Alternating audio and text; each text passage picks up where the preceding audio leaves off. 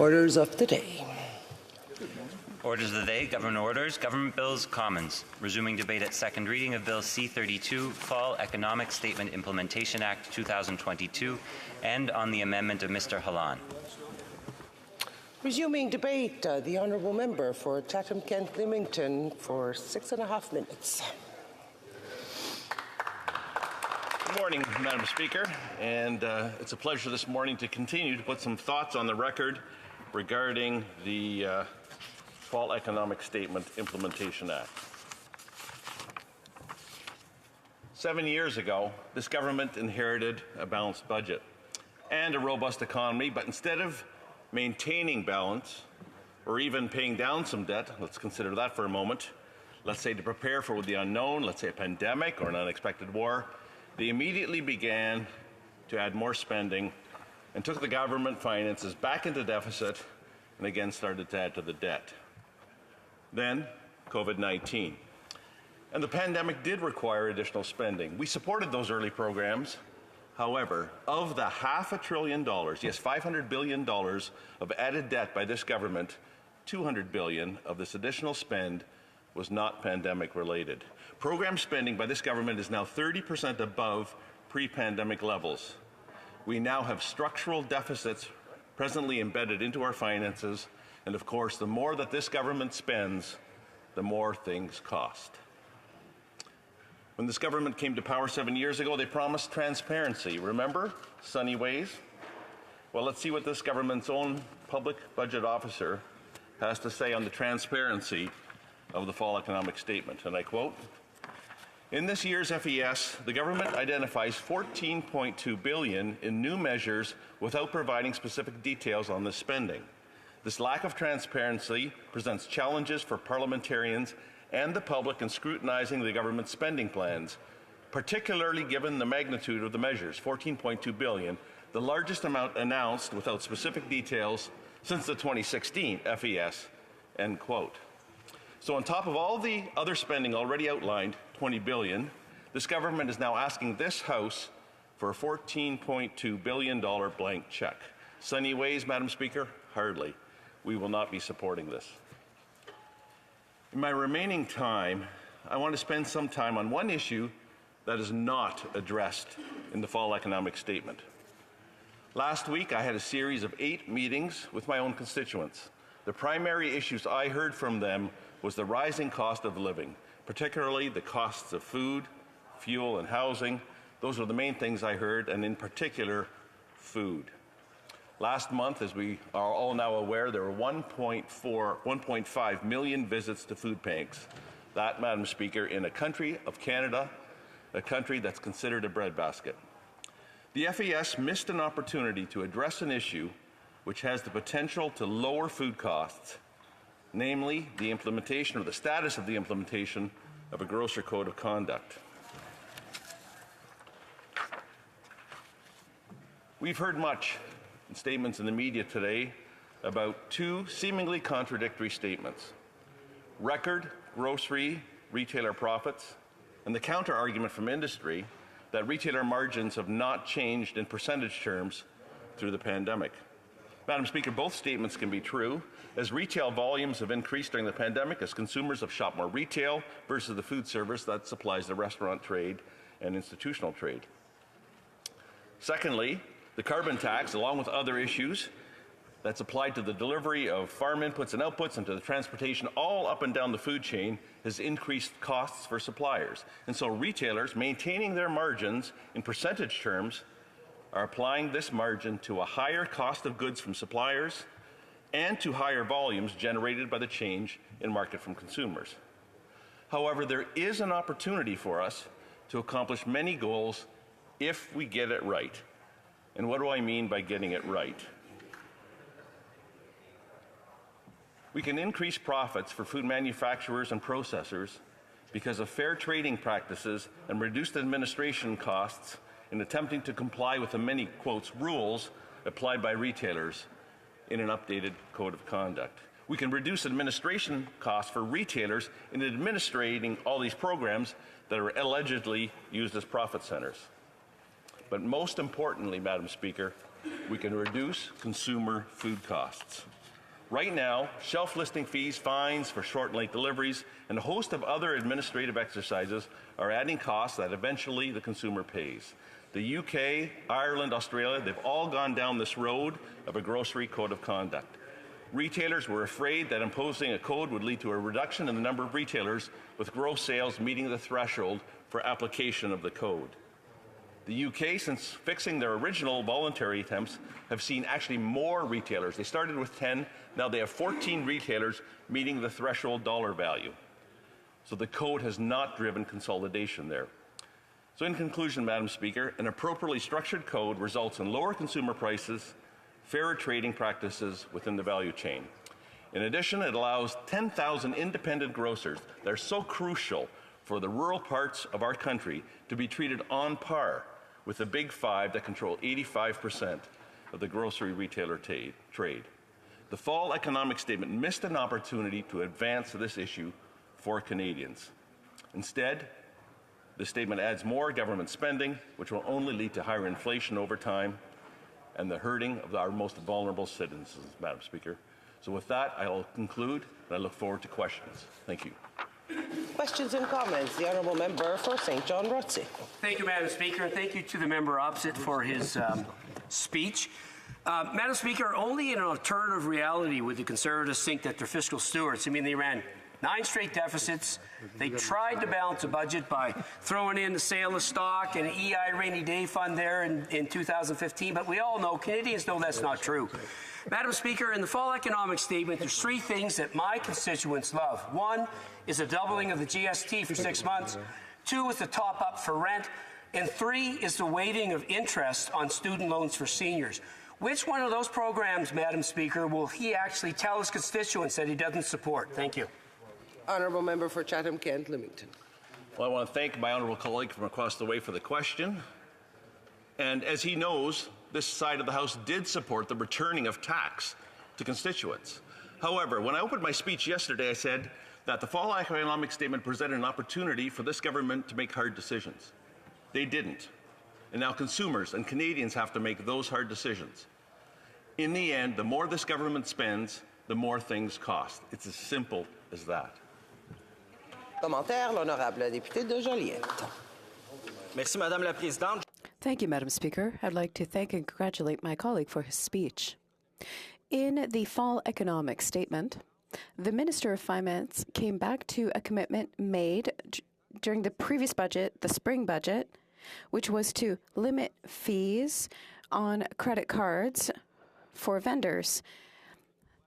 We were told that there was going to be a law coming to solve that problem, but what we're seeing is that she has committed to talk to credit card companies, and if the industry doesn't regulate itself, eventually in the future, she would bring forward some legislation. According to my honourable colleague, is that enough as an action? Chatham-Kent Leamington. Thank you, and again to my colleague for raising this question. And he points to a series of behaviors that occurs in so many other issues. There is talk, there are promises, there are announcements, and so often there is not follow-through. I can think of another announcement in the spring budget, the funding for the Great Lakes Fisheries Convention, which is seemingly not being honored. There are a whole host of things that are talked about where there isn't the follow-through by this government for real results for Canadians, particularly now given the cost of living increases that Canadians are seeing. 1.5 million trips to the food bank. The opportunities that this government has to lower real costs for Canadians, they're not taking them. The Honourable Member for South Okanagan West Kootenay. Thank you, Madam Speaker, and I'd like to thank the member for Chatham-Kent Leamington for his speech. And, you know, one of the things that has really hit Canadians across this country is the high price of gas. It's gone up almost $1 in my part of the country. The Conservatives seem obsessed with stopping the increase in the carbon tax, which will amount to about 2 cents a litre that comes into effect in April. But they are ignoring the fact that oil and gas companies have had immense windfall profits, billions and billions of dollars, record profits this year because of the high price of world oil. And The UK has instituted a 35% windfall tax on oil and gas companies. The CEO of Shell has basically asked the federal government here to tax us more. And I'm just wondering why the Conservatives are so silent on this way of really bringing help to Canadians. Honourable Member for Chatham-Kent-Leamington. On the surface, that would seem like a plausible argument. What I did not hear was the books of our oil and gas companies being brought to the fore in the 6 months previous, in the 6 years previous, due to the policies of this government. Record profits. They're not only incurring in different parts of the economy. That is how a market works. Is there a role for this government to step in there? That is what this House is to decide. Other countries are some are, some aren't. The reality is for this government needs to look at the impact of all of their policies on consumers that are facing 10+% of food inflation, 6-7% on a monthly basis of all of their costs of living. The impact of that on our most vulnerable is what concerns the members of this side of the House. Thank you, Madam Speaker. Resuming debate, the Honourable Member for South Okanagan West Kootenay. Well, thank you, Madam Speaker. And, you know, it's an honor, as always, to rise in this place, especially so when it comes to important decisions around helping Canadians get through these times of inflationary pressure, of a housing crisis, a healthcare system in chaos. And today we're debating the implementation of items included in the fall economic statement that the Minister of Finance produced a couple of weeks ago. You know, Madam Speaker, the NDP has always focused on helping Canadians, and that's why we were happy to see NDP initiatives that are clearly designed to do just that, help Canadians that need the support the most included in that fall economic statement. Initiatives like providing dental care for kids who don't have access to a dental plan now, like doubling the GST rebate for low-income Canadians to help them deal with the rising costs of food and gas, like providing a $500 boost for low-income renters so they can afford to keep a roof over their heads. And I'd like to point out that the dental care provisions in the fall statement are not in this bill. We're not in C-32 we're discussing today, but we're in C-31 that received royal assent yesterday. So that was a great day for Canadians. I'm also happy to find a couple of paragraphs in the statement about credit card transaction fees, an issue that the NDP has been raising for decades. Jack Layton brought this up time and time again. Canadian small businesses pay some of the highest credit card transaction fees in the world. And in this world of online shopping, it makes it even more difficult for them to compete for Canadians' shopping dollars. And as the NDP critic for small business, I've talked with executives from Visa, from MasterCard, Moneris, and other companies involved in these transactions. I know it's a complex issue and that these fees vary with the business volume and the credit card type, but the fact remains that small businesses pay the highest rates, and these are the highest rates in the world. These are the businesses that can at least afford those high fees. And now consumers are concerned because businesses have been given the okay to pass these fees on to consumers. So I was happy to see a pledge in the fall economic statement that the government will move forward on regulating credit card transaction fees if negotiations with the industry do not bear fruit. And the NDP will be watching this issue with great interest because we want to make sure this actually happens. We want to make sure that real concrete action is taken to ease the pressure on Canadian businesses and consumers. Madam Speaker, I want to spend the rest of my time discussing some items that weren't included in the fall economic statement and therefore not in C-32, items that I was hoping that would be there as they would have helped Canadians this winter before we get another update in the spring budget. Now, there was something in the fall economic statement about eliminating the interest on federal student loans, something, again, that the NDP has been calling for. But there was nothing for one of the most blatant aspects of student underfunding in Canada, and that is the scholarships given to graduate students who are working full-time on their research. These federal scholarship amounts provided by the three funding councils have remained unchanged since 2003, almost 20 years ago. 20 years ago when housing costs were a fraction of what they are now. Master's students now work full-time on their research for the princely annual salary of $17,500, PhD students work full-time for $21,000. Regular Canadians would have a very difficult time surviving on those wages. But these students have to pay thousands of dollars in tuition on top of that as well. This is below minimum wage. We are forcing our best and brightest to live in poverty.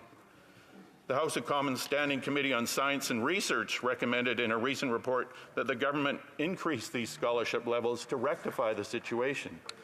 I also sponsored an e-petition, E4098, organized by scientists across the country and signed by thousands of Canadians that asked for a 48% increase in the value of those scholarships to match inflation over the past 20 years. The petition also asked that the number of scholarships be increased by 50% to match the demand for graduate students across the country. And once students get their PhDs, they must compete to get postdoctoral fellowships. It's an essential part of the career track of young scientists. Last year, 840 master's students. Petition mentioned above asked that the number of postdoctoral fellowships be doubled so that we can keep these students in Canada. Madam Speaker, we are forcing young researchers to leave the country to continue their education. Students that we have educated here in Canada since they were in kindergarten. The numbers tell the story. 38% of graduates leave Canada to do their postgraduate work. They go to the United States, they go to Germany, they go to the United Kingdom, they go to Australia, and a host of other countries that know the future of their economies rely on innovation and well-educated workers. The negative impact of this neglect on young researchers on the Canadian economy is incalculable, but even the lost cost of that training is estimated to be about $640 million every year. So I was disappointed that this issue was not dealt with in the fall economic statement, but I can assure this House that I will keep up the pressure on this government to ensure that it is fixed in next year's budget. Another issue that was not dealt with in the statement was the automatically escalating alcohol excise tax. This tax will increase by over 6% in coming months because of the high inflation rate. And distilleries, breweries, and wineries already facing the rising costs of packaging and production will have to swallow that increase in their costs to consumers, costs that are not faced by their foreign competition. Madam Speaker, my riding makes the best wine in the country. My hometown is the epicenter of craft brewing in Canada, and there are more and more craft distilleries in my riding every year. But these small businesses, which are important and growing part of the economy in my riding, now face this increase of costs that was never part of their business plans. I've talked to representatives from these distilleries, breweries, and wineries, and they have practical solutions for this problem. They have no objection to paying the excise tax, but they want to make sure it's fair compared to what their international competitors pay. The United States has a system whereby smaller producers pay a smaller rate of tax for distillers and breweries. Other wine-producing countries support their industries in ways that are trade legal. Canada came up with a similar support for our wine industry, but it's set to expire next year after only 18 months. This program needs to be extended to 2030 at least to make sure our industry, especially the smaller producers, can continue to thrive. Madam Speaker, most Canadians are struggling to get by these days, but wealthy Canadians and many big corporations are making record amounts of money. Oil and gas companies are making record profits based on the windfall of world oil prices caused by international events. Big grocery stores are making record profits, even as many Canadians are forced to cut back on their food purchases. The Liberal government could have instituted a windfall tax on these excess profits that could generate billions of dollars in revenue to really support the Canadians that need it most. Even the Conservative government in the United Kingdom is taxing these windfall profits. In fact, they just raised that windfall tax from 25% to 35% yesterday. The CEO of Shell Canada literally told the federal government that their company should be taxed more. Why is the CEO of Shell more progressive than this Liberal government, to say nothing of the Conservatives?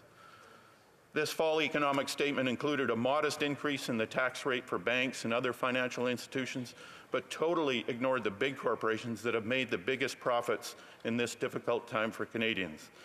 And I hope by the time the spring budget rolls around, this Liberal government will have found the courage to bring in windfall taxes to make sure that companies that are making record profits on the backs of Canadians pay their fair share.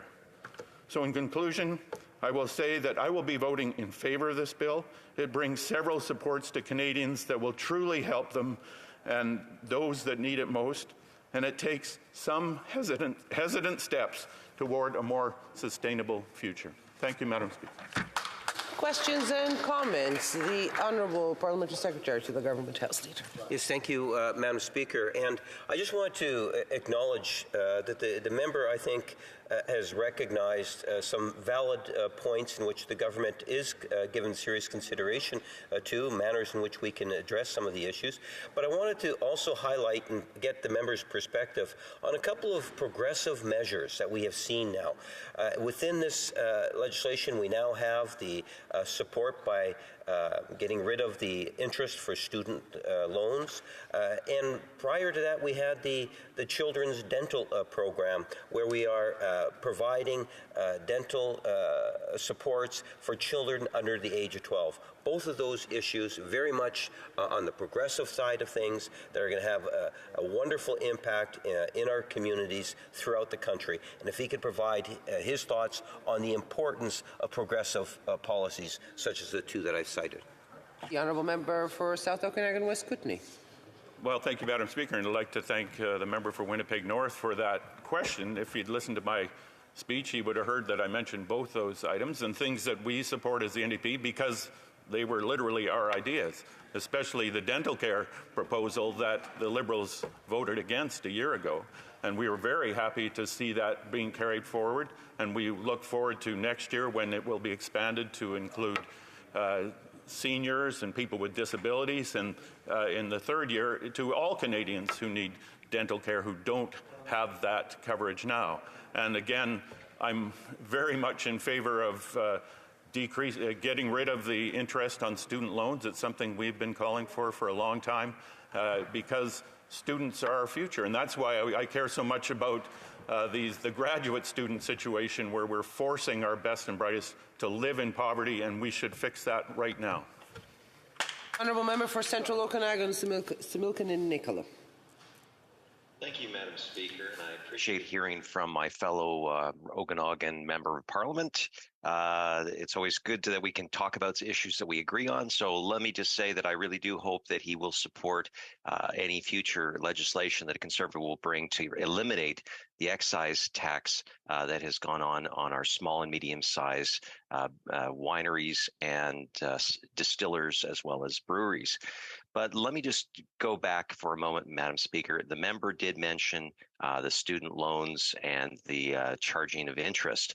This government actually increased the interest rate this year and is now only pledging to go to zero. So the pledges of the government seem to kind of go back and forth.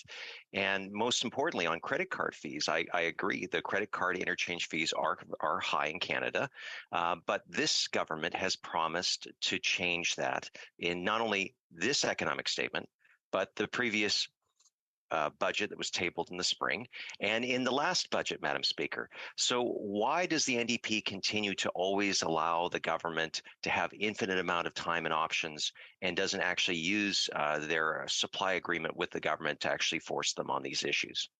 The Honourable Member for South Okanagan West Kootenay.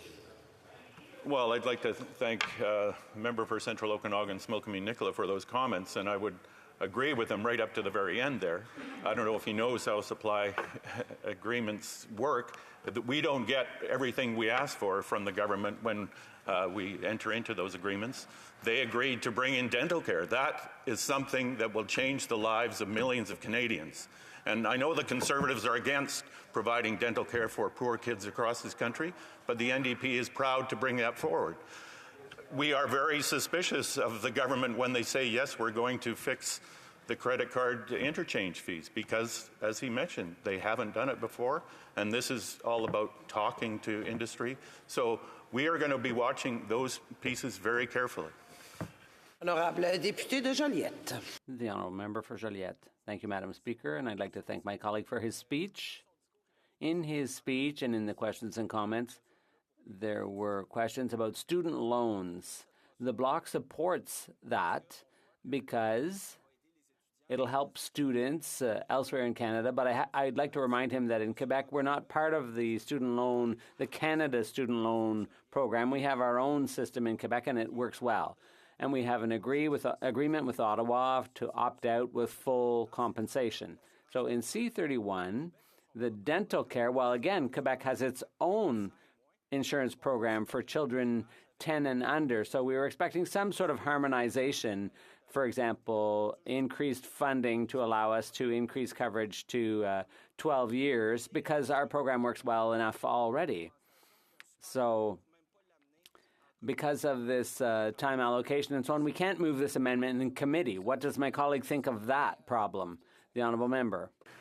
Well, as far as the dental care provisions that we saw come into Royal Assent yesterday, this is an interim measure, a temporary measure, because the government didn't act quickly enough. We couldn't bring in the real dental care program that we would have liked to see. People in Quebec can apply for that funding if their children aren't eligible for the funding under the provincial program. And we've heard a lot. Resuming debate, the Honourable Parliamentary Secretary to the Minister of International Development, Small Business. It's a long one, Madam Speaker. Thank you very much for the opportunity to speak today and to contribute to this debate about Bill C-32 and the Fall Economic Statement and its implementation. It is a critical point to be addressing this kind of issue. It's critical in terms of the constituents I represent in Parkdale High Park. It's critical in terms of the cost of living crisis that is facing so many Canadians in terms of addressing affordability. And what I'm happy to highlight in the context of this intervention is what we are doing and what we're proposing to do as a government. So let me start with students, Madam Speaker. I feel like I'm not that far removed from my student years, although it's about almost 30 years now, Madam Speaker, but I remember those days fondly. But what I didn't have to deal with then, what students have to deal with now, is really crippling debt in terms of skyrocketing tuition rates, skyrocketing debt loads that young people are taking on. We want people to be considering post-secondary education. We want them to be advancing themselves and their careers through higher education. And what we did during COVID is we implemented a relaxation on the interest being charged on federal student loans. And what we're doing with the Fall Economic Statement, Madam Speaker, is we're entrenching permanently the position that we took during COVID on a go-forward basis to eliminate interest on the federal portion of student loans. The caveat here, Madam Speaker, is that not every province is following suit with their provincial counterparts. And as a proud representative from Toronto, I would urge the provincial government in Ontario to follow suit, as 6 other provinces have, to ensure that the provincial portion in my native province is also eliminated for interest so that we can render some more fairness for these young people. The next subject area that I want to turn to, Madam Speaker, is housing. Housing is something we hear about all the time, and rightfully so. Housing has become difficult in terms of attaining housing on a purchase model for people that would like to own property. It has become difficult for people that want to rent in this country. It is difficult on a number of fronts. You know the actions that we've taken as a government, but more needs to be done. The National Housing Strategy was an important initial step in 2017 when we took that. We've supplemented that with continuing contributions to the housing portfolio. And now what we're doing in this Fall Economic Statement is fourfold, Madam Speaker. The first thing we are doing is that we are ensuring that a new tax-free first home savings account is permitted to be opened. This would operate much like a TFSA, Madam Speaker. This would allow a young person, a young couple, to save as much as $40,000 in savings tax-free that would be contributing to the purchase of that first home. That is an important step, Madam Speaker. We also implemented a few years ago something called the First-Time Home Buyers Tax Credit. What the Fall Economic Statement proposes to do is to double that amount, reflecting the fact that housing prices have gone up. We appreciate that people need more of a credit in terms of making that initial step to purchase their first home. Madam Speaker, on a third front, what we're doing... To take the phone off his desk, please. It is interfering. Thank you. Madam Speaker, in terms of what we are doing with respect to house flipping, this is really, really critical. What we've heard is about the commodification of the housing industry. We've heard about people using it as a speculative sort of exercise. What this proposal will do, as contained in the fall economic statement, is propose to tax the profits on those who would sell a property within 12 months of having purchased it as business income, and preventing them from taking the capital gain exemption that is otherwise available to them. That's really, really critical, Madam Speaker, because we want to ease that speculation in the housing market, not encourage it. The last piece is also critical for those that want to start to think about multi-generational housing, Madam Speaker. This is common in some parts of the country. It's common with some parts of the Canadian mosaic. But what we're trying to do is facilitate seniors to age at home. So, for example, people that might want to have elderly parents come to live in the home so that you might have 3 different generations within the same dwelling. The renovation tax credit is being expanded through the multi-generational home renovation tax credit. Madam Speaker, it doesn't stop with those who own homes. What we're doing with respect to renters is very, very significant. With the Canada Housing Benefit, which we have implemented, what we've done is most recently we have topped up that benefit through a proposal that I believe just received royal assent yesterday. That was a $500 top-up. It's unfortunate that not all parties were on side in terms of supporting Bill C-31, which implemented this increase of $500 to the Canada Housing Benefit. What this does is it targets low-income Canadians who are renting in this current financial environment. Approximately 1.8 million people who are renting in this country are affected by this one very change. That is direct assistance during difficult economic times to help with the cost of housing. Madam Speaker, on the broader piece of affordability, I wanted to highlight 2 other key facets. The GST rebate, which I believe was Bill C-30, if memory serves, Madam Speaker. There we did have a lot of consent within this chamber, thankfully, on doubling it for the next 6 months. That affects 11 million Canadians. That is a very significant form of assistance in difficult economic times. A dental benefit, Madam Speaker, which would be up to $1,300, was in the Bill C-31, which I believe received royal assent just yesterday, and that will enable children under the age of 12 who are from low-income families to get much-needed dental care. And I will salute the approach that has been mooted in this chamber by various parties about expanding the concept of health care to include dental care. That is a step in the right direction. That is a step we need to take and we are taking as a government. This is really, really critical. Another point I want to add, Madam Speaker, if I can open a parenthesis, is that it's critical for people to understand, including Canadians watching right now, is that to deal with the rising impacts of inflation, to note how many of the government benefits that are currently part of our social safety net are indexed to inflation. Madam, they are multiple. The Canada Child Benefit, the GST credit, which I mentioned, CPP benefits, old age security, the guaranteed income supplement, even the federal minimum wage are all tied and indexed to inflation. As inflation rises, and we don't want to see it rise any further, but if it does, the benefits also have a concomitant increase. That's very important to give people peace of mind in terms of what their benefits will be assisting them with as we deal with difficult issues about the cost of living. Madam Speaker, in terms of these last 3.5 minutes, I want to touch on what we're doing for workers. Madam Speaker, we are working hard to assist workers directly. The fall economic statement enhances the Canada Workers Benefit, which we've implemented. For those who aren't familiar with it, there used to be a disincentive from people coming off of assistance and taking low-paying work. What we didn't want to do is disincentivize people from leaving government assistance and entering the workforce. Canada's Worker Benefit creates a top-up for those people that are in that particular situation so that they are encouraged to enter the workforce rather than discouraged. What we're doing with this change, Madam Speaker, is providing that benefit not annually but on a quarterly basis so that people see those benefits arriving into their bank accounts more frequently, which helps them deal with the cost of living on a more direct basis and a more frequent basis.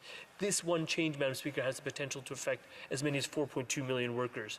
We're also talking about a sustainable jobs training center. Madam Speaker, this dovetails exactly with something we've heard a lot about over the past 4 to 5 years in this chamber, the notion of a just transition. How do we transition good unionized work from different sectors into good unionized high-paying jobs in new sustainable clean tech sectors? We do that through harnessing the power of unions. We also do that through harnessing the powers of a sustainable economy. The Sustainable Jobs Training Center will do just that. That is part of the fall economic statement. We're also addressing fairness for workers directly by taxing share buybacks. This is important because, as the Minister of Finance outlined when she announced the fall economic statement, what we want to do is encourage businesses not to hold on to their wealth, not to pay further dividends to shareholders, but rather to reinvest in their businesses, including through R&D, which will empower the workers themselves. That's a critical feature, and that's what we're doing in this fall economic statement. Another component, Madam Speaker, that we're doing is we are addressing fairness for small and medium enterprises. I'm proud to serve as the Parliamentary Secretary to the Minister for Small Business.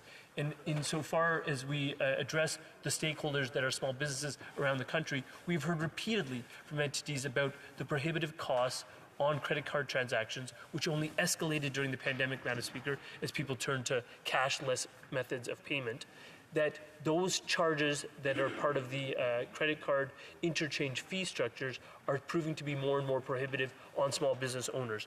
What we've committed quite openly in the fall economic statement is that we will doggedly pursue a negotiated agreement with financial institutions to reduce those fees. If those negotiations prove futile or unsuccessful, Madam Speaker, we've made a public statement in this chamber and through the fall economic statement that we will actually legislate in this area to bring down those fees. That has a direct impact on small and medium businesses, Madam Speaker, and on this point I just want to read about some of the reaction that we have heard. From the Convenience Industry Council of Canada, they have said, CICC is pleased the government has responded to our calls for action and has acknowledged the impact that credit card fees are having on convenience stores across the country. Canadian convenience stores have reached a tipping point and we need the feds to act now. That is exactly what we're doing, ma'am. We're responding to this. And when you respond to the needs of small business owners, you also respond to the people that use small businesses, the consumers that are facing escalating costs because credit card transaction fees are passed on to them. That is part of what we're doing in the fall economic statement, Madam Speaker. It is critical to address the cost of living needs of Canadians, of my constituents of Parkdale High Park, the constituents of every member in this chamber. That is why I'll be voting to support the fall economic statement, Bill C-32, and I encourage every member of this chamber to do the same. Merci beaucoup. Questions and comments? The Honourable Member for Langley Aldergrove. Thank you, Madam Speaker, and I would like to thank my honourable colleague, the member for Parkdale High Park, for his speech. He talked about programs to assist university students getting into their careers. University students that I speak to in my riding are very concerned about the fading dream, the evaporating dream of home ownership. And I know the member will probably mention the first-time home savings account, which allows them to save up to $40,000, which I would point out at the rate of inflation is about 1 year's worth of inflation on housing.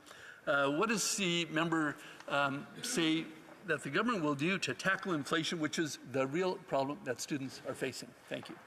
The Honourable Parliamentary Secretary. So I thank the member opposite for his comments, and I appreciate housing as a critical feature. It's a critical feature in the province of British Columbia, as it is in my province of Ontario. What we are doing is, as I mentioned, things like the first-time homebuyers tax credit, the first-time homebuyers tax-free savings account. We've already initiated a national housing strategy. We campaigned in the 2020 election on more housing starts, and we're working cooperatively with many provinces, including my own, in terms of building more housing.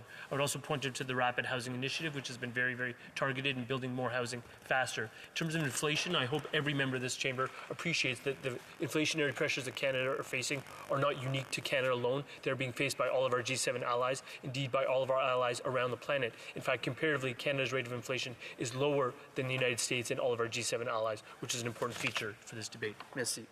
Honorable Député de Joliette. The Honourable Member for Joliette. Thank you, Madam Speaker, and I thank the Parliamentary Secretary for his speech. He reminded us about the issues related to inflation. In the fall economic statement, inflation is mentioned 115 times. But when one takes a look at the new measures announced as compared with the budget, it's just repetitions. There's nothing new announced. The government is concerned that we might go into a recession this winter, and that is reasonable concern. We want a reform also of the employment insurance system. We wouldn't have to bring in CERB version 2 in order to step in and fix the issues with EI. It should be reformed. Why isn't it reformed in C-32? The Honourable Parliamentary Secretary. I thank the member for Joliette for his question and for his interest in this incredibly important matter. With regard to inflation, during my speech, I stated that all of our programs are interrelated and they're all related to inflation and addressing inflation. So, in fact, our benefits are indexed to inflation. If inflation rises, our benefits will increase as well. As for employment insurance reform, this is a very specific matter. This is in the responsible minister's mandate to reform EI in consultation with all provincial counterparts. We will always be there, our government, to support workers and employers. Thank you, Madam Chair. Working with Unifor, Alberta Federation of Labor, IBEW, we've been pushing the government to get some real standards in place to create a clean energy economy. We were pleased to see that we actually have some labor standards now, labor obligations for tax credits for new projects.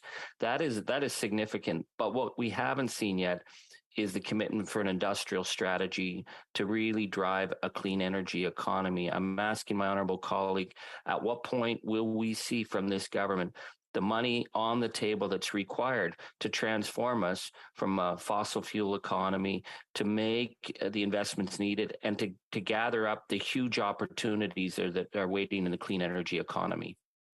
The Honourable Parliamentary Secretary. So I thank the member from Timmins for that intervention, and I just point him to a few different things. One is that the approach we've taken with labour standards vis-a-vis our conclusion of agreements internationally, CUSMA comes to mind as a fair example. Secondly, it's not solely about investments that the Canadian government provides, but it's also about the tax credits we provide to spur innovation and investment. So the clean tax credit is now available to entities that are pursuing clean tech and sustainable growth industries. That was revealed in the fall economic statement. I also point him to the fact that our environmental package of the last 7 years includes more than $100 billion in investments. And he mentioned the Alberta Federation of Labor and their response to our tax buyback share buyback taxation on banks was that it is, quote, very positive news to hear the Finance Minister Freeland confirm early reports that Canada will tax stock buybacks. We have to resume debate, but I remind the honourable member that we do not mention names of current members of the House. Resuming debate, the honourable member for Kenora. Here, bravo. Thank you very much, Madam Speaker. Wow. Thank you to my colleagues for the warm welcome this lovely Friday morning, Madam Speaker. I appreciate the opportunity. I'm honored by the opportunity to rise again today and speak to Government Bill C-32 in regards to the fall economic statement. The member from Winnipeg North believes it's a good bill. Unfortunately, Madam Speaker, I can't really say the same for myself, and I'm going to get into that here with my remarks. Obviously, it's an important discussion we're having today with the cost of living crisis that is really facing Canadians across the country. We're feeling that in the Kenora riding in Northern Ontario, and we know that we're seeing it across the country. But unfortunately, this government's economic statement, Madam Speaker, is really just more of the same policies that we've seen over the last number of years from this government. It is more of the same policies that have driven up inflation in the first place and have really created and exacerbated this cost of living crisis that people are facing. And Madam Speaker, in the lead up to this economic statement, Conservatives called for really the same things that we've been calling for quite some time. It probably won't surprise you what it was we were calling for. We were calling for no new spending and no new taxes, Madam Speaker. We know that this government spending has driven up inflation. The PBO has told us that. Independent economists have told us that. And that is a real cause of the reason why we're here today and the Canadians are facing the concerns they are. And Conservatives believe that every new dollar of spending should be matched by a dollar of savings, Madam Speaker. It's a very simple principle, something that most people would use in their own households and with their own pocketbooks. That if we're going to spend more money on one thing, we should find savings elsewhere. Unfortunately, that's not what we saw from the government, and they've brought forward a plan that's really just going to add more fuel to the inflationary fire. And of course, the second thing that we've called for, as I mentioned earlier, is that we're calling for no new taxes, because Canadians are really feeling the squeeze right now. The cost of everything is going up, and the government's additional taxes, the increases in the taxes, including the tripling of the carbon tax, is not going to make that any better, Madam Speaker. Canadians are looking for relief, and Conservatives are here fighting for that relief and calling on the government to do just that. We know, Madam Speaker, that half of Canadians are $200 away from insolvency right now, and that's a very stark, a very striking statistic that I think really shows the real issues and real challenges that people are facing. And I want to share with you, Madam Speaker, just some concerns that constituents have brought to me, have sent to me. This one comes from a constituent of mine in Pickle Lake, which is the northernmost municipality in Ontario. It's in my riding. This constituent says, costs are rising at an alarming rate, and living in a remote community makes it even more so. With gas prices and the cost of heating fuel continually on the rise, it makes it hard to make ends meet. Madam Speaker, that's just one of the many, many concerns and letters and emails that I know I've been getting, and I think all of us in this House have been getting from our own respective communities, just really highlighting how difficult it is for people to get by. It's impacting gas, groceries, and home heating perhaps the most. Three essential things that Canadians need, Madam Speaker. In fact, when it comes to gas prices, far too often in northwestern Ontario, we see some of the highest gas prices in the country. I want to share with you, Madam Speaker, just a quick excerpt from a Kenora Online news article from September of this year. The headline is, Kenora has the most expensive gas in Ontario again. Madam Speaker, this is something that we see over and over again, that the Kenora district has the highest gas prices in the province of Ontario, of course being in a remote northern area. The issues of the added costs of the carbon tax hit us so much more than it would in areas like Toronto, in Ottawa, and across southern Ontario. In this specific article, it notes that the Kenora district had the 14th most expensive fuel in Canada, behind only 13 communities from British Columbia, Madam Speaker. And I think that highlights, at the time of writing, just how challenging the fuel prices are. And of course, gas is essential in the Kenora district. People need it not only to go to work or get groceries, but often to travel multiple hours to medical appointments. It's really something that perhaps is taken for granted for those in southern Ontario and in the larger urban centres with public transit and many more options and services close to home. People need to use fuel to travel long distances in the remote north, and that's something that definitely makes everything more complicated for people across the Kenora riding and across northern Ontario. And I also want to share as well just a couple more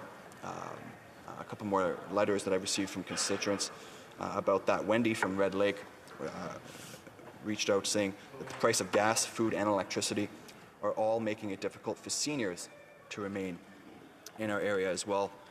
Tina from Dryden, she's a single mother of 3. She says that she's forced to work 2 jobs to support her children, and more often than not, it's become easier to eat takeout, which of course, Madam Speaker, is super unhealthy, and she's very concerned about that. And this all goes back to the taxes and the inflationary spending policies of this government.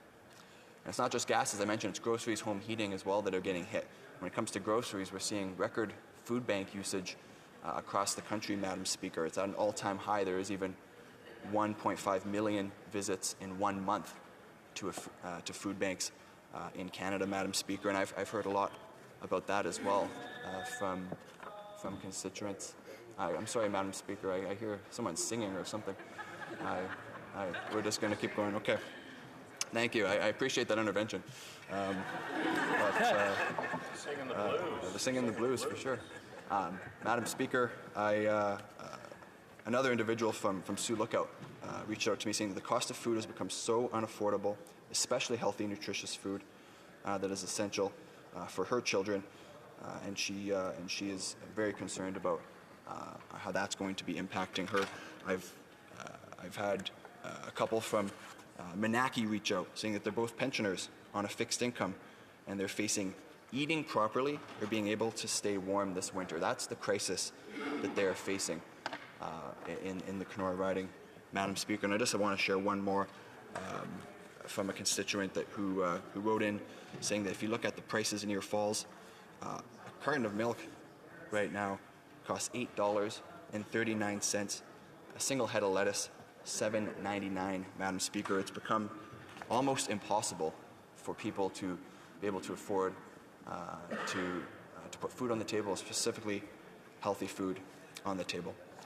And with the coming winter months, with the colder weather, we know that home heating is something that a lot of people are very, very concerned with. It's not a luxury in Northern Ontario, Madam Speaker. It's essential. And Richard from Kenora has written to me to share that his natural gas has jumped from 11 cents a cubic meter to 30 cents a cubic meter, nearly tripling in price, Madam Speaker, as a result of this government's policies. And he's very concerned about how he's going to be able to afford to heat his home.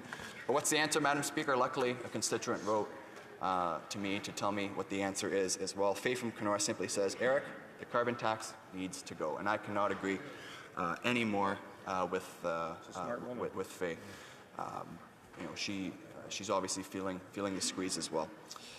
But Madam Speaker, the concern I have is, and I know all of us on this side of the House have this concern, is when the government is faced with this crisis, their only answer is to spend more money and continue with the same inflationary policies that have really gotten us into this mess in the first place. And it's no question, the Liberals like to judge their results based on how much money they can spend. If we ask a question about anything in this House, they will say, well, look, we spent all this money, we're doing a great job. But on this side of the House, we're looking at the results. And when we have record food bank usage across the country, when people are struggling to put food on the table, when those in remote northern communities are struggling to get by, it's clear that these policies are not working. We are simply asking the government to rethink their approach, to stop their inflationary spending, and look at cutting taxes on struggling Canadians that are only looking for relief, Madam Speaker. So that is why, as I mentioned earlier, I would not be supporting the economic statement. That's why I am concerned with the economic direction of this government. And I look forward to any questions and comments from my colleagues on that. Thank you, Madam Speaker. Questions and comments. The Honourable Member for Lac Saint Louis. Thank you, Madam Speaker. The Conservatives tend to focus on correlation rather than causation. So they'll say there's a Liberal government in Ottawa, there's global inflation, including bad inflation in England, therefore it's the Liberal government's fault. But that's not how economics works. We have to look at causation. And I'd like to understand a little bit more the member's logic about food inflation. Now, is it demand caused inflation? Because people can only consume so much food, and food demand goes up with population growth. It's not a function of how much the government spent on infrastructure last month. So is it demand-driven, or is it supply cost-driven? Because the price on carbon did not go up, did not triple. It went up by 2.2 cents per liter last April, and I'm just wondering how that 2.2 cent per liter increase can be contributing to so much food inflation, which is running above 10%. The Honourable Member for Kenora. Thank you, Madam Speaker. And that's another out-of-touch comment from this Liberal government. They simply just seem to believe that prices are skyrocketing and they're just victims of it. That they have absolutely no responsibility here. The Parliamentary Budget Officer has indicated that it is this government's inflationary spending that is a cause of inflation. Future Liberal leader Mark Carney has said so as well as other leading economists across the country. Madam Speaker, there are certainly other challenges that we are facing, but there is no denying that when the government spends more, it adds to inflation. When they tax more, it makes things more expensive for Canadians. Why won't the Liberals understand that? Des commentaires, l'honorable député de Longueuil-Saint-Hubert. Questions and comments. The Honourable Member for Longueuil-Saint-Hubert. Thank you, Madam Speaker. The Conservatives talk about inflation. They say that the tax will increase in January, and we're tired of hearing this triple thing. It's gotten old. Change the tune. Now, yes, rising taxes do have an impact on people, but what about climate change? The current carbon tax is not even effective. At COP27, we're a dunce. We're rated 58th out of 60 countries. We're one of the only G7 countries whose emissions have increased. Our emissions have increased since 2015, since the Liberals took office. So we do need to take action. At COP27, it was said that if we don't do anything, then the price that many countries, especially African countries, will have to pay will be exponential. So we need to take action. What do the Conservatives have to say to that? The Honourable Member for Kenora. Thank you, Madam Speaker, and I appreciate the question from my colleague from the Bloc, and I would agree in many respects. This government, the Liberal government, has missed every single environmental target they've set. Canada is now in the bottom of the pack when it comes to climate change. So they've brought forward all these taxation policies that cause economic pain for Canadians, but we're not seeing any environmental gain even as a result, Madam Speaker. So it's clear that the Liberal plan is not working, and it's time for a new government, one that's going to work to make life more affordable for Canadians and bring forward a real plan to protect the environment. That's what we're going to do in the second half. Questions and comments? Questions et commentaires? The Honourable Member for Saanich, go first. Thank you, Mr. Speaker. And I just want to follow up on the question from the Honourable Member from Lac St. Louis to the member from Kenora, because this is a really critical point, is understanding that what we're experiencing now isn't typical inflation. Real costs have really gone up. So I was recently talking to a farmer in Alberta who had real drought that meant that he could only get a yield of about half the barley he would normally get. But on balance, the year was good because the war in Ukraine has so caught into the cost of barley that the prices have soared, so half as much barley yielded more profit. This is complicated stuff, and it's not about one thing only. It's a bit about demand-driven inflation, but it's a lot about supply-driven inflation, which means that the tools are not as easily described as government spending too much money. I wonder if he has any thoughts on that. The Honourable Member for Kenora. Thank you, Madam Speaker. And as I said in an earlier response to a Liberal member, there are many aspects that are impacting a lot of the challenges we're seeing here in the country. But there is no denying the fact that, as the PBO pointed out, as Mark Carney has pointed out, as many economists across the country have pointed out, that when the government does spend more, it makes life more unaffordable for Canadians. It drives up inflation. And the member from Saanich Gulf Island says that this is very complicated, but it's not complicated for people in Northern Ontario that are just struggling to put food on the table. They're struggling to fill their gas tanks. They're worried about heating their homes. They know that this government spending is driving it. They know that they can't afford any more tax hikes, and that's why they're looking for relief from the Liberals. Statements by members. Déclaration des députés. The Honourable Member for Ottawa Centre. Thank you, Speaker. It's my pleasure to rise today following Veterans Week to highlight the work veterans across my community of Ottawa Centre have been doing to commemorate and remember those lost serving our country at home and abroad. I was honored to begin this year's Veterans Week by taking part in a community-led ceremony organized by local veterans at the Brentwood Gates in Old Ottawa East. This annual ceremony is cherished by residents, and it was heartwarming to see it back after 2 years. In addition, Speaker, I had the opportunity to visit the Montgomery Centertown Legion on Kent Street and the Westboro Legion on Richmond Road, where I saw firsthand the dedicated service shown by so many veterans and Legion volunteers to keep the memory of our fallen soldiers alive. The work of our local legions is truly indispensable, and I'd like to take this opportunity to thank everyone for supporting them in our community and those who they serve while we remember our veterans for their sacrifices for our country. Lest we forget. Thank you, Speaker. The Honourable Member for Chatham-Kent-Leamington. I can't see why, Madam Speaker. Millions of Canadians suffer from age-related macular degeneration, or AMD. This presently incurable disease starts with a loss of visual acuity in the center of the eye. Eventually, the condition almost always results in blindness. Many of our constituents and even members of our own family are so affected. But now there are emerging treatment options. For instance, a new non-invasive device from a Canadian company has been clinically tested in Canada, and it offered positive results to all who are actively treated. And it's less expensive than the present course of treatment, which only slows AMD's progression. and there are other innovations on the horizon as well. Unfortunately, Health Canada has been studying and delaying the approval of this life-changing treatment for almost 2 years. Madam Speaker, I'm not questioning the thoroughness or importance of Health Canada's work. However, I'm saying that procrastination and the delays are not acceptable when our loved ones are going blind. Madam Speaker, I can't see why. The honourable member for Windsor-Tecumseh.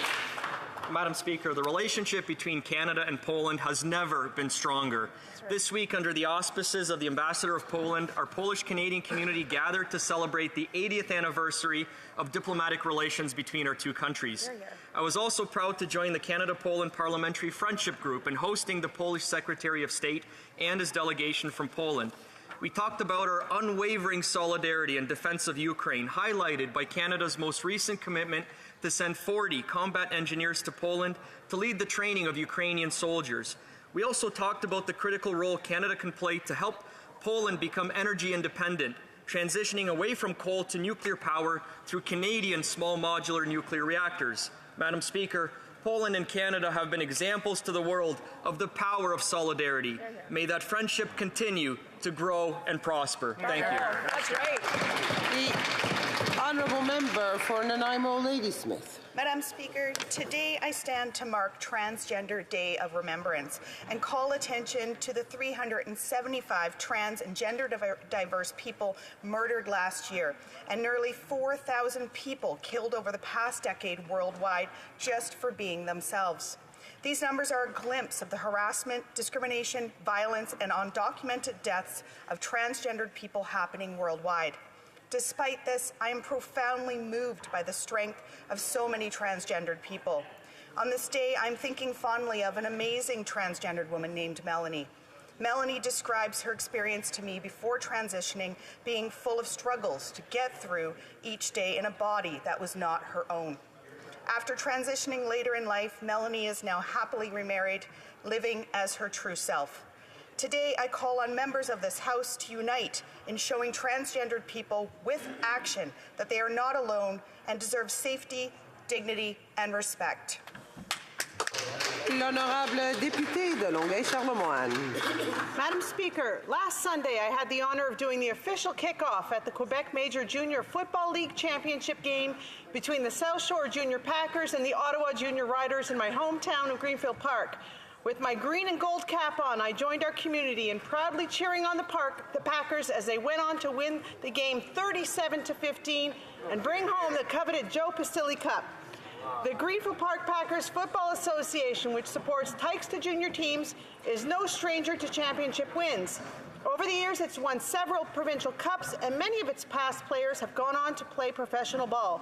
Cette association a but This nonprofit, volunteer-run association offers the youth of our community a unique experience where they learn teamwork, respect for others, and perseverance. To the QMJFL organizers, with a special shout-out to Elizabeth and Steve Britton, and to the Packers organization and players for doing Greenfield Park and all of the South Shore proud.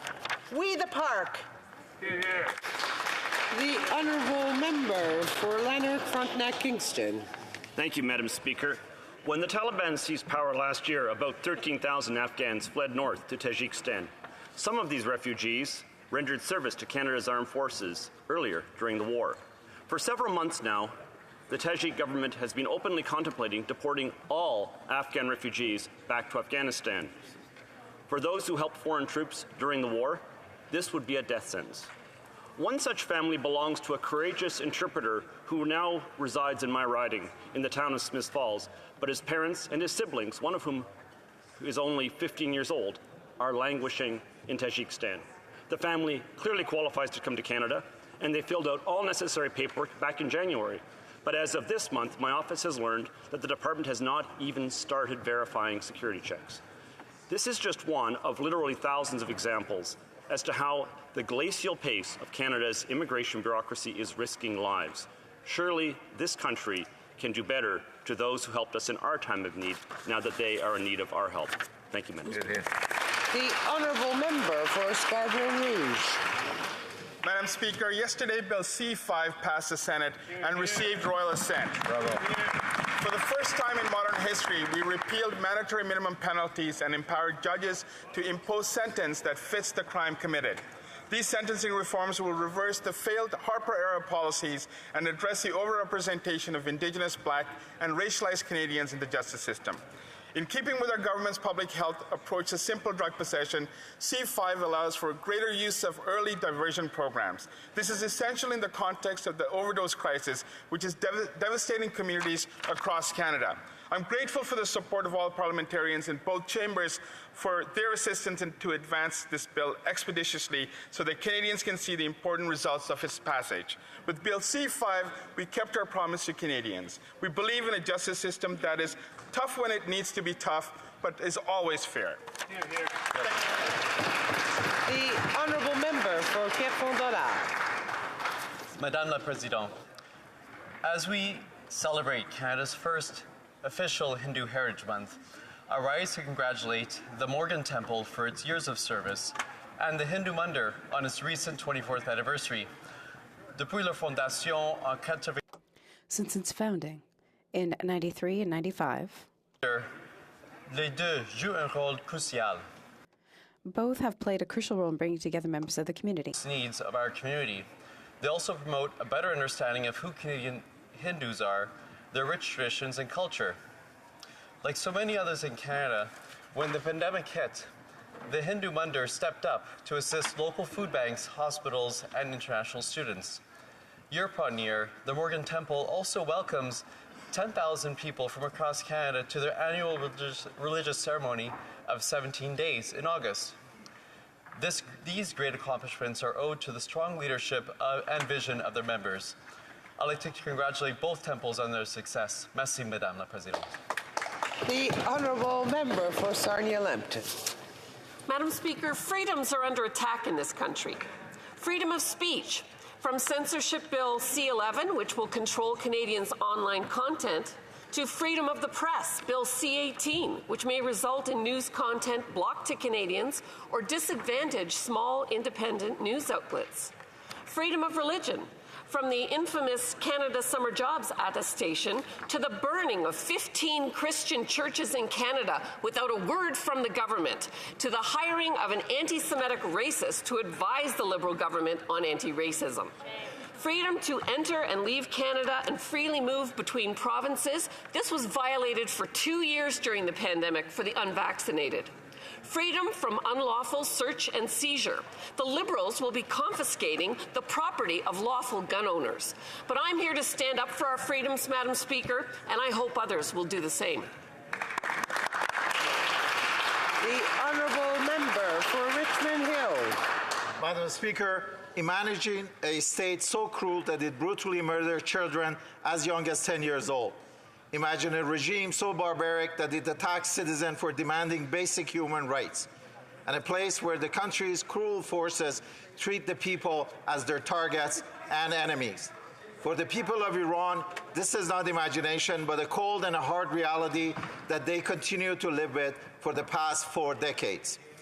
This is history repeating itself, as protesters today demand justice for the protesters of the movement that the Iranians have called the Bloody November Massacre of 2019, when this evil regime shut down the internet, detained 20,000 people, and 1,500 lives were lost. As tomorrow marks the Global Action Day for Iran, I, along with our government, commit to continuing to stand with the Iranian people in spirit, in voice, and in action. Canada is taking concrete steps to designate the regime and its most senior officials, including the RGC, as a regime that engages in terrorism. Canada will not be a safe haven for any terrorist. Thank you, Madam Speaker. L'honorable député de Beauce. Madame la Présidente, deux jeunes... Madam Speaker, 2 young mothers and farmers from the Beauce region wrote to the Ministers of Finance and Agriculture to tell them that they are fed up with the NDP Liberal inflationary policies pushing too many families to food banks. Does this expensive coalition realize that what's important to a young family is food and heat? With policies like the carbon tax and the fertilizer tariff imposed on our farmers, this government is driving up the cost of everything. Liberals imposed a 35% tariff on Russian fertilizer, which affects our farmers. We're the only G7 country to have chosen such an inefficient policy. What is the government doing with the $34.1 million already collected from our farm families? We all know that the carbon tax makes everything more expensive, whether it's on the farm, in processing plants, or during transportation. The Conservative Party understands real life. Canadians work hard, and we want them to be able to bring more money home to their families. That's why we will fight these inflationary policies until we are in power soon. Thank you, Madam Speaker. The honourable member for Coast Bay Central Notre Dame. Madam Speaker, I've heard the Deputy Prime Minister say numerous times that their economic plan is the compassionate plan. Well, I beg to differ. Is it compassionate to triple the tax on gas? No. No. Is it compassionate to triple the tax on groceries? No. Is it compassionate to triple the tax on home heating? No. According to Statistics Canada, and I quote, Atlantic Canadians pay more for fuel oil and other fuels than Canadians living in other provinces on a year-over-year basis. With prices rising at the fastest pace in Newfoundland and Labrador at 77.3%, prices also increased in Nova Scotia at 67.8%, PEI 54.9%, and New Brunswick at 51%. End of quote. And yet, this NDP Liberal coalition is set to raise the carbon tax. Shame. Madam Speaker, the Conservative Party is the only party that truly cares and Honourable Member, l'honorable député d'Argentin, la petite nation. Merci, Madame la Présidente. Thank you, Madam Speaker. I would like to highlight that November is Diabetes Awareness Month. Living with diabetes every day is not always easy and affects the health of millions of Canadians. I want to thank doctors, nurses, nurse practitioners, and pharmacists for their support. People who live with this illness, including myself, Jana, my daughter who has type 1, also thanks our researchers who are working in this field. A special thank you to a team of Canadian researchers from the University of Toronto who are making it possible for millions of Canadians to live today. In 1921, Frederick Grant Banting, John James Richard MacLeod, Charles Herbert Best, and James Bertram Collip discovered insulin, which revolutionized the treatment of diabetes. We've made great strides, and much remains to be done. On behalf of all diabetics, I want to say thank you to researchers and good luck for the future. Elmwood Transcona. Thank you, Madam Speaker. With a potential recession in the offing, Canadian workers are exposed to the risk of job loss, but we don't have an adequate employment insurance system to ensure that they can pay the bills while they look for work. We should have a system that has a higher income replacement rate. We should have a low universal qualifying hours threshold for employment insurance, and we should have a minimum benefit. But the Liberals chose to do away with those things in September, and they have yet to present their plan for a new EI system. We also know that they're planning to assign $25 billion worth of CERB debt to the EI account, putting undue pressure on EI premium payers, whether they're workers or small business owners, to carry CERB debt that properly belongs on the general ledger. These are things that the government has to deal with as a matter of priority, and we are calling on the government to present its plan to Parliament now so that we're not having to deal with the new legislation during a crisis. Thank you, Madam Speaker. L'honorable député d'Abitibi, Bay James and Avec-EU. Madame la Présidente, Madam Speaker, this Sunday, November 20th, is World Children's Day. The purpose of this day is to raise international awareness of children's issues and remind us of our duty to improve the well-being of children around the world. In 1991, at the UN, Canada committed to ensuring that all children are treated with dignity and respect and that they are given every opportunity to reach their full potential. Why, then, is Canada not in full compliance with the Convention? Not all Indigenous children have access to clean water, a safe home, or an education. Not all children are heard. despite their constant demands to participate in our democracy. Too many children still come to school hungry. How is it that in 2022, Madam Speaker, in such a rich country, this is where we are? It is important that we all work together to put policies in place and ensure that children's rights are respected. Thank you. For Sturgeon River Parkland. Madam Speaker, inflation is the most universal tax of all. It is a means for this Liberal government to raise taxes on everyone without having to raise a single tax rate. It is the most regressive tax because those who can least afford to pay end up paying the most when the cost of essentials like gas, home heating, and groceries go up. Under this Liberal government, Canada has raised inflation to 40-year highs, and that's just inflation. They're also tripling the carbon tax on gas, home heating, and groceries. The Liberals have refused to embrace the solution by cutting their reckless spending. That leaves the Bank of Canada to impose their draconian interest rate increases that are making Canadians' mortgage payments unaffordable. We've gone from the middle class and those working hard to join it to the middle class and those barely staying in it. When millions of Canadians need to access the food bank, it shows there's something seriously wrong with this Liberal government's policies. It's time to take responsibility for their failures because it's not just inflation, it's Liberal ideology. Yeah. The honourable member for Winnipeg South. Madam Speaker, I am honoured to congratulate my friend and fellow Manitoban, Anita Neville, on her appointment as the 26th Lieutenant Governor of Manitoba.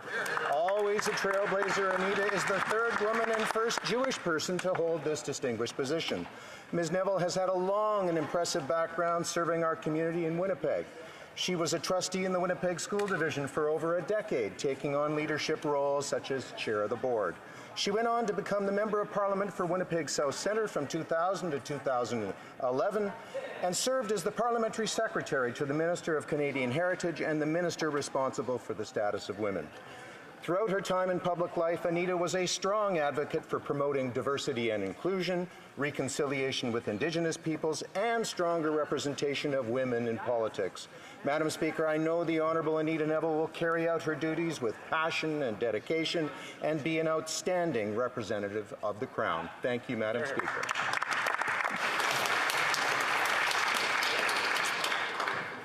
Oral questions, questions orales. The honourable member for Thornhill. 6 out of 10 Canadian families heat their homes with natural gas, which Canada is refusing to develop. Thousands of dollars more spent on home heating bills for Canadian families this winter, and billions in the hands of warmongers. And to top it all off, they plan on tripling the carbon tax while failing to hit a single emissions target. Instead of hitting Canadians with their punishing tax plan, why not develop clean Canadian energy and give Canadians an environmental plan that actually works? The Honourable Deputy Prime Minister. Madam Speaker, today is Friday, and so I want to start with some very good news for hardworking Canadian families. Yesterday night, Bill C-31 received royal. That is good news because it means Canadians struggling to pay their rent will soon be getting checks for $500. That is real help. It also means that Canadian kids under 12 will be able to go to the dentist. Honourable member for Thornhill. That's not an answer to my question, so I'm going to try again. There are few countries on Earth that could displace more coal with natural gas than we can. Instead of developing our own resources to actually fight climate change, they are tripling the carbon tax, freezing Canadians in the winter, and starving families so they have to go to food banks. This government keeps the world burning the worst fossil fuels. Canada ranks 58 out of 63 countries on emissions. Wake up, Liberals. This is a tax plan. Canadians know it. Does she? The Honourable Deputy, the Honourable Minister. Madam Speaker, I'd like to thank my colleague for a very important question, actually. Madam Speaker, probably she noticed that just last week, we announced in Canada the largest hydrogen plant in the world, Madam Speaker. That's great. And this happened in Edmonton with Air Products, a $1.7 billion investment, Madam Speaker, which will make Edmonton, Alberta, the key place in North America when it comes to hydrogen, Madam Speaker. That's how you build the future. Excellent work, Francois. The Honourable member for Thornhill. would have built some LNG, anything in the last 7 years. The Germans went to Australia for a 16-year LNG agreement. They went to the UAE, extended their agreement. They bought more from the U.S. They could have gotten it here from Canada, but the Prime Minister sent the German Chancellor home empty-handed. Then the finance minister realized that he had made a mistake. She said that she was going to expedite projects. So I have a few questions for her. Which projects will she expedite? What are the rules? And when will we know? The Honourable Minister.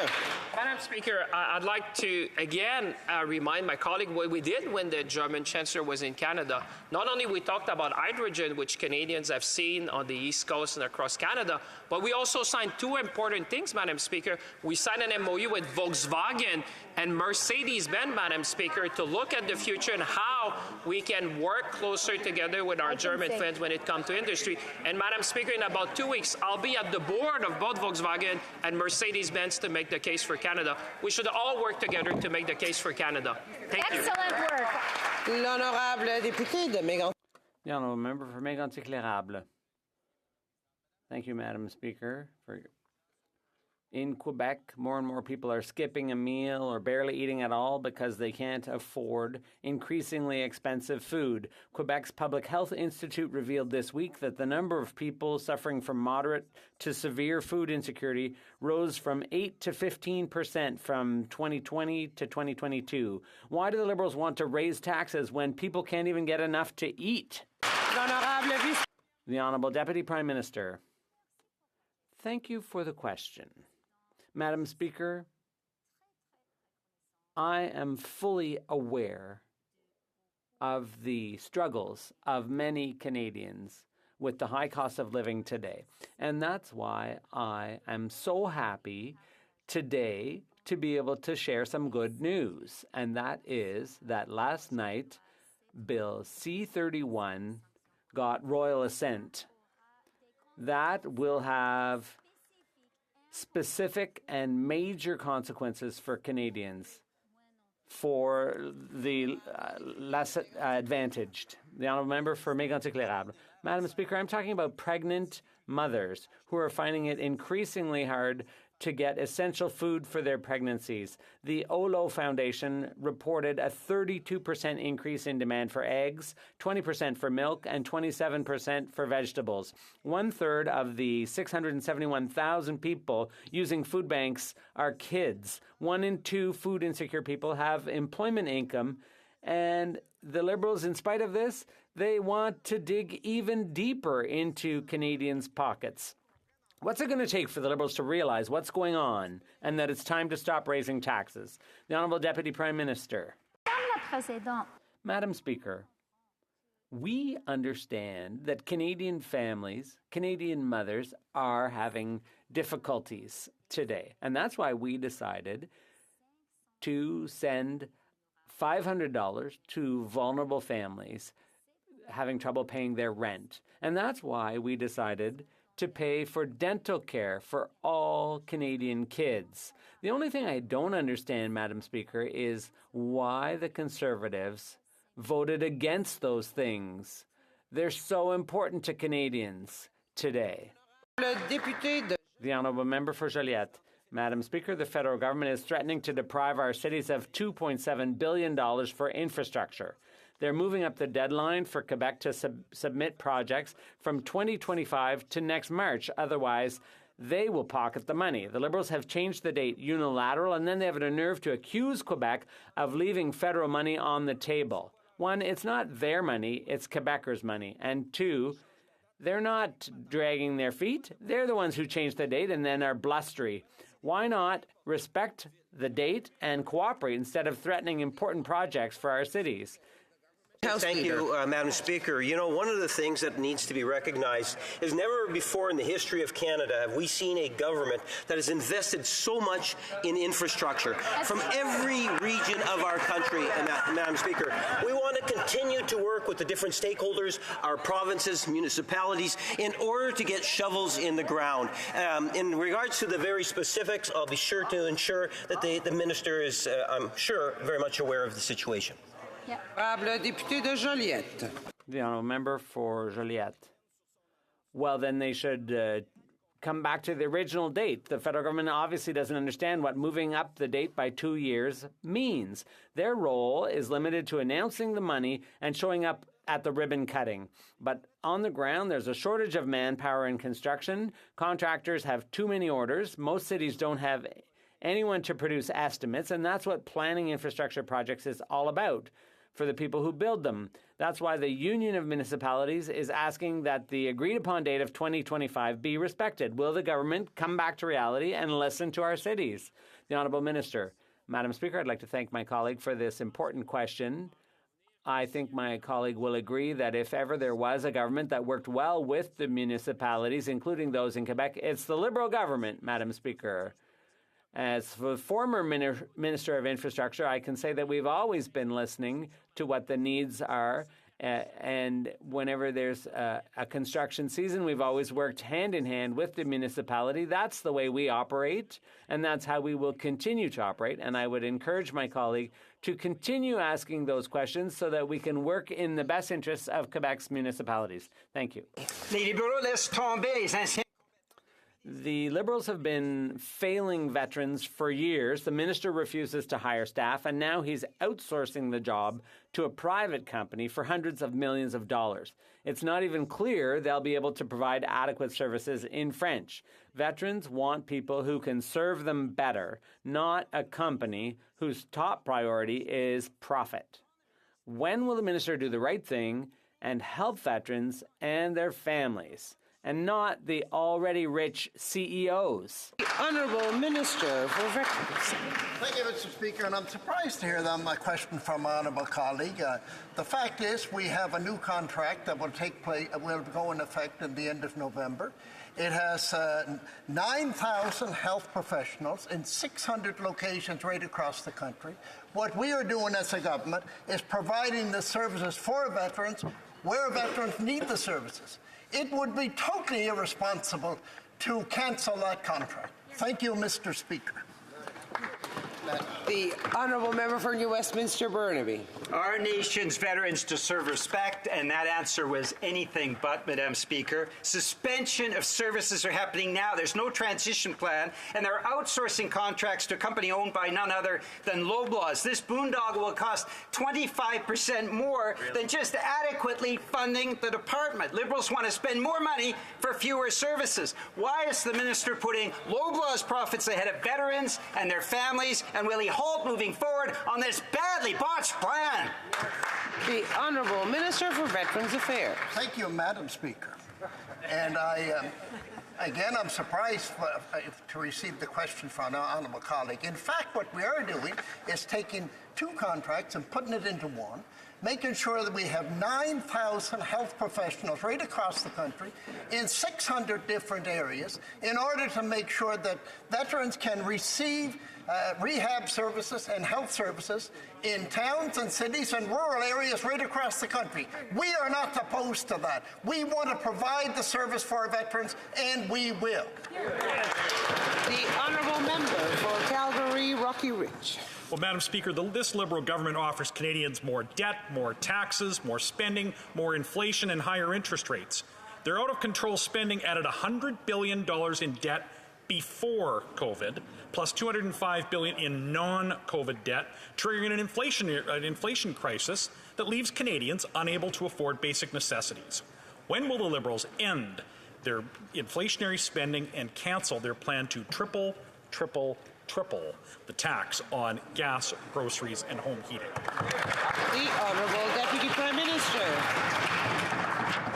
Madam Speaker, our government absolutely believes in compassion. And that's why I was happy to share at the beginning of this question period the good news that C31 has received royal assent. Struggling families will get $500 to pay their rent, and kids under 12 across the country will be able to go to the dentist. But I do also want to underscore for Canadians listening, our approach is fiscally responsible. Our AAA rating has been reaffirmed by by Moody's with a stable outlook. We have the lowest deficit and the lowest debt to GDP. The honourable member for Calgary Rocky Ridge. Well, that answer, Madam Speaker, is cold comfort to the millions of Canadian families that are going to struggle to heat their homes this winter. Right. They said that inflation was transitory and that interest rates would never go up. Now interest rates and mortgage payments are through the roof, and millions of Canadians are going to struggle to make their payments. Canadians, they're also going to raise the payroll tax, and Madam Speaker, Canadians can't pay higher mortgage payments and a higher carbon tax with a smaller paycheck. When will they cancel these tax increases and inflationary spending?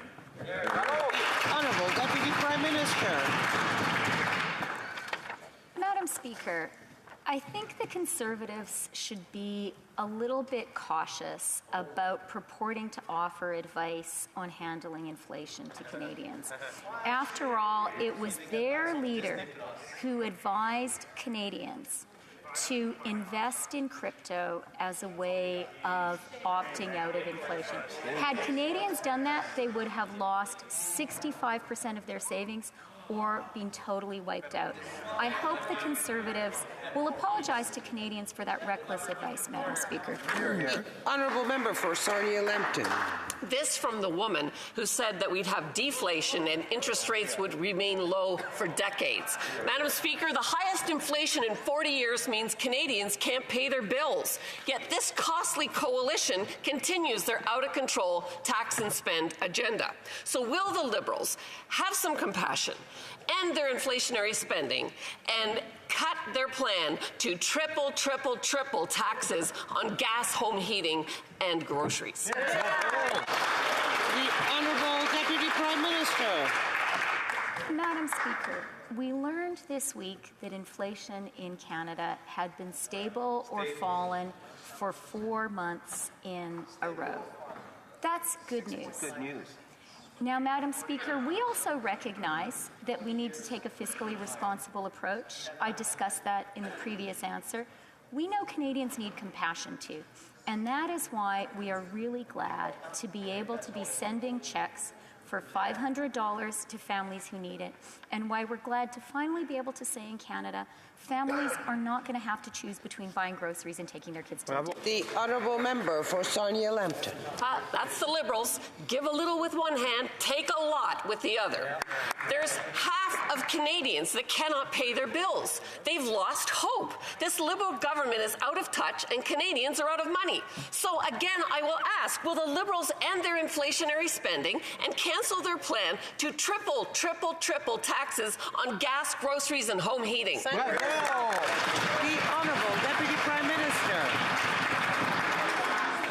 Madam Speaker, our government will take no lessons from the Conservatives when it comes to supporting the most vulnerable Canadians. It's our government that introduced the CCB. That is a policy that is indexed to inflation.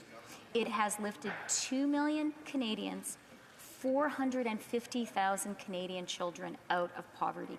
That is good, important policy all Canadians can be proud of. And the GIS, also indexed to inflation, is helping 900,000 Canadian seniors. Indeed. The honourable member for Chicoutimi-Le-Fjord. Madam Speaker, people are skipping meals and going hungry because of the high cost of living. It sounds like I'm talking about people from other parts of the world, but no, I'm talking about Canadians in Canada, a G7 country. 671,000 Quebecers use food banks every month, and a third of them are children. The reasons are obvious: inflation and high food prices. Will this government stop impoverishing Canadian families and at least promise not to raise taxes? The Honourable Deputy Prime Minister. Madam Speaker, I couldn't agree more that the economic situation globally is difficult and that there are Canadians who are struggling. That's why they're struggling with affordability, and that's why I find it shocking that the Conservatives opposed two things that we're moving ahead with: the $500 for the most vulnerable who are having trouble paying their rent, and dental care for kids. Is there any justification for that position, Madam Speaker? The honourable member for Chicoutimi-Le-Fjord. Madam Speaker, dental care is one thing, but you need to have something to eat while you're at it. Prices for food, heating, and housing are not going down, and 1 in 2 people are food insecure. Men and women who get up every day and go to work are going hungry. That's what we've come to in Canada. We have working poor, not to mention kids going to school on an empty stomach. Can this government show some compassion and not raise the carbon tax so Canadians can survive and provide for their families? The Honourable Deputy Prime Minister. Madam Speaker, I think it's worthwhile recapping the Conservative plan and their approach. This is what they want to do. They want to gut the EI system. They want to jeopardize seniors' pensions. They want to make pollution free of charge. They want to leave kids with no dental care. They don't want that $500 going to people who are struggling to pay their rent. This is a problem, Madam Speaker. Saint-Hyacinthe-Bagotte. The honourable member for Saint-Hyacinthe-Bagotte. Madam Speaker, at COP27, the Canadian petro-monarchy wants to prevent the inclusion in the final report of a sentence on the importance of phasing out fossil fuels. Just one small sentence, not binding, but that's too much. Canada is coming to the rescue of the oil companies. Madam Speaker, there's no solution to climate change without reducing oil and gas production. It's either that or scrap the planet. So the Liberals are going to have to choose. Is the minister they sent to COP27 the Minister of the Environment or the Minister of Oil? The Honourable Parliamentary Secretary. As many members in this House know, we have the most ambitious climate plan in the history of Canada, a $9.1 billion emissions reduction plan that is as much an economic plan as it is an environmental plan, Madam Speaker. We are going to be eliminating fossil fuel subsidies, we are going to be capping oil and gas emissions, and we're going to be building the clean economy of tomorrow, Madam Speaker, a $2.5 trillion economy. We have to catch that wave, Madam Speaker. Good job. The honourable member for Saint-Hyacinthe-Bagotte. Madam Speaker, the only thing more infuriating than Canada's actions at COP27 is their excuses. Yesterday, when the government was asked why it kept on approving oil projects in the middle of a climate crisis, listen to this. They said a carbon-neutral world will always need oil, especially to oil the parliamentary secretary's bike. I just want to clarify. If they approved Bay du Nord and its billion barrels of oil and offshore oil exploration in Newfoundland, is that really all for the sake of greasing bicycle chains? The Honourable Parliamentary Secretary. Madam Speaker, I want to be crystal clear here. I've said this before and I'll say it again. Even in a carbon-neutral world, there will still be a need for oil. There are things we will need oil for, not just bicycles, but also for windmills, to lubricate windmills. And if we want latex gloves in our hospitals, we will always need oil. And what we're going to do is cap emissions. That's what we're going to do. We have a plan and we are implementing it. Member for St. Albert, Edmonton. Madam Speaker, when the Prime Minister was briefed by CSIS that at least 11 candidates in the 2019 election illegally received hundreds of thousands of dollars from Beijing, violating multiple sections of the Canada Elections Act, the Prime Minister had a choice. He could report this illegal activity to Elections Canada so that they could investigate, or he could cover it up. What choice did the Prime Minister make? The Honourable Parliamentary Secretary to the Minister. Thank you, Madam Speaker. And as I've said in this House previously, Canada's fair and free elections process was never, ever compromised. It's not just me saying that, Madam Speaker. This was determined by an independent panel of national security experts. Let's remember the only ones that benefit from foreign interference are enemies of democracy. I'm disappointed that the opposition for 5 days now has continued to amplify the foreign interference messaging in this House. We should be standing together to stand up to this attack on our democracy, Madam Speaker. The honourable member for St. Albert Edmonton. Madam Speaker, after that non-answer for the third time to my straightforward question, the only conclusion that can be reasonably drawn is that the Prime Minister made no report to Elections Canada. The Prime Minister professes to be concerned about Beijing's interference in our elections, but when he had an opportunity to do something about it, to report the illegal activity to Elections Canada, he instead chose to cover it up. Why? What is the Prime Minister hiding? The Honourable Parliamentary Secretary to the Minister of Public Safety. Madam Speaker, foreign interference is a threat to the fabric of our democracy.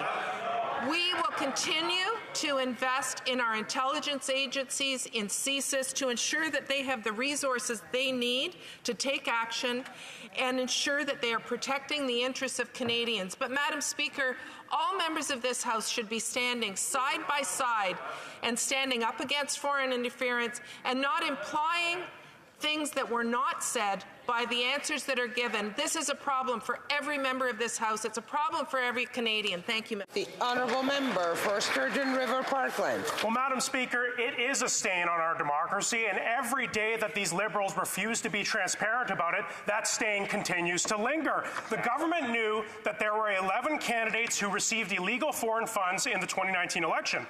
Now, the Liberals have repeatedly said that this is a threat to our democracy. We agree, but they refuse to give us the evidence. If the Liberals won't reveal the names to Parliament, will they at least confirm when and if the Prime Minister shared this information with the Commissioner for Elections Canada? The Honourable Parliamentary Secretary.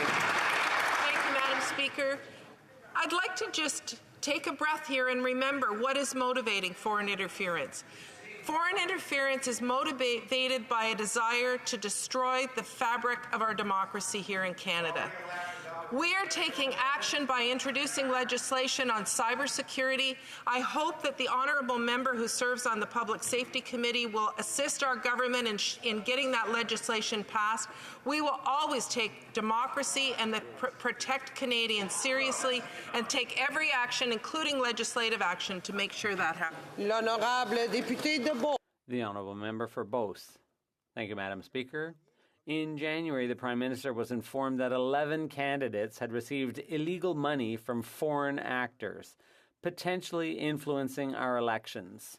The government is refusing to release details of the campaigns involved and what they're going to do about it. It's simple, Madam Speaker. Did the Prime Minister report these allegations to the Commissioner of Elections, and if so, when? The Honourable Parliamentary Secretary. And this is the fourth question today. 5 days of questions on foreign interference, and the opposition seems not to recognize who is being attacked in these foreign interference. It's not this side of the House. It's not that side of the House. It's every single member in this House. It is meant to sow chaos. It is meant to destroy our democracy. We need to be standing together, Madam Speaker. I invite them to support cybersecurity legislation. I invite them to support the actions that other ministers have taken when it comes to mining and other actions our government is. The honourable member for South Okanagan, West Kootenay. Thank you, Madam Speaker. Canada's graduate students and postdoctoral fellows are living in poverty because this government hasn't increased their wages in almost 20 years. This week, scientists were completely unimpressed when the minister tried to tell them that ongoing funding was new money. One Canada research chair even tweeted, "Just the same old investment with a shiny new bow." Madam Speaker, when will the Liberals stop pretending that they support science and increase the funding for Canada graduate scholarships and postgraduate fellowships? Here, here. The Honourable Minister. Madam Speaker, I'd like to thank my colleague for his question. Actually, I think he attended the same conference. I didn't get the same feedback that he received, obviously, because I met with 1,000 people there in the room, which were there, and we obviously told the group what the investment this government has been done on science over the last few years. Madam Speaker, we agree with him that we need to do more for graduate students, for scientists and researchers. We want to promote science in this country, and I think if there's one government in Canadian history which has done a lot for science, it's this government, Madam Speaker, and it will continue to invest in science across our nation. Absolutely. The honourable member for Vancouver East.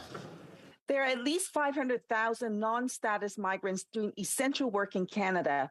They are caregivers, they work in healthcare and agriculture, and they work for poverty wages, long hours, and often in abusive conditions. Without status, they face the stress of deportation and lack access to basic healthcare and services. This government must provide them with permanent status so that they can live and work in Canada without exploitation and the risk of deportation. When will the Liberals act to grant undocumented migrants with permanent residency? The Honourable Parliamentary Secretary to the Prime Minister. Madam Speaker, international students provide significant contributions to Canada, and we heard loud and clear their strong desire to continue staying here in this country and to work here.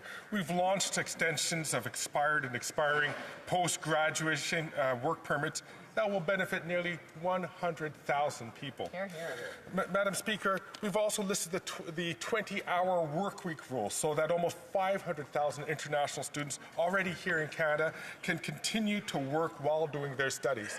Madam Speaker, we are making sure that we are carving out a place for international students to better integrate into Canada. Honourable member for Kitchener-Conestoga. Madam Speaker, Global Entrepreneurship Week celebrates the millions of people worldwide who turn their business ideas into reality. The international event encourages entrepreneurs through a variety of activities and connects them with potential investors, support organizations, mentors, and partners to help them achieve their goals. As Global Entrepreneurship Week is coming to an end, can the Parliamentary Secretary of the Minister of International Trade, Export Promotion, Small Business and Economic Development tell this House how Canada celebrates and supports entrepreneurs? Thank you, Madam Speaker. The Honourable Parliamentary Secretary. Thank you very much, Madam Speaker, and I thank the member for his advocacy. This week, we celebrate Canadian entrepreneurs from across the country who are driving economic growth and creating good-paying jobs. We will continue to support entrepreneurs through the $4 billion Canada Digital Adoption Program, the $6 billion Women's Entrepreneurship Strategy, the Black Entrepreneurship Program that is breaking down barriers and supporting Black entrepreneurs to succeed. We are home to some of the brightest entrepreneurs in the world, in Kitchener-Conestoga and around the country, and we are committed to growing these entrepreneurs and their innovations. Merci. The Honourable Member for Haliburton, Kawartha Lakes, Brock. Speaker, this week the Auditor General released a scathing report on the complete failure at Indigenous Services Canada to provide support for First Nations disaster management. After 3 years and $790,000, the auditor found that not one emergency management agreement was completed. Wow. More and more parents now are waking up, trying to figure out how to heat their homes, pay their bills, even feed their families. When will this government actually start getting results for Indigenous people and stop their wasteful inflationary spending? Great question. The Honourable Minister for Indigenous Services. Mr. Speaker, first of all, the extraordinary expense of responding to climate change crisis is growing. And in fact, the Auditor General's report noted that while Indigenous Services Canada is doing a great job helping emergency management of those crises, that we need to invest more in protection and in adaptation. And Mr. Speaker, it's really exciting to hear a member from the opposite talk about climate change and talk about the need to invest in adaptation, to reduce the emissions, to protect our climate, because in fact, all of us are suffering with an extraordinary expense responding to climate crises. We'll continue, Mr. Speaker. Honourable Member for Haliburton, Kawartha Lakes, Brock. Thank you, Speaker. The Auditor General and the Parliamentary Budget Office did not say the Indigenous Services Department is doing a great job. In fact, they called it a money pit. Yeah. If the minister was actually truly going to fund projects, how about the 112 infrastructure projects that would build dikes, culverts, ditches to help mitigate the effects of climate change instead of spending 3.5 times more relocating people, housing them, rebuilding the communities after the disaster hit? Mitigate this. When will the government start getting results for Indigenous people and stop wasting money? Great question. The Honourable Minister. consider it a waste of money to help a community that's under threat from flood or fire or from torrential winds. I don't consider that a waste of money at all, Madam Speaker. What I am hearing the member opposite call for is an increased investment in making our communities resilient from the effects of climate change. I'm really pleased to hear this question, Madam Speaker, because it's an indication that the opposition understands that communities are under intense threat from the kinds of incredible climate activity that we're seeing. We'll continue, Mr. Speaker, to work with communities to make those important investments. The honourable member for Kenora. Madam Speaker, fuel costs are up nearly 56% from last year. For those in Northern Ontario, that means they're struggling to afford to fill their gas tanks. It means that rising grocery bills are having many people cut back on their diets.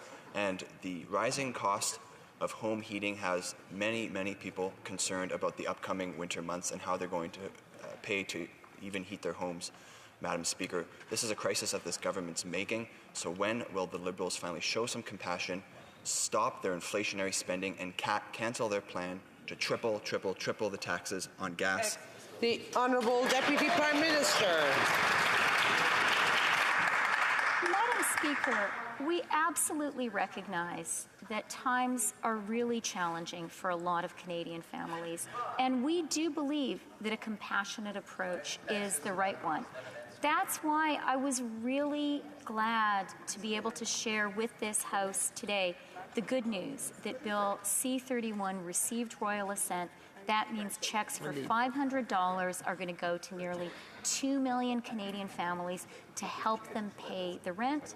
It means that no family ever again in Canada with a kid under 12 is going to have to choose between. L'honorable député. The Honourable Member for Bellechasse, Les Etchemins-Lévis. Good morning, Madam Speaker. Madam Speaker, Liberal inflation has troubling effects on vulnerable pregnant women who are experiencing food insecurity. According to OLO, an organization which gives food to these pregnant women, these expecting mothers, they prefer to go hungry to feed their other children, Madam Speaker. Why?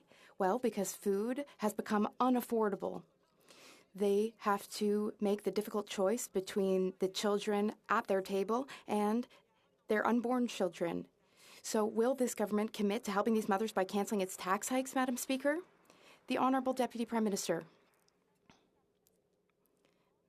Madam Speaker, our government understands how important mothers are and how important families are. That's why, since 2015, since we took office, we have concentrated on helping mothers and families by helping them with what's most necessary. Thanks to the Canada Child Benefit, in fact, 450,000 children have been helped. The Honourable Member for Lac-Saint-Jean. Madam Speaker, the World Cup of Soccer starts on Sunday in Qatar. Qatar is a dictatorship that flouts human rights. The players have the right to compete, but Canada should not be diplomatically involved in rebranding Qatar at the cost of thousands of workers' lives. With just 2 days to go until the World Cup, the government is still unable to decide whether to send a delegation or not. It says it will decide in due course. Well, in due course would be now. It's in 2 days, and the place to make this decision is here in the House. Will the government send a diplomatic corps to Qatar? Yes or no? The Honourable Parliamentary Secretary to the Minister of Foreign Affairs. Madam Speaker, we are very proud of the Canada national soccer team qualifying for the 2022 FIFA World Cup, which has many members from our community in Brampton. We are also very concerned about reports of dangerous working conditions in building the World Cup stadiums and infrastructure, especially those resulting in death.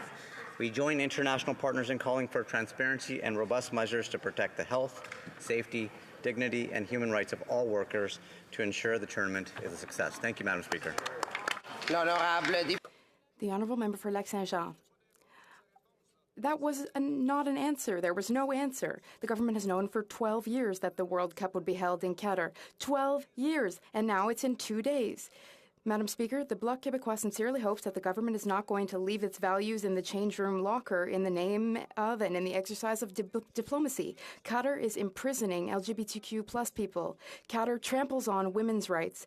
Qatar has sacrificed the lives of thousands of workers in order to build luxury hotels. Canada has no business there. We want an answer. Will they send a delegation to Qatar? Yes or no? Honourable Parliamentary Secretary. Madam Speaker, as I said, we join international partners in calling for transparency and robust measures to protect the health, safety, dignity, and the human rights of all workers to ensure the tournament to success. Madam Speaker, details on Government of Canada representation at the 2022 FIFA World Cup will be released in due course. Thank you, Madam Speaker. The Honourable Member for Coast of Bay Central Notre Dame. Madam Speaker, lobsters 33 and 34 about to open in Nova Scotia waters. This coming season is going to be extremely challenging for fish harvesters. They have seen diesel, bait and financing costs skyrocket while lobster prices have fallen drastically. Certainly the Minister is aware of these challenges. Will the Liberal government commit to opening the mackerel fishery to cut bait costs and allow stacking to let the fishermen save on fuel? The Honourable Parliamentary Secretary to the Minister of Fishing. Thank you, Madam Speaker, and thanks to the member opposite for the question. As the member knows, Canada has a world-class lobster fishery with lobster that is sought across the globe. It's an industry that's important for Canada's economy, and that's thanks to our amazing harvesters and coastal communities. I will say this about mackerel, Madam Speaker, is that all of our decisions are based on a couple of factors. One is science, and one is also the ability to work with our harvesters hand in glove. That's what we're going to continue to do. We're going to listen to the harvesters, and then this side, we listen to science. The Honourable Member for Chatham-Kent-Leamington.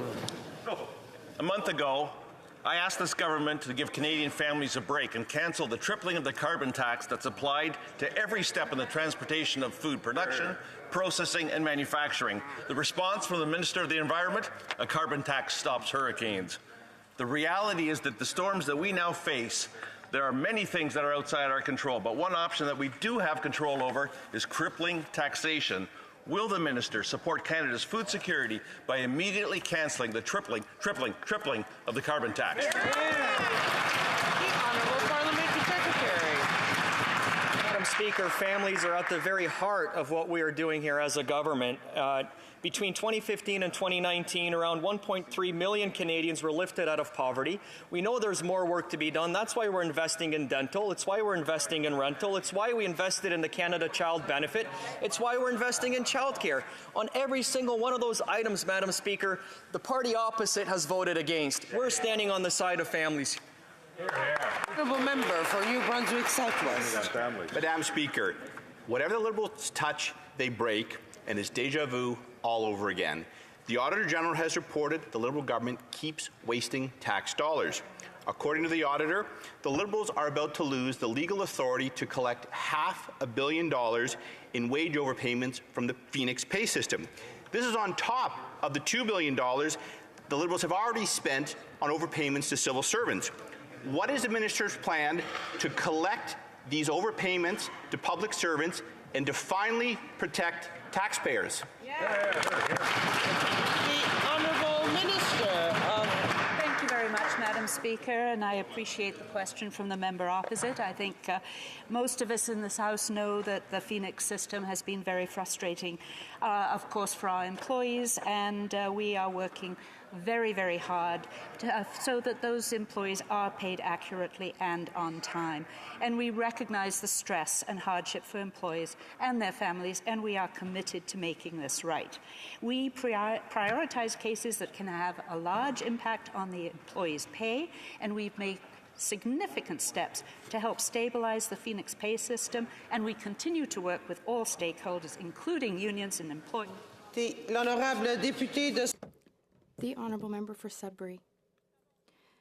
Madam Speaker, we all know that diversification of export markets for our agricultural products is crucial for the development of the sector, and that the Indo-Pacific region is an area with strong growth potential.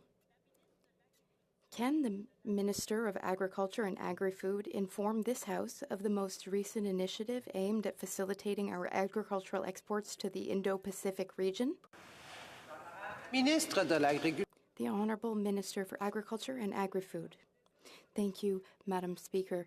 A few hours ago, the Prime Minister announced the creation of an Indo-Pacific Agriculture and Agri-Food Office. This is great news for our farmers and producers and for our exporters of excellent Canadian food. This team will be able to remove market access barriers, advance our trade policy objectives, and improve knowledge transfer to food systems and contribute to food safety around the world. Thank you, Madam Speaker. Churchill River. Speaker, imagine people watching the answers this morning while having to choose between heating and eating in a cold Saskatchewan winter. Imagine ordering small amounts of heating fuel that lasts only a few days because you simply can't afford any more. Imagine the desperation. Suppliers are lowering their delivery thresholds, and they're compassionately extending credit to people knowing they may never get paid. Speaker, will this NDP Liberal coalition commit to ending their plan to triple the carbon tax on home heating fuel, gas, and groceries, or do they simply not care? Honourable Deputy Prime Minister. Madam Speaker, I think all of us are thinking about hardworking Canadian families today. And the families I'm thinking about are the families making $90,000 or less who, up until now, have had to make a tough choice between buying groceries and paying the rent or taking your kid to the dentist. And for those families, we have some relief today. Because what we're saying is you can take your kid under 12 to the dentist and you will get $650 to do it. The Honourable Member for Regina West Canada. Madam Speaker, according to Regina Food Bank CEO John Bailey, food bank use in Saskatchewan is up 37% this year. Shame. More and more fully employed working families are turning to food banks just to make ends meet. And with winter on the way and home heating costs set to rise, the problem will only get worse. Yeah. Madam Speaker, will the Liberals end their inflationary spending and cancel their plan to triple taxes on groceries, gas, and home heating? Yeah. The Honourable Deputy Prime Minister.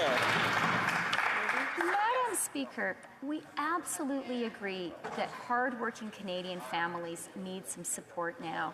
And that is why I am just astonished that the Conservatives opposed dental care for kids under 12. I am astonished that they opposed sending $500 to 2 million Canadian families struggling to pay their rent. But they do have a chance to do the right thing.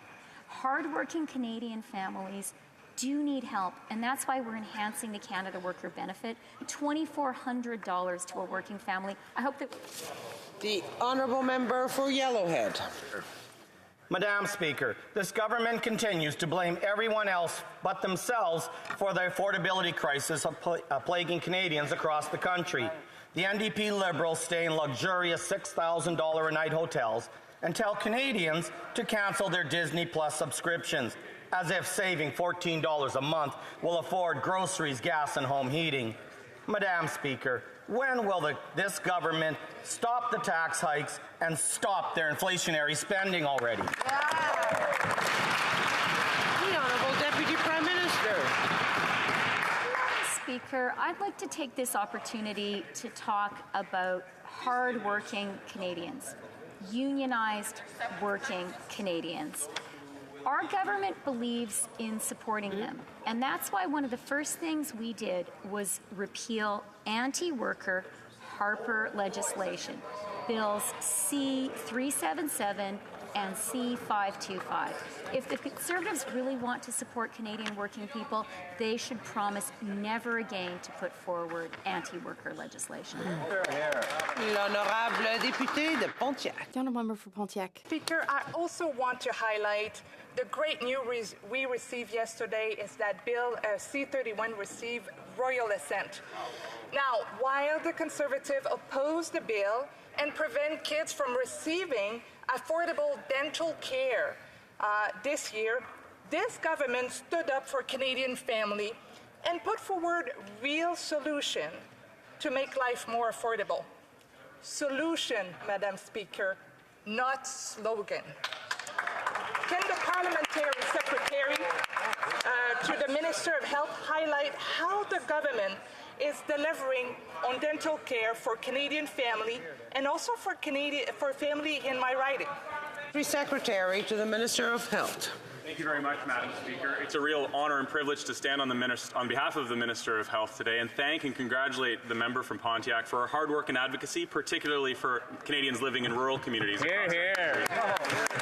Indeed, Madam Speaker, with the royal assent of Bill C-31, over 500,000 kids will visit the dentist this and next year who don't have dental insurance and otherwise wouldn't have been able to visit the dentist. This is an affordability measure. This is a health care measure. This is how we take care of families on this side of the House, Madam Speaker. This will have positive impacts across this country, including for families right across the river in Pontiac.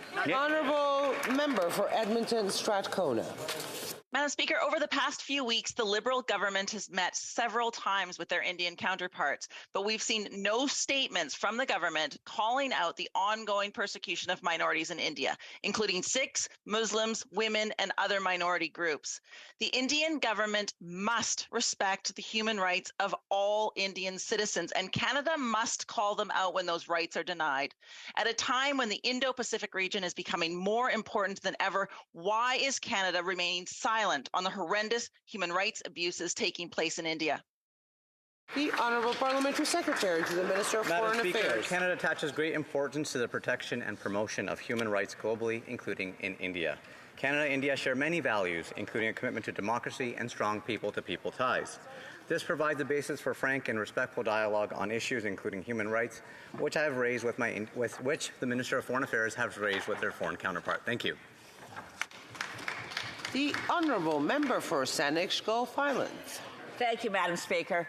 This Sunday is World Children's Day. It's observed internationally. My constituent, Rafi, whom many of you will know, is an advocate for children's rights and that Canada should be a child-honoring society.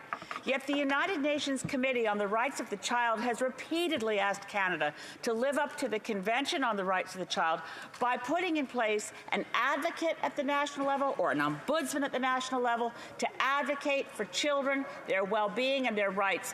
Can the government update us if there's been any progress in moving towards the creation of a national point person to advocate for our children? The Honourable Parliamentary Secretary. Madam Speaker, I thank the member opposite for her question and tireless advocacy on behalf of children from coast to coast to coast. We are committed to protecting children's rights and providing the support they need to live up to their full potential.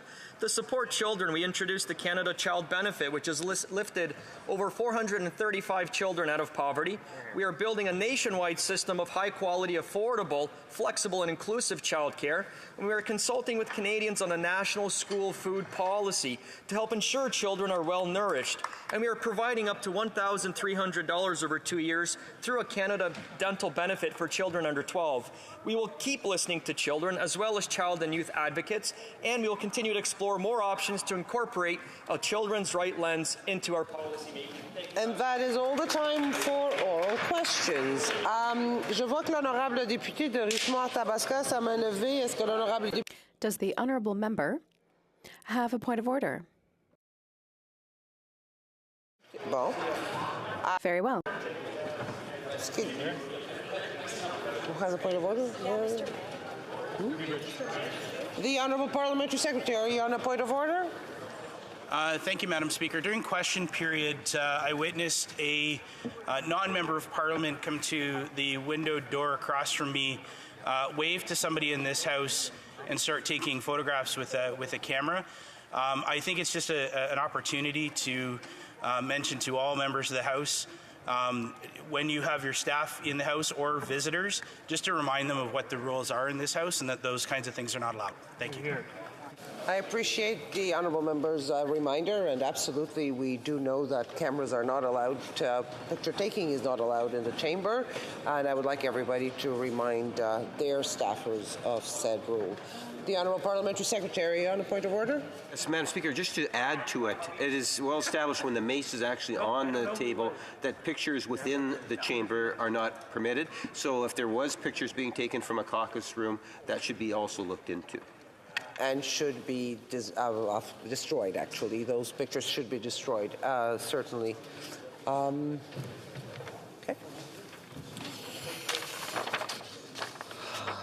orders of the day. Tabling of documents.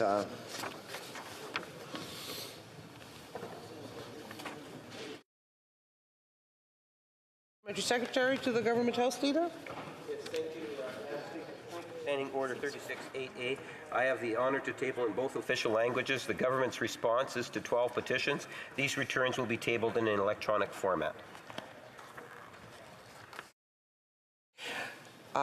Introduction of government bills.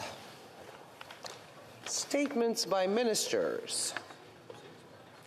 Reports from interparliamentary delegations. Introduction of private members' bills.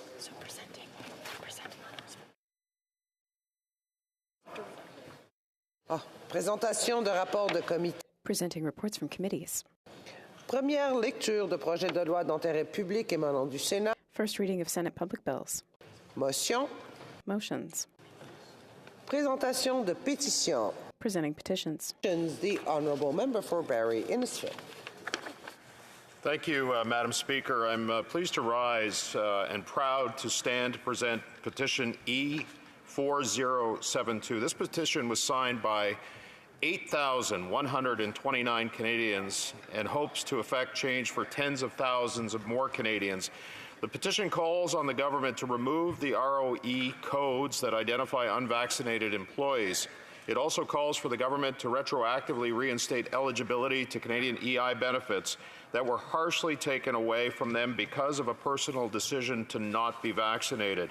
Workers are forced to pay EI, and yet this government unjustly chose to strip the rights of Canadians to receive these benefits. These actions caused financial hardship to Canadians who are just exercising their personal freedoms. And on a personal note, I want to thank Dan Jansen for bringing this petition forward. Dan is a member of the Machinists Union. He and I don't always politically align, Mr. Speaker, but on this issue we do. Thank you. I think there's a point of order from the Honourable Member for Mégantic-l'Érable. Yes, I just want to tell all the colleagues in the House that messages regarding photos taken through the window have been heard, and the photos taken have been erased. I thank the Honourable Member for that, for announcing that to the House. Again, this is something that cannot be done. It cannot be done in the House, and it cannot be done in the lobbies either. I thank the member for his intervention. Petitions, présentation de pétition, the Honourable Member for Port Moody Coquitlam. Thank you, Mr. Chair. I rise today to present a petition from the people of Port Moody, Coquitlam, Anmore, and Belcarra. They're concerned about the current and rising levels of poverty amongst persons with disabilities, and they want it to change, Mr. Speaker. Today, I present this petition on their behalf that says that we, the undersigned concerned Canadian citizens, call upon the Government of Canada to end the current practice of legislated poverty of Canadians living with disabilities and establish a federal disability benefit that upholds human rights and the Convention of the Rights of Persons with Disabilities and Sustainable Development Goal number 1, no poverty, by putting in place the Canada Disability Benefit Act. Thank you, Mr. Speaker. Présentation de pétition, presenting of petitions, the Honourable Member for Saanich Gulf Islands. Thank you, Mr. Speaker. So, I'll just read the demand line of the petition and I'll try to summarize the whereases. Residents of Canada calling on the Government of Canada to have nothing to do with purchasing Kinder Morgan's pipeline and continuing construction as a Crown Corporation of the Trans Mountain Pipeline. Thank you, Mr. Speaker. Thank présentation de pétition, presentation of petition. I just want to remind folks that when people are up speaking and you're sort of in the way between this chair and the speaker, that I would ask people to sort of get their way into the lobbies and have their discussions out there, as I've seen two members speaking away and should know the rules of the House when people are speaking. The Honourable Member for Saanich Gulf Islands was sort of trying to make a presentation there, so thank you very much for that opportunity. Any other petitions? Présentation de pétition? No? Merci. No, thank you. To questions on the order paper, the Honourable Parliamentary Secretary to the Government House Leader. Yes, Mr. Speaker, the following questions will be answered today. Question 846 and 850. Furthermore, Mr. Speaker, if the government's responses to questions number 845 and 847 to 849 could be made orders for return, these returns would be tabled immediately. Is it the pleasure of the House that the aforementioned questions be turned into orders for return and that the documents be tabled immediately? Il est ainsi convenu. Agreed and so ordered. And the Honourable Parliamentary Secretary. Yes, finally, Mr. Speaker, I would ask that all remaining questions be allowed to stand at this time, please. Understood. Voila. Orders of the day. Government orders, government bills, resuming consideration. Statement Implementation Act and on the amendment of Mr. Havan. And I believe the floor was clear, so the Honourable Member for Saanich Gulf Islands is up next. The Honourable Member for Saanich Gulf Islands. Merci, Monsieur le Président. C'est un honneur. Thank you, Mr. Speaker. It is my honor to rise to speak today. I am standing on the unceded lands of the Indigenous people, namely the Anishinaabe. We are standing on Algonquin land. Do so on behalf of my constituents from Saanich Gulf Islands. Today we are taking up the legislative interpretation, Bill C-32, of the Minister of Finance's Fall Economic Statement as tabled November 4th. I do want to start with the things I like about this bill. I want to be clear that I'll be voting in favor of Bill C-32. I will be bringing forward amendments, assuming this bill gets through second reading and we see it at committee, which I think is a foregone conclusion.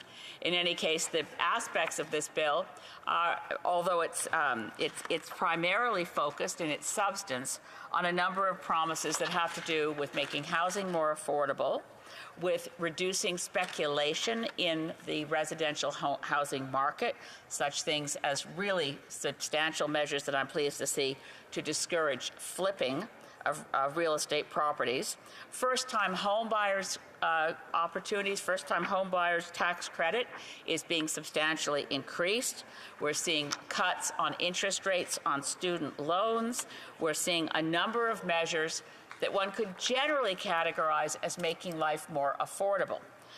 And I'm pleased to see those measures. Clearly, there are things in this bill that are long overdue. I'm also pleased on facing the climate crisis. There is very little, but one good measure is phasing out the flow-through shares for oil, gas, and coal activities. In other words, stopping one of the many tax advantages offered to fossil fuels. But there's a lot to discuss that flows from the Fall Economic Statement that isn't in the legislation. And with your indulgence, Mr. Speaker, I want to concentrate more on what's missing than what's here. I want to read from the Fall Economic Statement, if I may.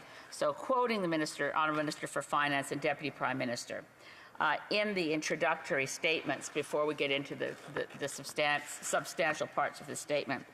She calls for a green transition and then says, quote, this requires, quote, an industrial transformation comparable in scale only to the Industrial Revolution itself, close quote. Now, I completely agree with that. I would say perhaps that it's an industrial transformation that's quite comparable to what Canada's economy went through in the Second World War. This is not incremental steps. This is fundamental and transformational, and that is what's required. The Honourable Minister put this forward in connection with a 1903 quote from Prime Minister Wilfrid Laurier, who said in this very place, or at least in this place when it was in Centre Block, that we can't wait for transformation. He was referring to building a transcontinental railway, and that this transformation will change, quote, the conditions of our national life, which we would be folly to ignore and a crime to overlook. I agree with all those words, but the ambition embedded in those words is completely lacking in C-32. So looking ahead to the spring budget and identifying what's missing, I want to reflect a bit on the timing, the urgency, and what I hope to see, and what all Canadians should put pressure on this government to deliver by spring. In contrast, looking to the south of the border, it's very interesting to me that President Joe Biden managed to get through a very ambitious climate plan, but the heading of the bill is the Inflation Reduction Act. So the target is inflation, and it will in fact reduce inflation, but the measures are ambitious climate-related measures, which Canada has not yet undertaken. But also the U.S., of course, must do more as well. As we stand here today, those are of our delegates and friends from this chamber, my friend from Kitchener Centre, the Minister of Environment, are at COP27 in Sharm el-Sheikh, Egypt, where they just decided to extend the meeting that was slated to adjourn today. It is extended until midnight tomorrow. Progress has not been made. We are running out of time, quite literally. The UN Secretary General, Antonio Guterres, has opened COP27 by saying that the world was on a highway to climate hell, foot on the accelerator. We have an obligation not to allow our children and grandchildren to live in climate hell, yet everything we've done so far as a nation falls dramatically short of what's required to meet our obligations under the science and under our international obligations to attempt to hold to less than 1.5 degrees Celsius global warming and to stay as far below 2 degrees as possible. It's getting really impossible, even for an optimist like myself, to imagine that we can hold to 1.5 degrees. We're on track to nearly double that. But let's look at what we would do if we were serious. And I start by looking at what should be in the next in the next budget, and what this government should do, because it's not too late. It's desperately close to too late, but it's not too late. On doit arrêter la croissance dans les émissions de gaz à effet. We need to stop increasing greenhouse gas emissions. Of course, it's not possible to hit the targets that were set in the Paris Accords when growing the rate of greenhouse gas emissions. We must act quickly and accept the idea that the era of fossil fuels is almost ended. Accept that our dependency on fossil fuels must end, and soon. So it was very disappointing to read that at COP27, within the last 24 hours, Canada rejected the language that we had accepted in Glasgow last year, that we're working towards the phase out of coal. Most countries were prepared to say, let's say coal and oil and gas, many of our allies. Canada said, oh, we can't say we're going to phase out oil and gas on any timeline. Come on. 2 weeks from now, of course, we can't do that in 2 weeks. 10 years? Probably not. But the goal must be to phase out all fossil fuels, or we are indeed headed on the highway to climate hell. When Sir Wilfrid Laurier talked about linking the country east to west with a railway, what's the modern climate equivalent of that? An east-west electricity grid. The ability to have 100% renewable sourced electricity must be able to flow from one province to the other, north to the territories. Right now, our provincial monopolistic utilities only want to sell one way, south. And they sell south for their profits. If it's good, fine. But the grid can operate like the giant battery we really need. Let's look at where we would be if we considered the links between inflation and climate action. I think that's an important place to start. We need to stop thinking in silos, in other words, and start thinking holistically. And a light bulb went off for me. Recently, I was talking to a friend who's an Alberta grain farmer, and I asked how they had survived the very brutal drought. His answer was, well, it would have been really bad because we were only able to take in, we planted barley, we only got in about half the crop we would have gotten in a normal year without the extreme drought. But because of the war in Ukraine, the price of grain was so high that in the end, we kind of had a good year. What does that say? That means that when Canadian consumers are looking at increased prices for pasta, increased prices for bread products, it's a combination of things that have nothing to do with demand-driven inflation as we had in the early 1970s. Food costs are going to keep going up because the climate crisis will continue to interrupt the growing seasons, will continue to deliver what we had for a lot of farmers and livestock producers in southern British Columbia. Atmospheric rivers killed tens of thousands of animals, chickens mostly. We have droughts that mean farmers can't plant crops and have a good return. That's a real cost increase. It's not about spending by the government that drives up inflation because it's demand driven by people needing more wages. This is real cost increases. Now that means we have to also be prepared for extreme weather events, and we're not. The government has postponed the delivery of the adaptation strategy till next year. And yesterday, the Auditor General told us that in the case of First Nations communities, 112 approved infrastructure grants that would help First Nations and other Indigenous communities prepare for extreme weather events were not funded by the department, just through pure delays. There is much to be done in this country to take us from laggard, where we, as many people know, this week rated among the worst performing industrialized countries on climate. We could still propel ourselves to leader.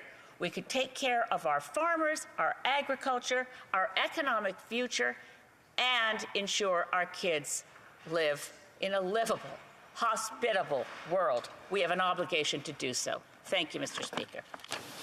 Questions and comments? Question commentaire. The Honourable Parliamentary Secretary to the Government House Leader. Yes, thank you, Mr. Speaker. And there's many things in which I could make reference to with regards to the fall economic statement, but I'm very much curious in terms of what the Green Party's position, more specifically what the member's position is in regards to nuclear power.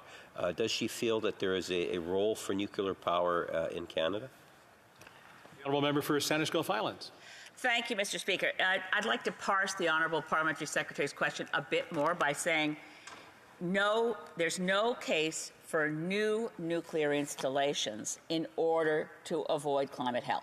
There is a case for maintaining existing operating reactors and phasing them out when they come to the end of their natural lifespan. But when you examine, and I do encourage everyone in this place to examine energy alternatives by a couple of firm criteria, such as for dollar invested, how many tons of carbon are eliminated, for dollar invested, how many jobs are created, and how long from the moment you decide to say yes and give it an approval before you see energy flow from that development. Even excluding the unsolved problem of nuclear waste, the link to nuclear proliferation in the military, and the risk of accidents, put that all to the side and say, okay, we're prepared to believe that we'll escape all those problems. It doesn't make economic sense to go nuclear.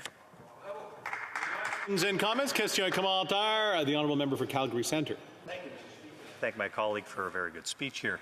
I do know that my colleague is very much focused on demonizing the oil and gas industry, and she focused her initial comments were on the reversal of flow-through funds, so-called Canadian development expenses, Canadian exploration expenses, which she should acknowledge, I think, in her response here, were actually disposed of by this government several years ago, and all they're doing is fast-tracking the undeployment of those funds. So really, a very small amount here. And I wonder if she can actually tell this House how small a portion of this fall economic statement that is, and it's already been baked in by every industry across Canada. The Honourable Member for Saanich Gulf Islands. I thank my honourable colleague. He nailed it. The reality is that this fall economic statement does virtually nothing new on climate at all. Question et commentaire. L'honorable député de Longueuil-Saint-Hubert. The Honourable Member for Longueuil-Saint-Hubert. I'd like to thank my colleague for her speech. I know she's very concerned about climate change. I'd like to know whether she shares my frustration in this place about the fight that's not happening, the debate that's not happening. We know the Conservatives aren't interested in combating climate change, so they have no plan. The Liberals aren't very interested in it either, but they pretend to have a plan. They talk about $8.5 billion US that they're investing and so on. But meanwhile, GHG emissions have gone up ever since the Liberals took office. But there's a lot of rhetoric. They make these big speeches and announcements and promises and so on. So we're kind of stuck. There are members here who aren't interested at all and have no solutions. Does my colleague have any ideas how to solve this problem? The Honourable Member for Saanich Gulf Islands. I'd like to thank my colleague from the Bloc Québécois. That's absolutely true, but what I can say is I think there are a number of members here in this place who have individual capacities as human beings, and they believe that we're in crisis and that it's unacceptable to even think about continuing to go on with the Conservatives' denial policies and the Liberals' policies. And the Conference of the Parties said that we only have until 2025 to reach 1.5 or 2% degrees, 1.5 or 2 degrees rather. And otherwise, we risk eliminating the human civilization. Questions and comments? In Strathcona.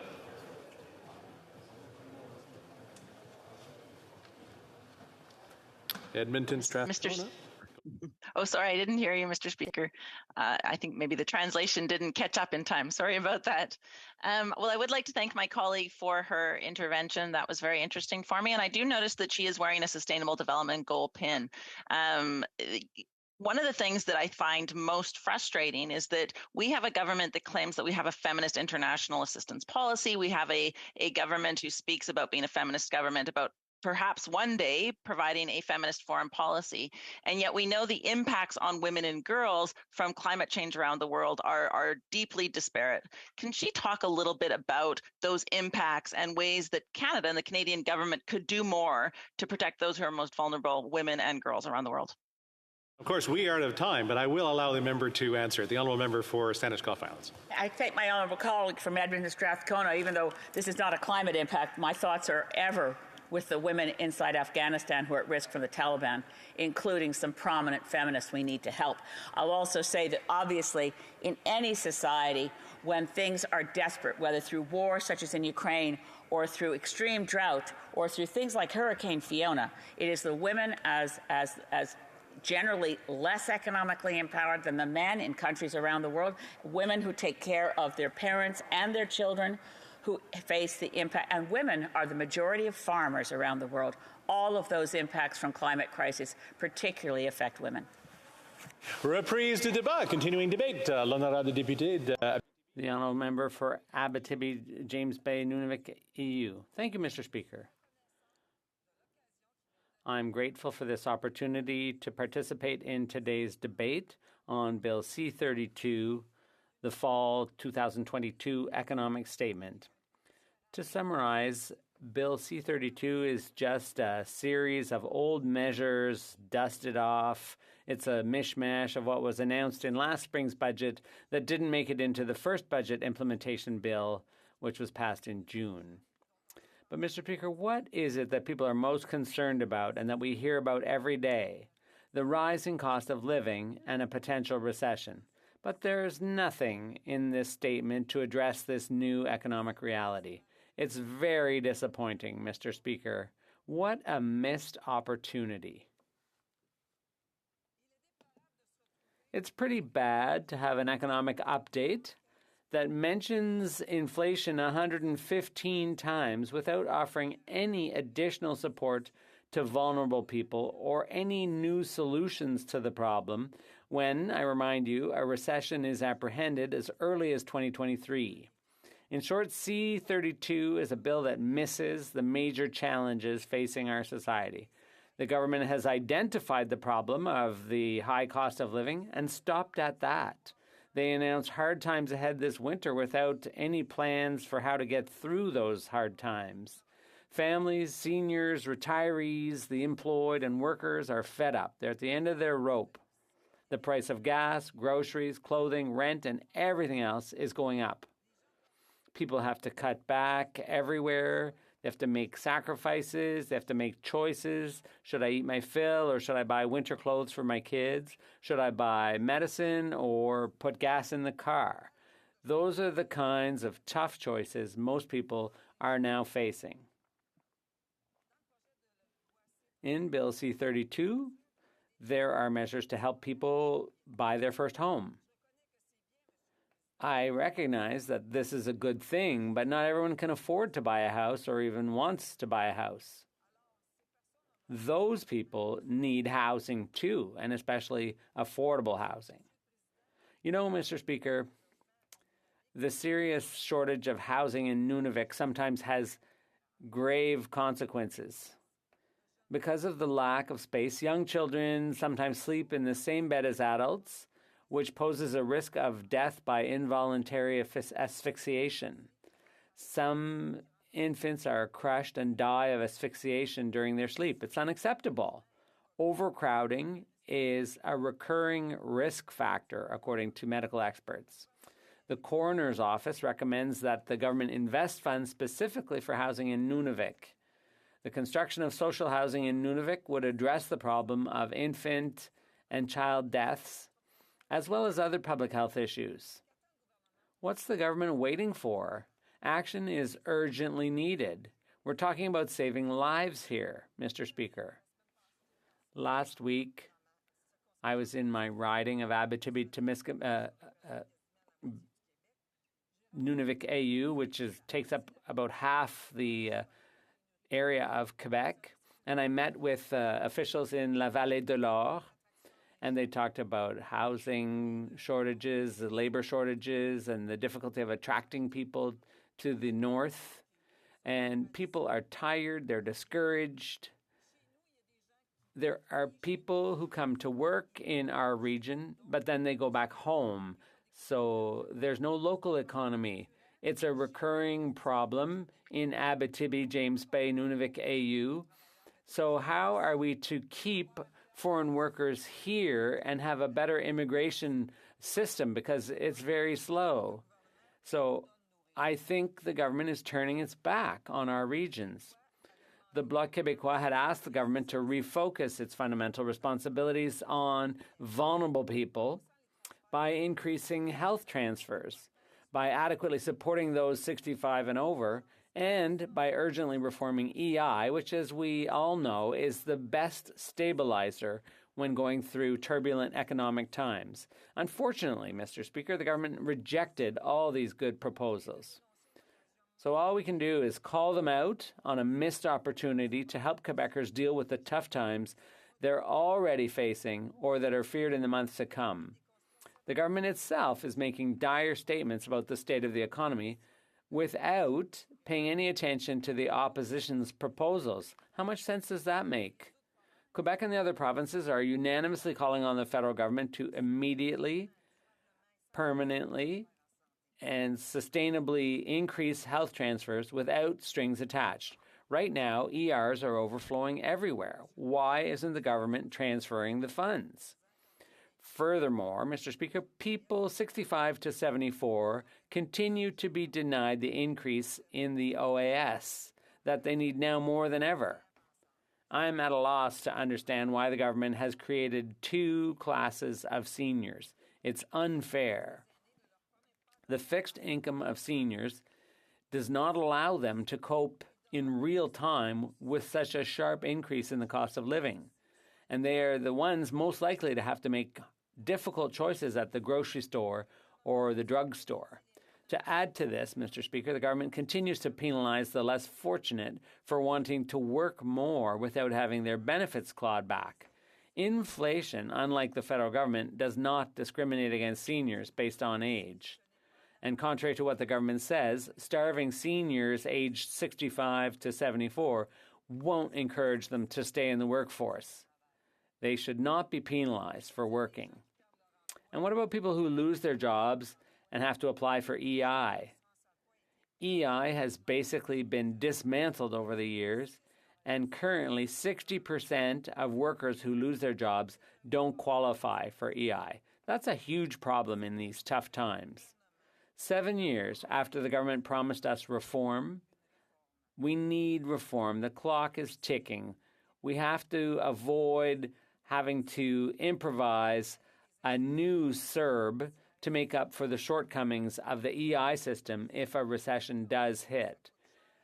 Programs that are made up on the fly by the seat of their pants, as we saw in the pandemic, those programs are more expensive and less effective. And with a recession looming, it's urgent to avoid the mistakes we made in the pandemic. In closing, Mr. Speaker, as the Bloc critic for family, children, and social development, I have to tell you about what's happening with some of our kids during these more difficult times and in the shadow of a potential recession. Yesterday, I had the opportunity to meet with people from a breakfast club, which was an organization that was founded in Quebec in 1994. And thanks to this organization, many kids have access to healthy food that they need to succeed. And thanks to this organization, these kids don't start their day hungry. Business closures caused by the pandemic have led to increased unemployment and poverty. Food insecurity is affecting a growing number of people. In Canada, experts believe that this phenomenon could double by the end of the year. The government, yes? 2 minutes. Okay, thank you. The government is making efforts and investing money, but that's not enough. In 2020, nearly 1 in 7 people in Canada lived in a home that had experienced food insecurity in the previous 30 days. Nearly 2.1 million households experienced such a situation. That's an increase of 39% over 2017-2018 data. The only thing we can say, Mr. Speaker, is that things aren't getting any better under this Liberal government. Our children need a full belly to develop fully. And it's also important to note the shortage of children's pain meds in our drugstores. It's hard for kids to deal with the pain when the drugstore shelves are empty. Thank you, Mr. Speaker. Questions et commentaires. Questions and comments. Honourable member for Winnipeg North. So thank you, Mr. Speaker. And, in listening to the member opposite's comments, I'd like to encourage her to recognize that, yes, the inflation is very significant and it's having an impact. When we do a comparison around the world, Canada is doing exceptionally well on the inflation fight. But it doesn't mean that we shouldn't put in efforts. And we have been putting in efforts, focusing on the hardships that Canadians are having to go through on a daily basis. That's why, for example, Mr. Speaker, we have a dental program. We have a rental program. We have a student program. And we have the GST enhanced rebates, all of which are there to put more money in the pockets of Canadians in all regions of the country, yet the members seem to completely overlook. The government has been there, and my question to the member is she aware of how it is any of the provincial governments are actually contributing to the issue of putting money in the pockets of Canadians? Is there a provincial example that she can cite that we could take a look at?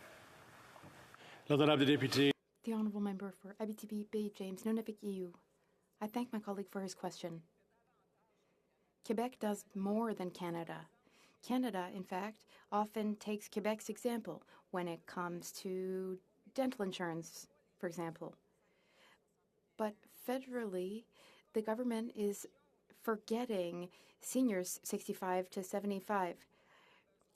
Also, the same way Quebec is forgotten and Quebec's independent workers and freelancers are forgotten, and Quebec is forgotten when it comes to immigration. So what should the government do? Well, we need the government to help. We need the government to take concrete action. Questions and comments? The Honourable Member for Sarnia-Lambton. Thank you very much, Mr. Speaker. I have a question for the member. I didn't see any funding for healthcare in C-32. Is the member worried about this? Is the member worried that the government is not doing enough to help healthcare? The Honourable Member for Abitibi Bay James Nunavik EU. I thank my colleague for her very good question. The Bloc Québécois is very concerned about healthcare. We haven't forgotten about it. We need the federal government to increase health transfers. All the provinces met with the government, but there was no action taken. We're seeing what's happening in hospitals everywhere in Quebec and in Canada. Everyone is running out of steam. It's important that the government take action and finally increase health transfers. Questions and comments? The Honourable Member for Timmins James Bay. I think you're still on mute there. There you go. Hello. In the last election, we heard loud and clear from Canadians they want us to go to Parliament and work for them and to stop the partisan bickering and fighting. We see the Bloc and Conservatives continue on that. We pushed to get the doubling of the GST tax credit. That's making a huge difference. We pushed for the investigation into the profiteering in the grocery chains. We pushed for the National Dental Care Program, which, despite the Bloc's claims, will cover many people in Quebec who aren't covered now. And we pushed to get support for low-income housing renters. The big issue for us right now this winter is getting the HST off home heating, because people can't afford to heat their homes because of the high price of fuel. Now, we know that the Bloc have opposed every measure that helps people. Does the Bloc support the New Democratic plan to get HST off home heating to help people get through this winter? The Honourable Member for Abitibi Bay James Nunavik EU. I thank the colleague for his many questions. I'll start by addressing dental insurance. In Quebec, we have better insurance than what Canada can offer. What we want is support for our program, but it's not looking like that will happen. There was another question about the reimbursement credit. We have asked for that twice, but nothing has been done. We're asking the government to take action. It's like asking for magic, but Santa Claus just isn't giving us the magic or acting. Calgary Centre. Well, thank you, Mr. Speaker, and I'm proud to rise today and address the fall economic statement as delivered by our Canada's Minister of Finance over a week ago. But I want to go through some things in this speech, and I have to limit my comments because there's a lot to go through here, and I think the House will appreciate that I'm going to focus on a few things here.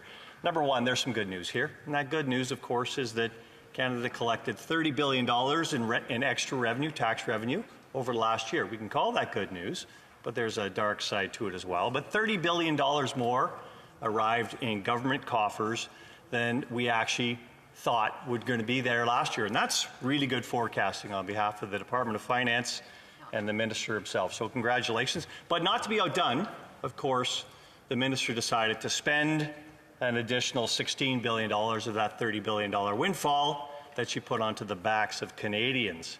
Now, let's think about how government revenue goes up.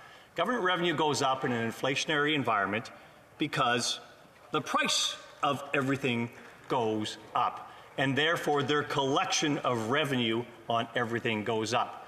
Do people's actual paychecks go up? Absolutely not. So the government revenue's gone up in GST, in collections on excise tax, on income tax. All of this has gone up, corporate taxes as well.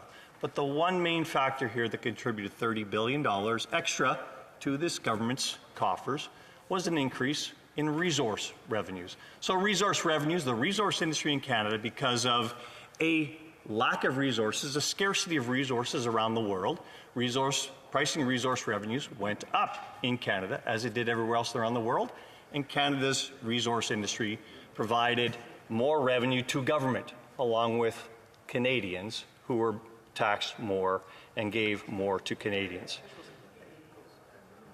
Inflationary taxes are one thing. Resource sector contributions are quite another. But Canadians need to realize this government is getting more revenue based on the fact that they're not doing as well. They don't have as much take-home pay. More of it's going into the government's hands.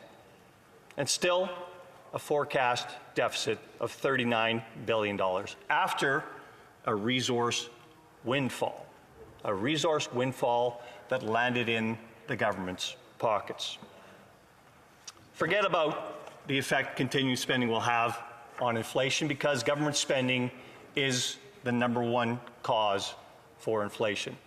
$500 billion over the past 2.5 years has caused excessive inflation in the Canadian economy. The overspending has been rampant. Our debt is double what it was before this government got into power. It is an anomaly in the world. We need to address it. The effect on Canadians in that respect if you think about an average Canadian in an average house with an average mortgage, and I have to speculate here that that mortgage is going to be on a variable rate basis, will be an extra $7,000 per year because of the higher interest rates caused by the inflationary environment that the government has produced. $7,000 a year more on top of the taxes that are being paid more by Canadians and more to the banks. So who's doing well in this inflationary environment and who's not doing so well? Well, I can tell you right now, the Canadian taxpayers aren't doing that well. But the minister has to acknowledge as well, and she does in her document, and I need to point it out very clearly to her here, $24 billion this year in debt service payments.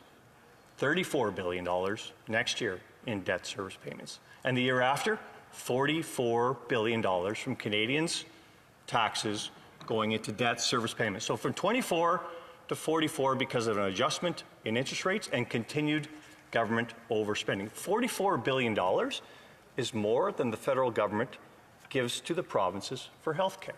So this has become a major item in the government's balance sheet and an income statement. It is something we're going to have to address. I suggest we address it sooner rather than later. Perhaps that extra $16 billion the minister found under her pillow here, she could have actually used for some debt reduction so we wouldn't have that $44 billion bill, $20 billion higher than this year, 2 years from now. It's something that we do need to start focusing on. And she did use some words in her speech, and I read those words, I heard those words as well. She talked about prudent fiscal management. This is anything but prudent. She talked about keeping powder dry.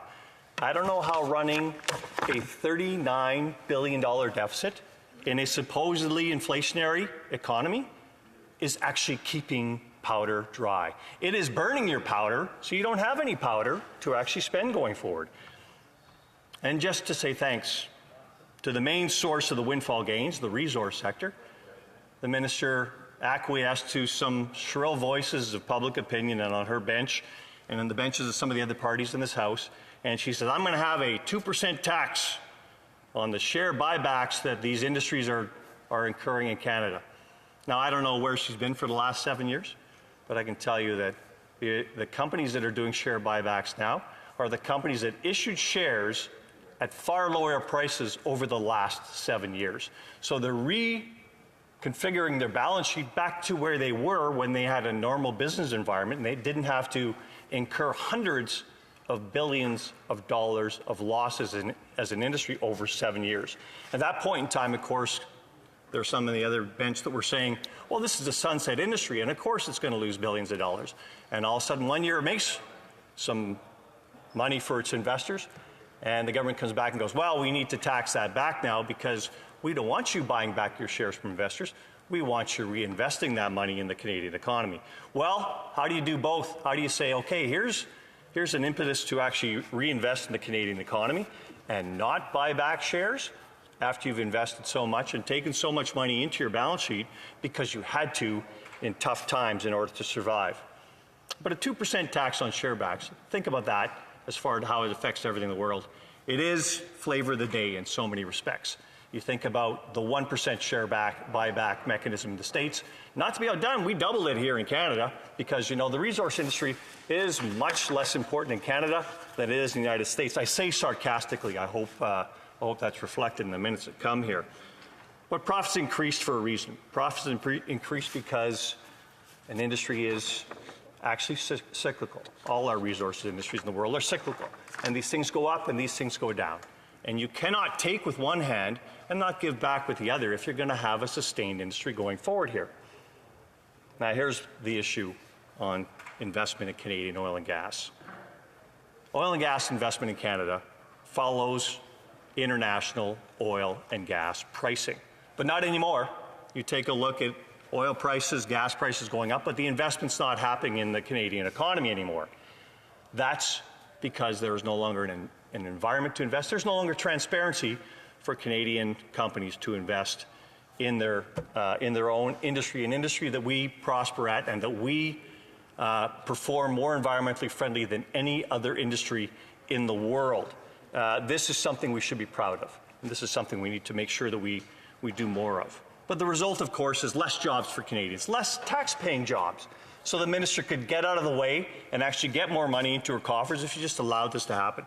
Less jobs, less investment in Canada, less technology development in Canada, green technology development in Canada, less future taxes paid, a lower Canadian dollar because of this government's actions. And a lower Canadian dollar affects all Canadians because we get so many of our goods from other markets. And that means we're paying more Canadian dollars to get the same goods that cost the same in US dollars or British pounds or euros or won or yen, whatever we're importing at that point in time. We've devalued ourselves because of that, Madam Speaker.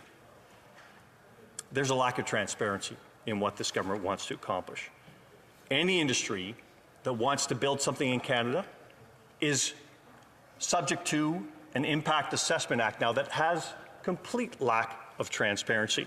And that means the critical minerals industry that this government vaunts is going, how on earth do we do this? We can't do this. You take a look at the example shown in our natural resource industry in the building a pipeline for liquid natural gas exports in Canada. We are slow in Canada. You take a look at who's prospered over the last decade. The U.S. has prospered mightily. They've prospered.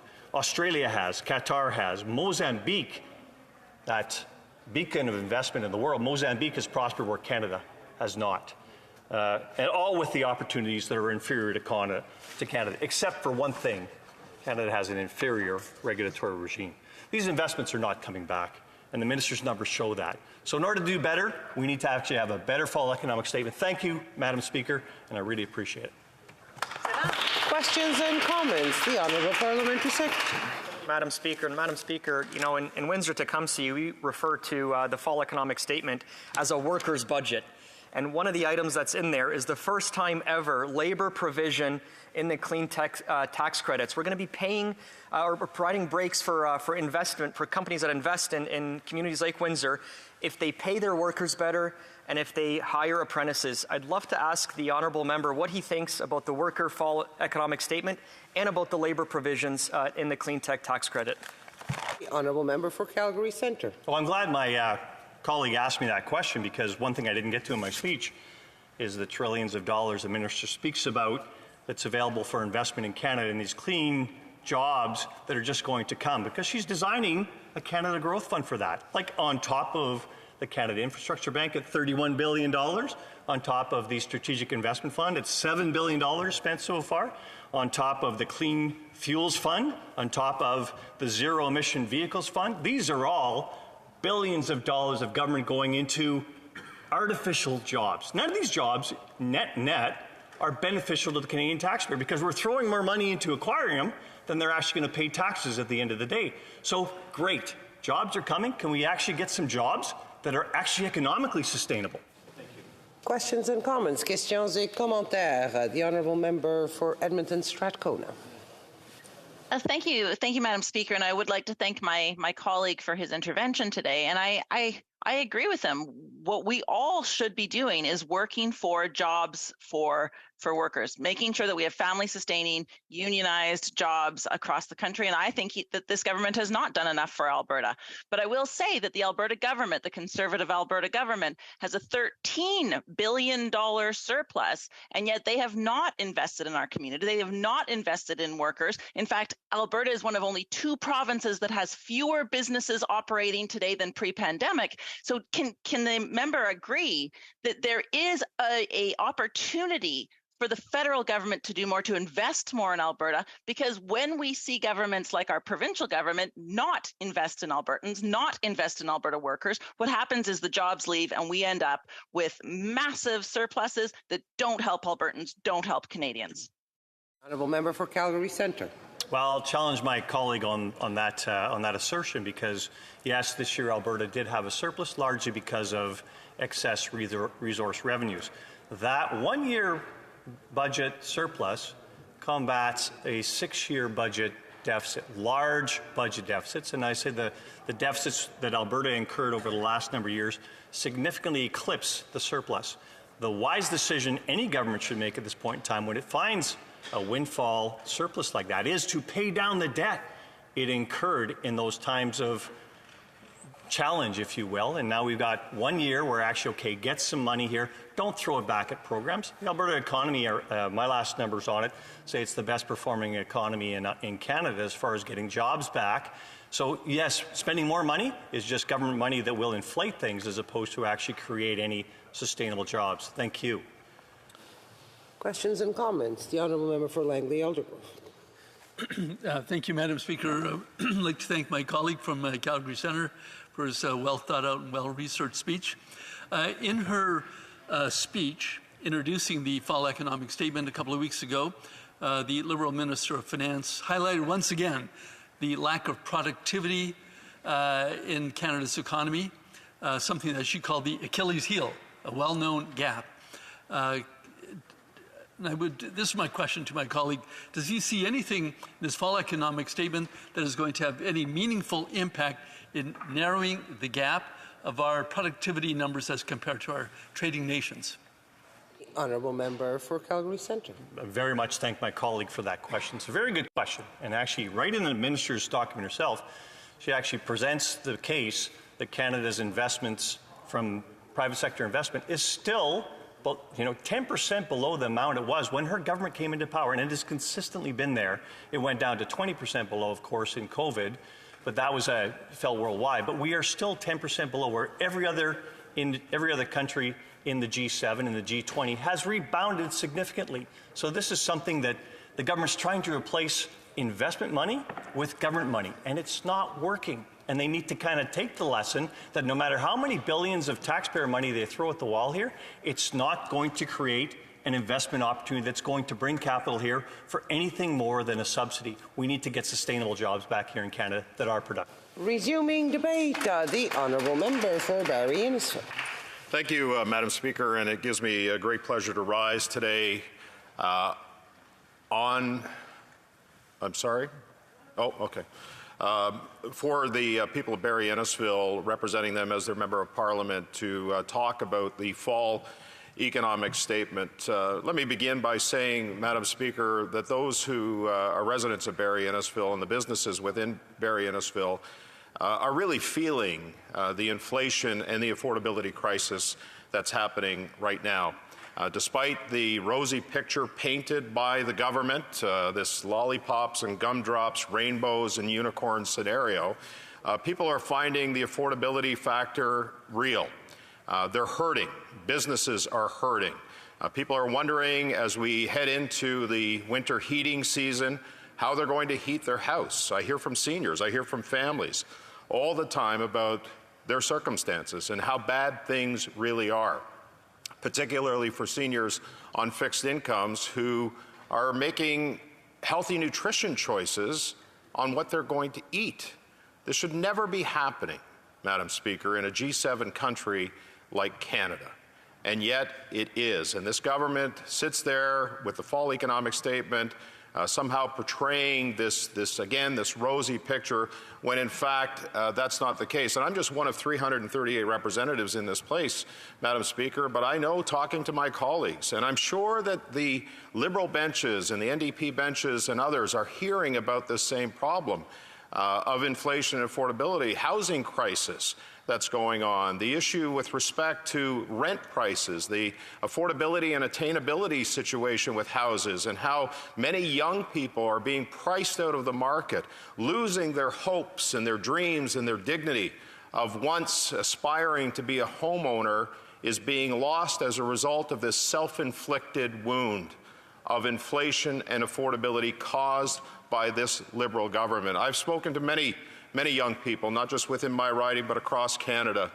They feel like they've been lied to and let down by this Prime Minister and this government. And I will go so far as to say, Madam Speaker, that they are despondent that they're not going to have the same opportunities and have the same hopes and dreams as earlier generations. And something has to change.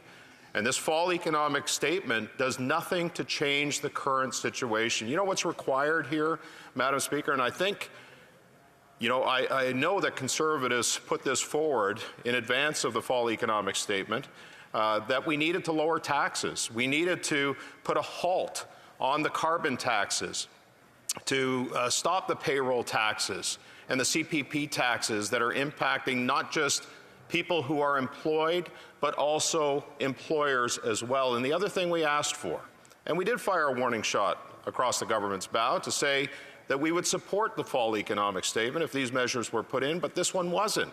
And that is, for every new dollar being spent, that they would find a dollar in savings from government waste.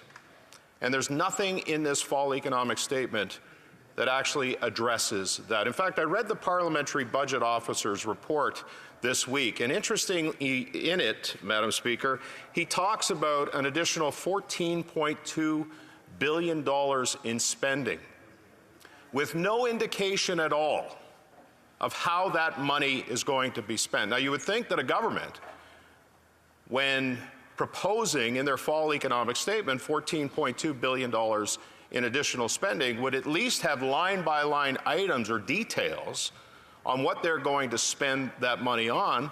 The Parliamentary Budget Officer said there was nothing in the fall economic statement to give that indication. Yet here we are, as parliamentarians, looking over a fall economic statement that talks about billions and billions of dollars in additional spending, without the ability to hold the government to account, without the ability to ask those questions on a line-by-line basis. And they expect, the government does, and the Prime Minister does, that we're just going to willy-nilly pass this thing through.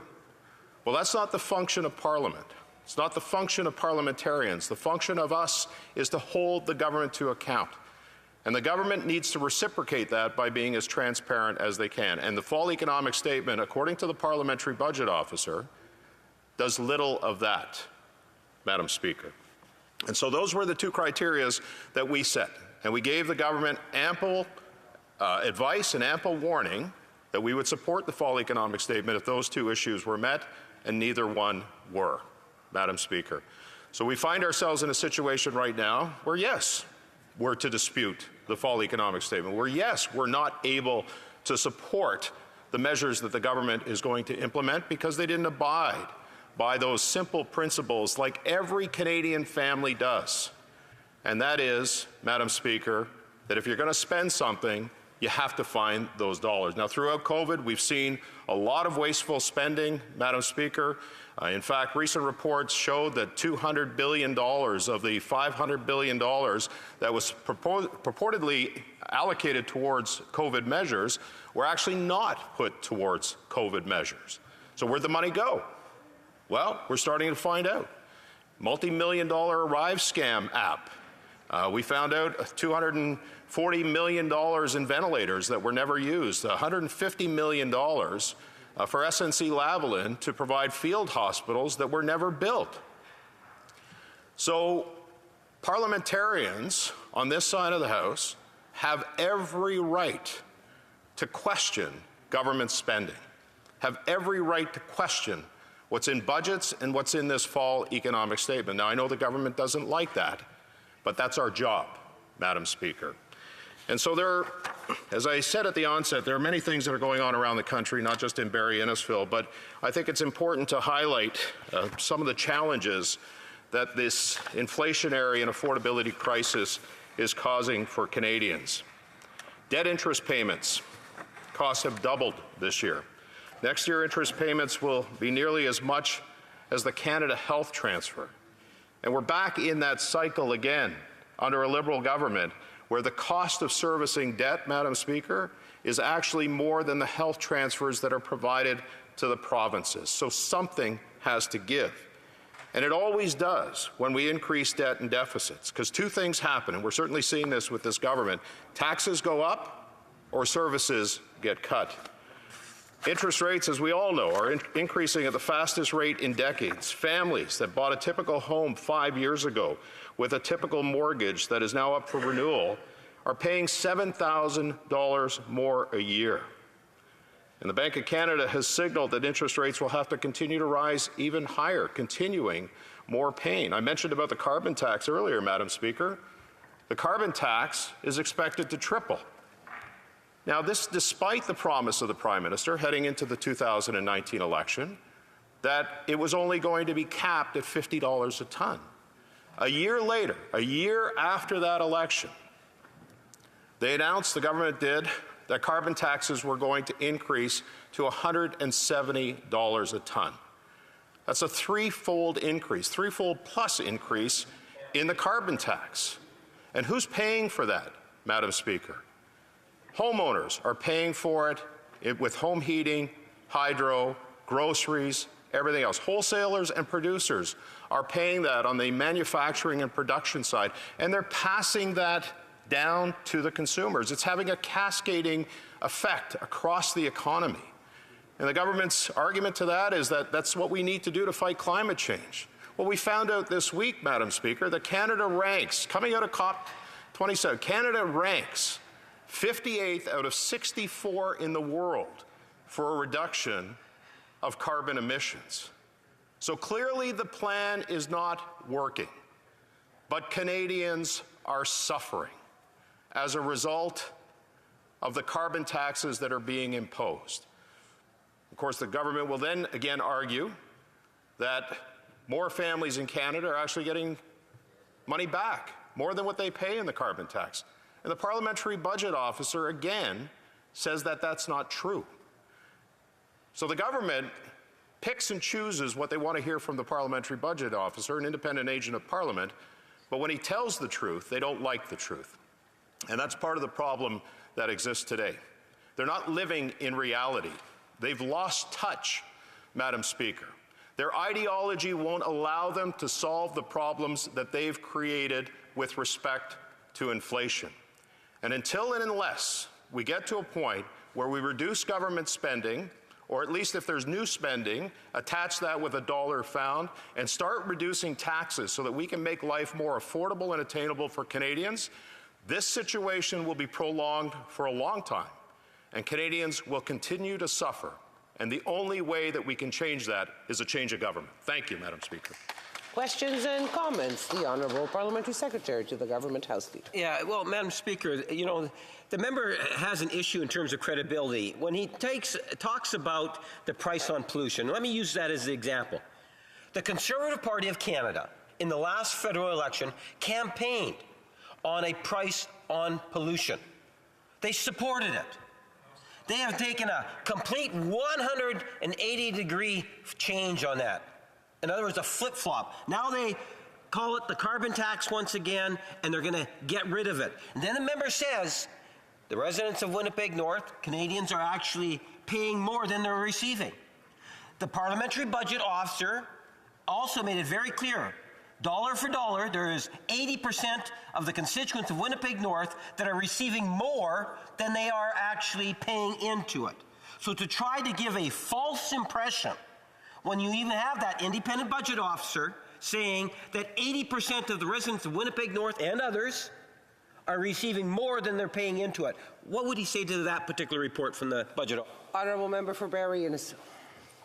Well, Madam Speaker, I would encourage the member to read what's in the Parliamentary Budget Officer report and how that impacts Canadians across the country, not just in Winnipeg North. I can speak to my issue in Barrie Innesville, and I can tell you that the carbon tax is disproportionately affecting individuals and businesses who need to drive to go to work, who need to heat their homes, who need to eat. Businesses that are providing goods and services that are being charged a carbon tax that they're not getting any rebate back. It's a tax. It's not a price on carbon, and it's disproportionately affecting a majority of people across this country. Leger this week did a poll, Madam Speaker. 71% of Canadians want the carbon tax eliminated. 71%, because they know it's having an impact on them. Questions et commentaires, l'honorable député de Joliette. Merci, Madame la Présidente. Thank you, Madam Speaker. I'd like to congratulate my colleague for his speech. I would like to talk to him about the rhetoric of the party in power. In the spring announcement, the government said that they had to focus on supply chains, but no measures have been proposed. In the fall economic update, again, same thing. They talk about supply chains, no concrete measures to solve the problem. And in this fall's update, same thing with inflation. We see the word inflation repeatedly in the update, but no measure, contrary to what was already voted in the House or what was announced in last spring's budget. Like me, does the honourable member find that the equation between rhetoric and concrete actions is lacking? Merci, Madame la Présidente. Yes, thank you, Madam Speaker. It's been like that for 7 years. There's a lot of rhetoric, lots of lovely words, lots of plans. But the plans are failing. And when you look at what's happening in the country, and I cited some of them earlier, but again, 1.5 million people going to food banks in a G7 country. You can't tell me, Madam Speaker, that what's happening in this country as a result of these Liberals is broken policies everywhere. I can go on. I can talk about passports. I can talk about, the list is as long as the day of the failures of this government and the broken promises that they've made. The honourable member for Saanich Gulf Islands. Thank you, Madam Speaker. My question to my honourable colleague is, he's quite right when he references the fact that Canada rates at the bottom of industrialized countries in terms of our climate performance. In fact, throughout the previous Conservative government and the current, since 2015, the Liberal government, no federal government has gotten the direction right. They set reduction targets for carbon, but with the exception of the 2008 financial crisis when carbon went down, and the 2019-2020 difference over COVID, without pandemic or economic collapse, no government has gotten the direction right to start bringing emissions down.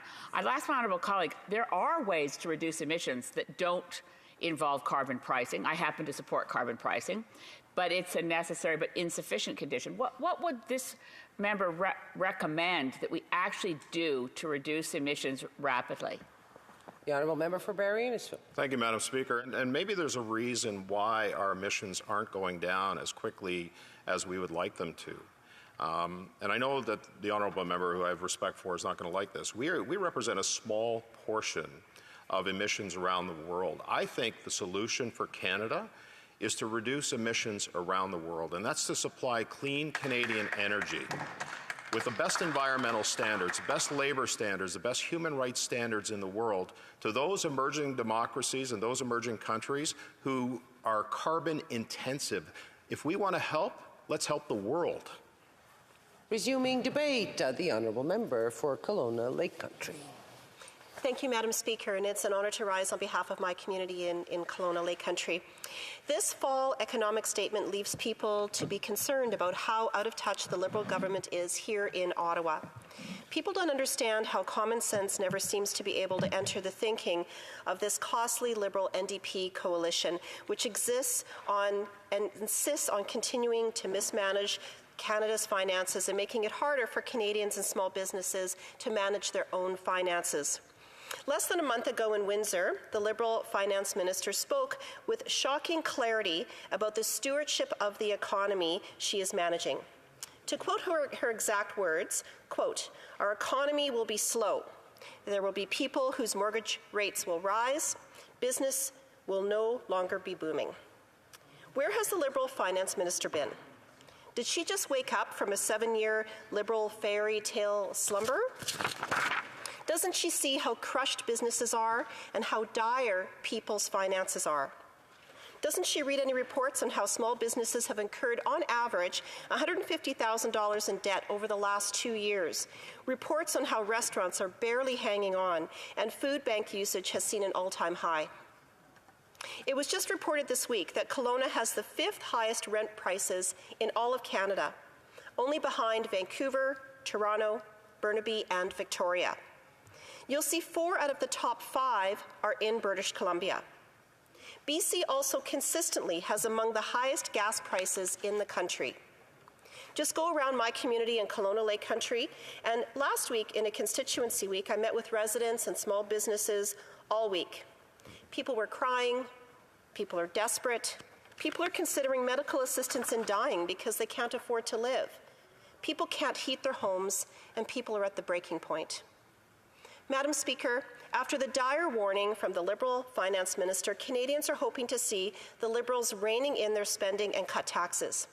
But now, residents in my community are forced to make tough decisions. I was talking with a senior from my community last week who is devastated because he was forced to make the tough decision to sell his home because he couldn't afford to live in it anymore. He doesn't know what he's going to do. People in Kelowna Lake Country are concerned with the possibility of a recession in 2023, yet the Liberals continue to spin fairy tales like this fall economic statement. This statement contains no intention of turning back on years of out-of-control Liberal spending that has driven up an inflationary deficit of almost $500 billion, leaving us with the highest federal debt ever. The fall economic statement contains no tax relief for young people, families, seniors, and persons with disabilities while they struggle to afford painful increases in the price of food, gas, and home heating. Instead, the Liberals are squeezing more taxes out of them. So far this year, the Liberals will be taking an extra $40.1 billion out of people's bank accounts and putting it into the government's bank account. It has no plans to turn off the taps and end the money printing that has driven our generational high inflation crisis. The Liberals have a laundry list of benefits they've created, giving people a little bit of their own money back. There are no solutions to help businesses remove the help wanted ads in their windows. There's no plan to refill shelves with essentials like children's fever and pain medication, a problem that has been known since July. And yet, as usual, the Liberals did nothing on important issues for families like this. Madam Speaker, the Liberals are not focusing on what is actually important to families, like reducing taxes, getting inflation under control, and having basic necessities like medical supplies on store shelves. Multiple tax increases are still coming in the new year, such as a drastic rise in excise taxes for Kelowna Lake Country, local wineries, cideries, breweries, and distilleries, and others across the country as well. The Liberals call it an escalator tax, which is really a fancy bureaucratic word for automatic tax hike. And the worst part is that it's tied to inflation. So it will be a bigger increase than ever before, which will trickle down to retailers, restaurants, and consumers. Conservatives were transparent with our recommendations for this fall economic statement. There's nothing different than what my constituents are asking for every day. First, cancel all planned tax hikes, including the tripling of the carbon tax. People are already choosing between heating their homes and putting food in fridges. They don't need more tax grabs. Second, ensure that an equivalent savings matches all new spending. Canadians see no benefit from a $500 billion deficit made of wasteful purchases like the multi-million-dollar ArriveScan app. Third, get rid of red tape so our businesses and people can thrive. Red tape is affecting businesses, bring skilled workers in to fill their labor needs. Our natural resources, our farmers, our manufacturers are all affected. It's like everything is on hold while the Liberals live in a fairyland. It isn't just conservatives these Liberals are choosing to ignore. Madam Speaker, the arm's-length, nonpartisan Parliamentary Budget Officer's report must disappear like pixie dust as soon as they come across a Liberal office door. The PBO's latest report proves that there are clear warnings for the country. First, the PBO estimates the unemployment rate will increase in 2023 to 5.8%. with a significant factor being people retiring. If the predicted recession hits next year at levels that some economists are projecting, the unemployment rate could undoubtedly increase further, and we'll see a move away from help wanted signs to companies having to downsize in some sectors, while others will still struggle to get the skilled workers that they need. Food bank usage is already at an all-time high. Food Banks Canada recorded 1.5 million visits to food banks in just 1 month, which is a 35% increase compared to last year. I fear what increase in usage they'll see next year. Second, the PBO lays out the estimated federal government revenue and debt levels and states, quote, despite the projected decline in the budgetary deficit, public debt charges are projected to more than double from their 2020 to 2021 level of $20.4 billion, reaching $47.6 billion in 2027 and 28 due to higher interest rates and the additional accumulation of federal debt. So, as the Finance Minister talks about how the federal debt should be lower, though it is the highest ever in Canada, the PBO reports the public debt charges will be more than double. So really, what does that mean? That means we're paying more for that debt. A comparison is like doubling the interest you'd be charged on your monthly credit card bill. As you make your payments, your bill total could slowly decrease. But every dollar that you put in will be worth less, as it will take much longer to pay the debt off. You'll actually end up paying a lot more. The third is our record high inflation. The PBO's estimates show federal government revenues increasing yearly until 2028. And the estimated increase is more than $40 billion from 2022 to 2024. We all know inflation has been as high as 8.1% this year, with food costs even being higher. And the government's revenue increase is primarily due to higher inflation adding tax revenue. In addition, the government increases payroll tax, excise tax, and carbon tax will all bring in more revenue. Madam Speaker, those increased tax dollars to the government's coffers based on inflation and tax increases do not reflect a robust economy. I spoke with a small business owner from my community last week who said that she's making the tough decision to raise her rates as she just can't keep absorbing the higher costs. She feels bad for her clients, but she held off as long as she could. I spoke with a resident from Joe Rich. I attended a fundraiser last weekend for residents. These are people in our community who can't afford food, fuel, and medicine. She said people don't have money to buy wood pallets to heat their homes. People can't afford to eat. People can't afford to buy gas, to drive the half hour back and forth to buy medicine and food. She's never seen things so bad in her lifetime. I spoke with a man in his 20s who is now helping his parents with their mortgage payment because with the high interest rates, his parents can't afford to pay everything on their own. And this young man is now putting his own future on hold. This is Canada. What is wrong with the Liberals? Why can't they see how serious this is? Our Conservative team will continue to stand up for real tax relief to help Canadians, seniors, families, young adults, small businesses, and not-for-profits. People are looking for hope, and I will stand up for the people and small businesses of Kelowna Lake Country in voting against this government's continued disregard of our cost of living crisis. Thank you, Madam Speaker. The Honourable President of the King's Privy Council is rising. Thank you very much, Madam Speaker. And Madam Speaker, I rise on a point of order to advise that an agreement could not be reached under the provisions of Standing Order 78.1 or 78.2 with respect to the second reading of stage of Bill C-32, an act to implement certain provisions of the Fall Economic Statement, tabled in Parliament on November the 3rd, 2022, and certain provisions of the budget tabled in Parliament on April 7th, 2022.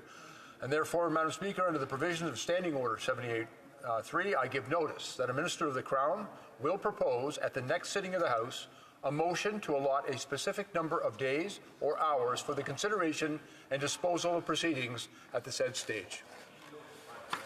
So noted.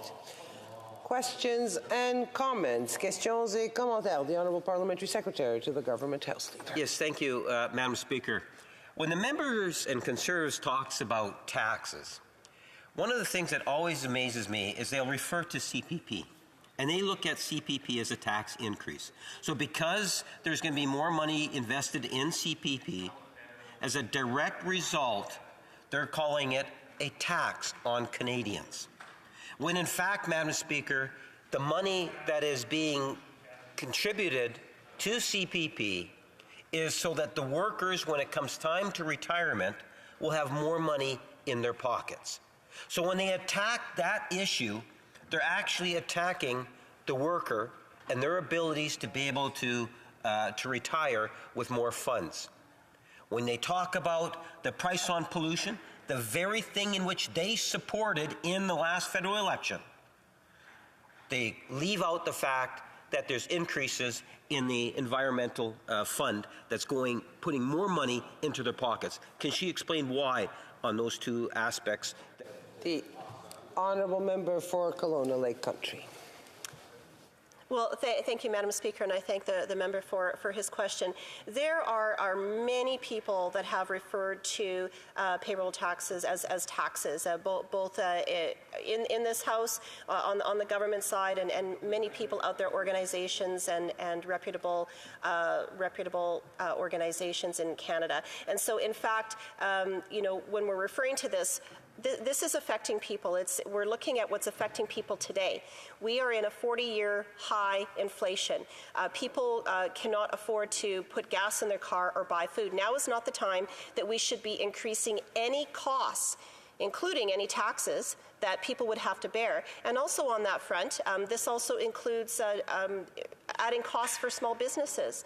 As I mentioned in my speech, many small businesses have taken on $150,000 in extra debt during the pandemic, and they've had no way to pay it off. So now, adding with these payroll charges, they will have to pay that extra amount. So it is taking money out of their bank accounts in order to be able to pay off debt or spend money on anything else that they want to. With respect to the carbon... Have to give the time for one last question. L'honorable député de Joliette. The Honourable Member for Joliette. Thank you, Madam Speaker, and I'd like to thank my colleague for her speech. Madam Speaker, I am outraged.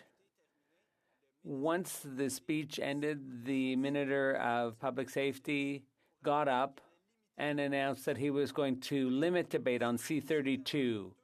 It's shameful. It's upsetting. It's infuriating. Why does the government always want to limit debate here in the House, especially given that bill was to go to committee and there was supposed to be a pre-study and under the sunset clause. In a few days, we'll move to clause by clause. I have to give the floor to the Honourable Member, so she has a few seconds to answer. Honourable Member, a very short answer. Thank you, Madam Speaker. And I thank the member for the question, and he's absolutely right. We see this government continually bringing forth collapse of debate in this House. I know for myself, there's many times where I've had speeches prepared to speak up on behalf of my community of Kelowna Lake Country, and it was cancelled. So this government continues to do that. We are sent here, we are elected to represent our communities, to bring our voices forth, to bring the positions forth, so that we can potentially bring them to committee. And we have to take it to the end. It being 1:30, the House will now proceed to the consideration of private members' business as listed on today's order paper. Orders of the day. Today, private members' business. Consideration at report stage of Bill C-228, Pension Protection Act, standing in the name of Ms. Cladou. Comme il n'y a aucune motion. There being no motion at report stage, the House will now proceed without debate to the putting of the question on the motion to concur in the bill at report stage. Mr. Epp moves that Bill C-228, an act to amend the Bankruptcy and Insolvency Act, the Companies Creditors Arrangement Act, and the Pensions Benefits Standards Act 1985, as amended, be concurred in at report stage.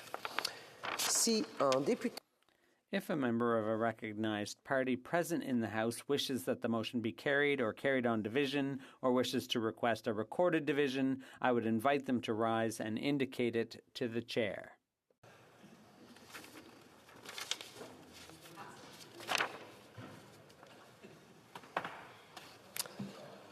I therefore declare the motion carried.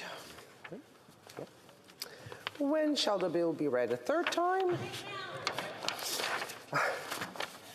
So, Ms. Gladue, seconded by Mr. Epp, moves that Bill C-228, an act to amend the Bankruptcy and Insolvency Act, the Companies Creditors Arrangement Act, and the Pensions Benefits Standards Act 1985, be now read a third time and do pass. Debate. The Honourable Member for Sarnia-Lambton. Thank you, Madam Speaker. I am very pleased to rise today to speak to my private member's bill, C-228, here today at third reading. It was successfully passed as amended at Finance Committee. Bill C-228 is centered on pension protection, working to prevent the loss of pensions for employees whose companies have declared bankruptcy. Canadians deserve to know that the contributions they've made their whole life will result in a secure financial future for themselves and their families. But the last few years have shown us that security can disappear in a moment. My bill will remedy this issue. The bill does three things.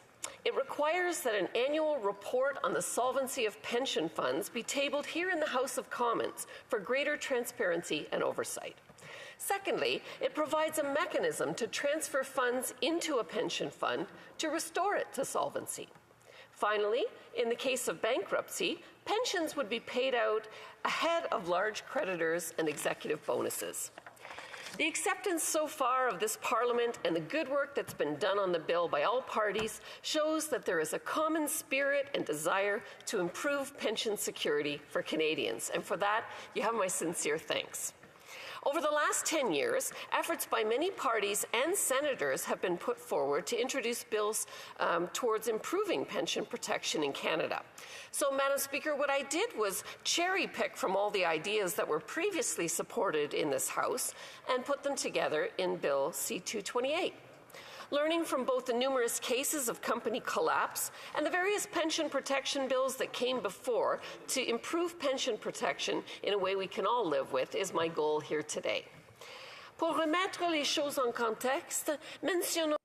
To put things in context, let's note that a number of companies have declared bankruptcy, much to the dismay of their employees. Nortel went bankrupt in 2009, leaving 200,000 Canadians to fend for themselves when it came to their pensions.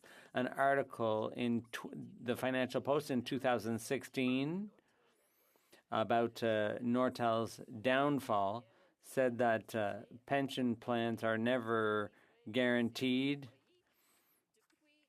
and when employees attempted to recover some of the $7.3 billion worth of shares, the legal costs and fees reached over $1.9 billion, which further reduced the amount left at the end of the day for former employees. At the end of 2016, according to CBC, former Nortel employees were pleased with the deal they reached, which was a deal for 40 cents on the dollar, which was an improvement over the initially offered 10 cents on the dollar. However, in 2020, employees lost out once again when the Ontario Pension Benefit Guarantee Fund managed to get $200 million from the money allotted to pensioners in connection with the Nortel bankruptcy proceedings. So ultimately, all the confusion around the Nortel case ended up in a battle that lasted over 11 years for former employees, and they suffered a number of setbacks when they were simply trying to get the financial security they were entitled to. And that's just one example. Another infamous case, perhaps one of the most well-known. Between 2005 and 2013, Sears Canada paid more than $3 billion in dividends to shareholders, even as it was operating at a loss, and its pension plan was underfunded by about $133 million. In 2017, Sears Canada declared bankruptcy after attempting to restructure. During the restructuring, Sears Canada faced heavy criticism for giving retention bonuses to 43 executives and senior managers, but they did not plan to offer severance to laid-off employees. Allegedly, the bonuses were intended to maintain the morale of senior staff at the cost of providing necessary funds for the company's pension plan, leaving more than 17,000 pensioners cheated of their full pensions. Sears pensioners learned that their pensions were going to be cut by 30%. 72-year-old Ron HoC of Mount Pearl, Newfoundland, told the CBC that the cut caused his monthly pension payment to drop by $450. Many said they would have to go back to work in sales in their 70s. Pensioners in Ontario fared marginally better because of the provincial mechanism that protects the first $1,500 of a pensioner's payment, but it made little difference overall, and in today's era of extreme inflation is helping even less. Looking back further, when Eaton's company folded in 1999, the vast majority of their 24,500 employees were terminated without being paid termination pay and severance pay and other amounts owed to them. All employee and retiree health and other benefits were canceled. In the end, the liquidator released payments to employees and retirees of just 53.7 cents on the dollar. There are several other noted cases where courts have ruled in favor of creditors and lenders over pensioners, including Indolux, Stelco, and Grant Forest Products, among others. In the Indolux case, Indolux Limited obtained creditor protection under the Companies Creditors Arrangement Act, also known as the CCAA. The court authorized Indolux to obtain debtor in possession, or DIP financing, which would provide the company with loans to allow it to continue operating its businesses during the restructuring period. These DIP lenders had superior priority over the existing debt, equity, and other claims.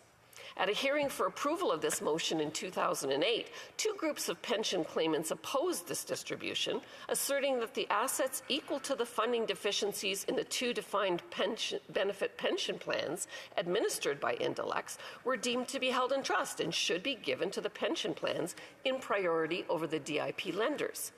The CCAA court ruled in favor of the DIP lenders, not the pensioners. This decision was upheld and became a precedent for the Grant Forest Products case. Sadly, many other examples of workers who did not receive their full pensions exist. Il ne fait aucun doute que ce problème existe depuis longtemps. This problem has existed since the agreement. The government must take action, rigorous, strong action to correct course and protect Canadian workers. I commend some of my House colleagues. In fact, many members from all parties came to see me to talk about bills on the same topic. Report on the solvency of a fund, but it goes to the Superintendent of Finance, and it's not clear what, if any, actions are taken. In fact, from 2003 to 2020, there's evidence that companies continue to have insolvent pension funds. My bill will require this report to be tabled here for greater transparency and oversight. Currently, the average federally managed fund is at 109% solvency, so it's a good time to implement the measures of this bill. The second part of the bill is to allow companies with insolvent pension funds to transfer additional funds from other assets in the business into the pension fund without tax implication to make it solvent.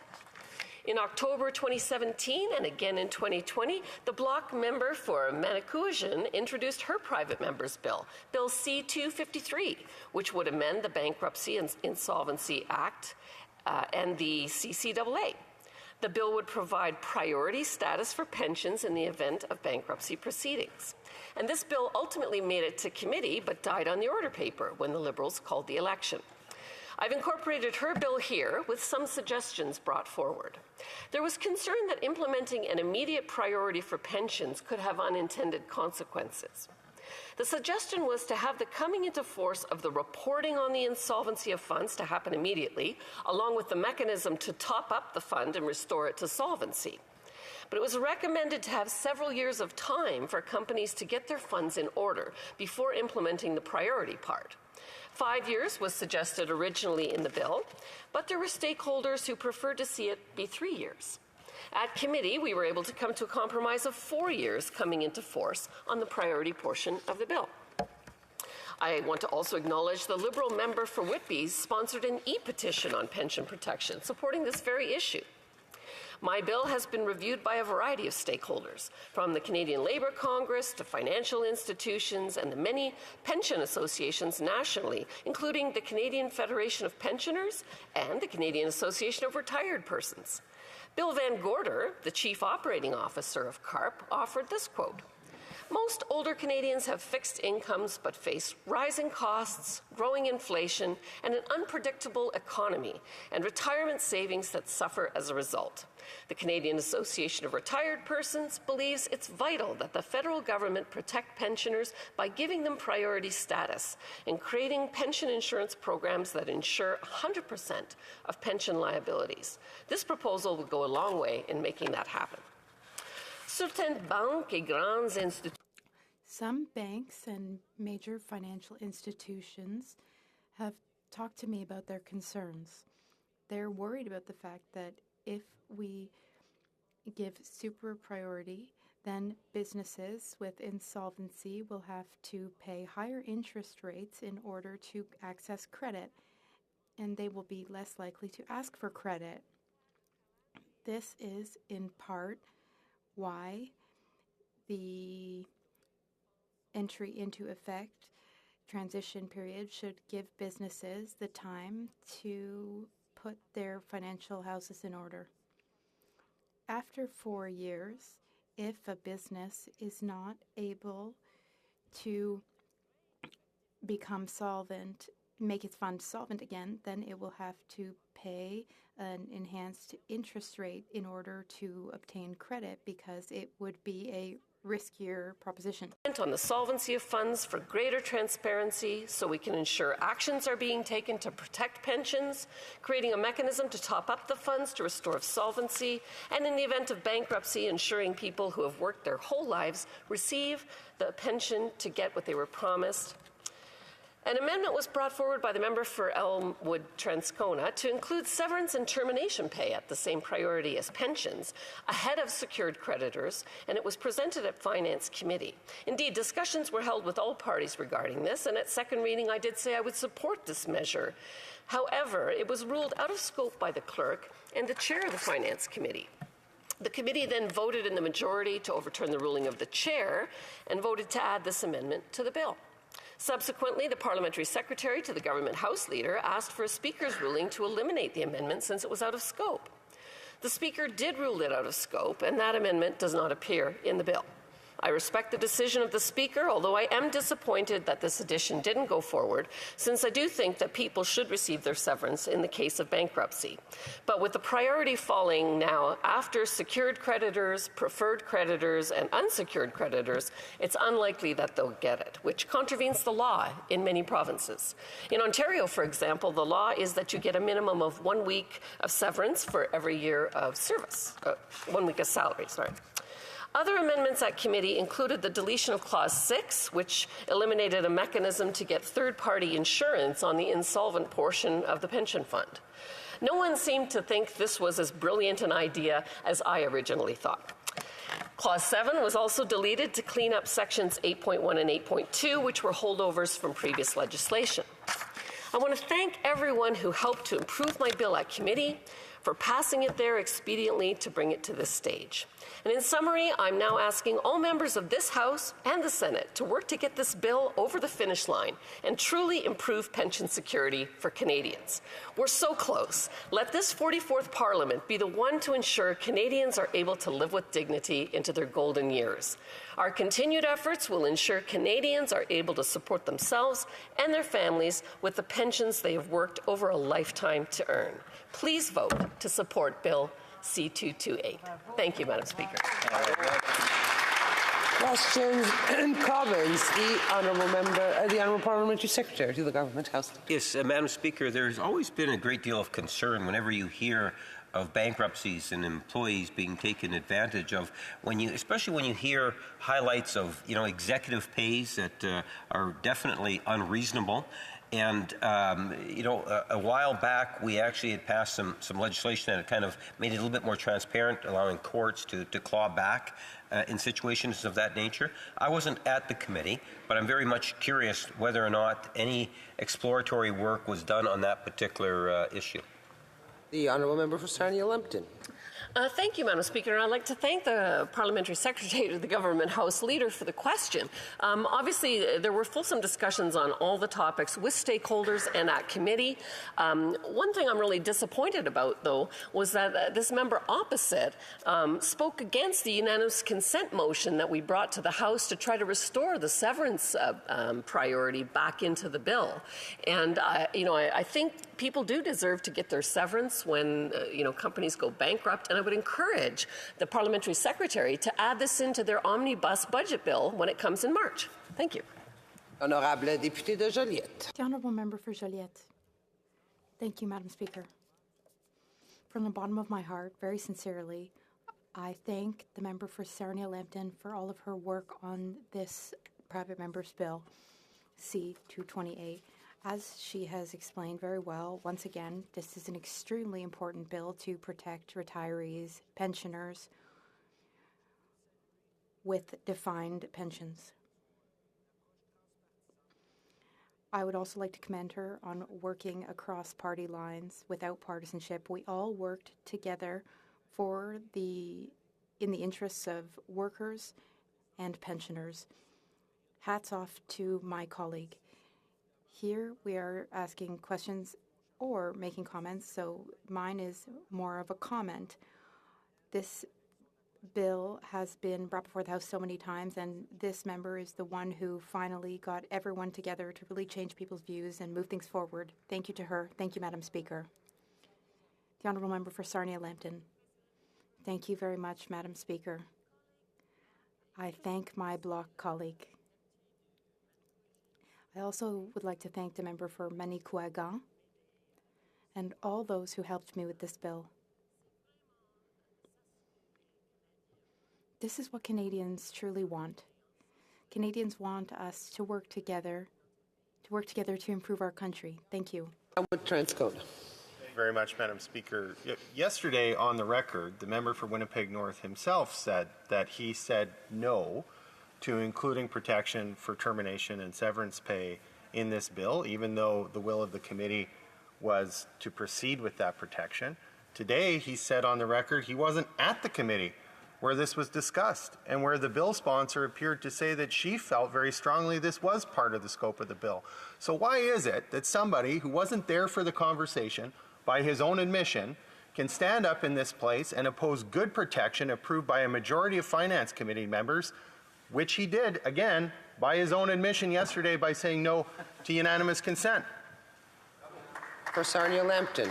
Well, thank you, Madam Speaker. And I am equally troubled at why the Liberals, and the member from Winnipeg North especially, don't want to support Canadian workers that need their severance pay. I think that this is really troubling. And now they've put them behind bankers, large creditors, executive bonuses. It's just really disappointing to me. And I think the government has an opportunity to rectify this error and to put that amendment into their omnibus budget bill when it comes in March. Thank you, Madam Speaker. The Honourable Member for Saanich Gulf Highlands. Thank you, Madam Speaker, and I'm really pleased to have an opportunity to speak at this moment in the history of Bill C-228, and also extend my deep appreciation to the member for Sarnia-Lambton. There have been many attempts in this place to ensure that workers are secured creditors in bankruptcy. It shouldn't be so hard. I'll be voting for her bill with enthusiasm and merely want to thank her. Last comment from the Honourable Member for Sarnia-Lambton. Thank you, Madam Speaker, and thank you to the member opposite and to all the members that are supportive of the bill. I do believe that, now that the controversial severance amendment is out, that every member of this House will support the bill, and so I look forward to that and for a little bit more debate on it. Thank you, Madam Speaker. Resuming debate, reprise du débat, l'honorable député. The Honourable Member for Sudbury. Madame la Présidente, je suis heureuse de... Madam Speaker, I am happy to take part in our discussion about C-228 at third reading in the House after committee study by the Standing Finance Committee. By the committee, Bill C-228 would amend the treatment of pension claims in proceedings under the Bankruptcy and Insolvency Act, BIA, and the Companies Creditors Arrangement Act, the CCAA. Under current law, unfunded pension liabilities and unpaid special payments are unsecured claims. Madam Speaker, unfunded pension liabilities are the shortfall between a fund's current assets and amounts owed to pensioners. Pension special payments are additional contributions by employers that are sometimes required under pension legislation to reduce a pension deficit over time. Bill C-228 would give both these pension claims a super priority. In BIA bankruptcies and receiverships, pension claims would be paid out ahead of secured, preferred, and unsecured claims. The CCAA and BIA restructuring plans would have to provide for the payment of pension claims to obtain court approval. As originally drafted, Bill C-228 provided for a 5-year transition period before these pension changes came into effect. After consideration in committee, the bill, as referred to the House, provides for a transition period of 4 years, as proposed by members of the government. Bill C-228 would also amend the Pension Benefit Standards Act 1985, PBSA, under the responsibility of the Minister of Finance. The only PBSA amendment, as reported back by the committee, would amend the Federal Superintendent of Financial Institutions' existing requirement for an annual report to the Minister of Finance on the operation of the PBSA that is tabled in Parliament. It would add additional content to this report related to the funding requirements of federally regulated pension plans under the PBSA and require it to be transmitted to provincial counterparts. Madam Speaker, I would note that Bill C-228, as referred to committee by this House, dealt with the treatment of both federal and provincial private pensions in insolvency proceedings under the BIA and the CCAA, and the regulation of federal pensions under the PBSA. Cependant, lors de However, during the clause-by-clause study of Bill C-228, the committee expanded the scope of the bill beyond pensions by adding a new preferred claim for termination and severance pay owed to a worker owed by a bankrupt employer under federal or provincial employment standards legislation or under a collective agreement. These amounts are currently unsecured claims. Under the amended Bill C-228, these claims would be paid in full before the claims of any other unsecured creditor. Madam Speaker, the government has made it clear in the House and in committee that it understands the challenges that employer insolvency can present to retirees, pensioners, current employees, and their communities. We continue to listen to the concerns expressed by Canadians on the critical issues of retirement security and protection of wages, severance, and termination pay. Our government has taken action to increase the retirement income and security of all Canadians, including retirees, and to improve protection for Canadian workers owed unpaid wages and severance and termination pay by bankrupt employers. Madam Speaker, no one in this House doubts that Bill C-228 was introduced with good intentions for the interest of pensioners. Having said that, we should be mindful in our continuing debate on the bill that significant concerns have been raised by expert witnesses and pension plan administrators during committee study that a super priority for pension claims may have unintended negative consequences for both pensioners and employees of insolvent employers, and the much larger number of pensioners and employees in the Canadian workplace as a whole. We should also take serious note of the fact that the new preferred claim for termination and severance pay was introduced only during the committee's clause-by-clause consideration of the bill. As such, the committee did not have the benefit of the views of this House at second reading on this new priority claim, nor did it have the opportunity to hear the testimony of expert witnesses and ask questions regarding its potential impact on different employee groups, as well as other stakeholders and creditors in an insolvency proceeding. Madame la Présidente. Madam Speaker, while all of us in the House are united in our desire to protect the interests of pensioners, we must also consider the significant negative consequences that a super priority for unfunded liabilities of defined benefit pension plans could have for Canadian pensioners, employees, businesses, and employers. First, such a super priority can only protect pensioners from the consequences of employer insolvency in certain circumstances.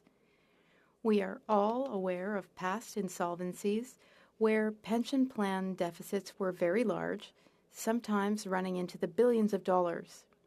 During the committee study of Bill C-228 and similar private members' bills in the past, experts, lenders, pension plan sponsors, and employers, and even some unions, pointed out that a super priority does not guarantee that pensioners would be fully protected in an employer's insolvency if the employer did not have sufficient assets to cover the claim. It is also crucial that we take note in our deliberations of the potential impact of a pension claim super priority on the incentives of pension plan sponsors to continue to provide defined benefit pension plans to current employees.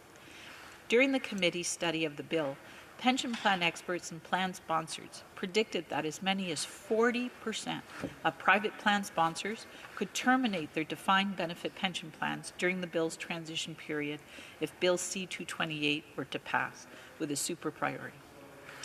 Private defined benefit pension plans currently have 1.2 million active employee members who are still accruing defined benefit pension entitlements. We should be very careful about the potential impact of a super priority on these employees when we consider whether to support Bill C-228 as reported by the committee. Dans certains cas, les retraités et les travailleurs sont mieux servis. In some cases, retirees and workers are better served if the company can enter into a restructuring agreement and continue to operate, which means funding pension and benefit plans. We should bear in mind the successful restructurings involving unfunded pension liabilities that have taken place under the current treatment of insolvency law, including Stelco, Abitibo Water, and Air Canada, where pension benefits were preserved, even though the pension plans were significantly underfunded at the time of insolvency. As we consider how to best protect pensioners and workers, we must also consider ways to balance the potential credit consequences of a pension super priority for employers with pension plans. Lenders will price and allocate credit based on the risk of default and non-payment. If a pension deficit is payable ahead of all other claims, a responsible lender must take this risk into account, either through higher interest costs or reduced credit amounts. Madam Speaker, the government made important changes to insolvency and corporate laws in 2019 to protect pensioner and worker interests in an employer insolvency. Corporate restructurings were made fairer, more transparent, and more accessible for pensioners and workers. Federal corporate law amendments better align corporate incentives with the interests of workers and retirees and provided greater scrutiny of corporate decision-making. Finally, Canada further improved its strong regulation of federal pension plans that already require full solvency funding. Madame la Présidente, bien que ces mesures Madam Speaker, while these measures have improved the retirement and security of employees, the government has also listened to the voices of pensioners and considered more balanced ways to protect the interests of pensioners than a super priority. While no OECD country grants super priority to unfunded pension liabilities, I'm sorry I must interrupt the honourable member. Her time is up. Resuming debate, the honourable member for Joliette. Thank you, Madam Speaker. First of all, I wish to inform the House that Quebec is currently grieving. We have just been informed of the death of the author, writer, performer, actor, comedian, who was very involved in society, Jean Lapointe. On behalf of the Bloc Québécois, I wish to offer my most sincere condolences to his family, to his son Jean-Marie, his entire family, his friends, his loved ones, and all of Quebec, of course. We will remember him for his comedy shows, his songs. It is through songs that we sometimes learn to live. And for certain roles, we can think of the Duplessis series when he was the sheriff. It was an extraordinary performance. In different films, from Marc-André Fortier, or the role he had in the movie Les Ordres. We will keep his memory, and we congratulate him for all of his activities and outreach. So, farewell, Jean. Now, Madam Speaker, the bill we have before us, Bill C-228, Finally, we have reached third reading stage of this bill. It's extraordinary. Once again, I want to sincerely thank the Honourable Member for Sarnia-Lambton for having managed this and creating consensus around a common goal. We saw work done at the committee level.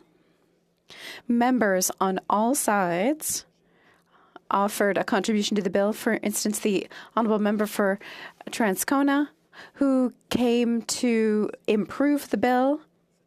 And now, this afternoon, in this place, we're at third reading of a bill that is going to make a difference in people's lives, in the lives of workers, the lives of retirees who are entitled to these pensions. Madam Speaker, it's already been said, but over the last several decades, there have been cases where businesses would go bankrupt and the pension fund was underfunded, which led to a serious consequence for retirees of that particular business. The pension fund that they were entitled to had been underfunded, therefore they didn't get their whole pension. In life, we live in a market economy with supply and demand. There's always a risk of failure. If a worker sees that their company is going to collapse, they will go and try and find another job and go on with their lives. But what about retirees? As the Honourable Member for Sarnia-Lambton said, if they're 70 or 75 years old and depend on their pension, and from one day to the next, they found out that the business went bankrupt and that that company had failed in its duties, and this retiree no longer has the pension that they have, which is often the minimum they need to live, to survive. They might lose half of their pension. And a person who is older doesn't necessarily have the energy or strength to go back to the labor market. That is a terrible outcome. And this bill is going to contribute to solving that problem. This is an extremely important bill, and I'm very pleased to see it at third reading stage. I'm looking forward to see it receive royal assent and start making a real difference in people's lives. Of course, Madam Speaker, I want to highlight all the work of my colleague from Manicouagan on this bill. In the previous Parliament, she had presented a similar bill, which unfortunately did not make it to this level in the House. She continued to be involved in the project with the member for Sarnia-Lambton in order to push forward C-228. My colleagues also work closely with labor organizers who represent workers. Workers who are vulnerable to these types of problems. It's in a spirit of good faith that we wanted to know what could we do to protect workers. As we know, a pension is a kind of deferred salary when there's negotiations between a union and a company. They talk about salary and conditions, and part of the salary is going to be deferred, or there's going to be lower salaries in exchange for benefits or for a more generous pension. That means workers are entitled to that amount. Under the law, however, over several years, a business can be undercapitalized or underfunded, and that means that shareholders can pull out more revenue on the backs of workers because that company did not meet its responsibilities. But if we reestablish the order of priority for debtors in case of bankruptcy, we'll see that workers' pension funds will have a higher priority, and that will make a difference to retirees. As the member for Sudbury said, if this bill comes into force, it's not going to solve all problems. There are still risks, but at least the risk is attenuated. There's going to be special consideration for pension funds that are undercapitalized, and we're going to increase their rank of priority in case of bankruptcy. We can see it in committee. We can see it in other similar bills. All the experts who came before us, they recognized, especially unions, that we can't put it at highest priority. Unions said that they want companies to be able to restructure and find funding and save themselves from bankruptcy, which means then that some debts are placed higher than others. That's important. Everybody recognizes it. However, there still seem to be some doubts or some questions from the Liberal Party. We saw it with a few colleagues. At the Finance Committee, I had some personal conversations with a few ministers. And the Liberal member who made a speech on this bill seemed to have a little bit of confusion about this subject. The idea is to increase the priority of this particular fund, but allow companies to be able to restructure if they need to. That's a very important aspect, Madam Speaker. Many cases have been mentioned: Sears, Stelco, Nortel, Ayers, Whitbirch. All cases where there was bankruptcy, the pension fund was not fully capitalized, and it means workers lost out. At committee, as the Liberal member for Sudbury said, pension fund managers from big businesses came to tell us, well, we don't really like this. Of course they don't like it. It means they would have to fully fund pensions. That's money owed to workers. It would be part of their financial statements, and it would be paid within a certain amount of years with a certain amount of flexibility. I think that's a good balance. But at the end of the day, it means less money for shareholders and less money for executives because we're forcing them to pay what they have to. And that was not in the Liberal member's speech, the one just before me. Every argument that pension fund managers raised, we had organizations representing seniors' rights, who all responded very clearly and simply by demonstrating that that argument was not valid. Business owners tried to play the fear card, and we see it in some of the Liberal speeches today, but every single argument was quickly dismantled by other representatives of retirees' interests. It can be, sometimes they would refer to very complex, obscure financial arguments, but it was possible to take those arguments apart. I have full confidence in this bill. It's not going to solve all retirees' problems. There's a certain amount of risk, but obviously we're mitigating that risk. And of course, companies don't like it by saying that they're not going to make as much profit. And the response to that is pay what you owe. To conclude, Madam Speaker, I want to highlight the excellent work of the member for Sarnia-Lambton. As I already said, I'm a member for Joliette, and the member for Joliette is Véronique Yvon at the National Assembly of Quebec.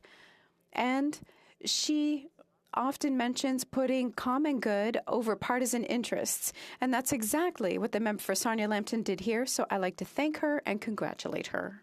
Continuing debate, the Honourable Member for Elmwood-Transcona. Well, thank you very much, Madam Speaker, and I'm quite pleased to be rising in debate on third reading of Bill C-228. There have been many attempts in the past to try and secure pension protection for workers when their companies go bankrupt. I believe this is the furthest that we have come so far, and that's been the result of some good cross-party collaboration, which is often what it takes in order to be able to accomplish things for workers in this place. So I want to thank the member for Sarnia-Lambton for her collaborative and conciliatory attitude in trying to move her bill forward. Je veux aussi remercier le député pour Manicouagan pour son travail. I also want to thank the member for Manicouagan for their work on this and the spirit of collaboration that we saw during negotiations. The work of one of my former colleagues, Scott Duvall, who did a lot of work on this subject over two parliaments and essentially developed the private member's bill that I was honored to present in this parliament on the very same issue. I think that this bill is an interesting case study, if you look at the process that it's been through, of how difficult it can be to achieve things for the working people of Canada. There always seem to be roadblocks and hiccups, and you don't see those same kinds of roadblocks usually put up when government is trying to do something for corporate Canada. Those things tend to run pretty smoothly. Sometimes New Democrats try and slow it down, but we only have so many seats in this place. That's up to Canadians. It's why we're always working hard to elect more New Democrats so that we have more of an ability to ensure that corporate Canada doesn't have the run of this place. But in order to get something done for workers, it usually takes some kind of coming together of many and disparate things in the right order, at the right time, in the right place. And that's pretty hard to do. And we saw that just the other day when the member for Winnipeg North, after there was some agreement not only to protect the pensions of workers when their companies go bankrupt, but to go above and beyond, and I think really do the right thing. We saw this in the case of Sears workers as well. It wasn't just their pension that they lost, but there was a lot of controversy over their severance and termination pay at that time. Millions of dollars. And we now have a parliament that was prepared to do that for working people. And instead, with some, kind of procedural fig leaves, we saw the member for Winnipeg North get up and exclude what I take to be a really important part of the bill as it came out amended from committee out, without actually speaking to the substantive issue. And we just heard from another Liberal MP on this who did not address the issue of termination and severance pay and why the government was so keen to remove that from the bill. I think they owe workers an explanation on the substance of the matter, not on the parliamentary procedure, but on why it was that when there's a parliamentary, just about a consensus, if it weren't for the Liberals, there would be a parliamentary consensus on the fact that it makes sense to protect the termination and severance pay for workers, why they blew that up. Instead of seeing it for the opportunity that it was to do right by workers and to have a gold standard when it comes to protecting them in the case of bankruptcy. So I said, it's hard to accomplish things for workers in this place. I know because I'm part of a caucus that works relentlessly to try and do that. The Liberals ran on a promise to do better when it came to bargaining collectively with our public servants. In fact, the Prime Minister wrote them all a very nice note when he first got elected and said things were going to change. It wasn't going to be like it was under the Harper years, where you guys go for years without a collective agreement. I just met last week with representatives of a public sector union who represent the thousands of people in Elmwood-Transcona that work at the tax center.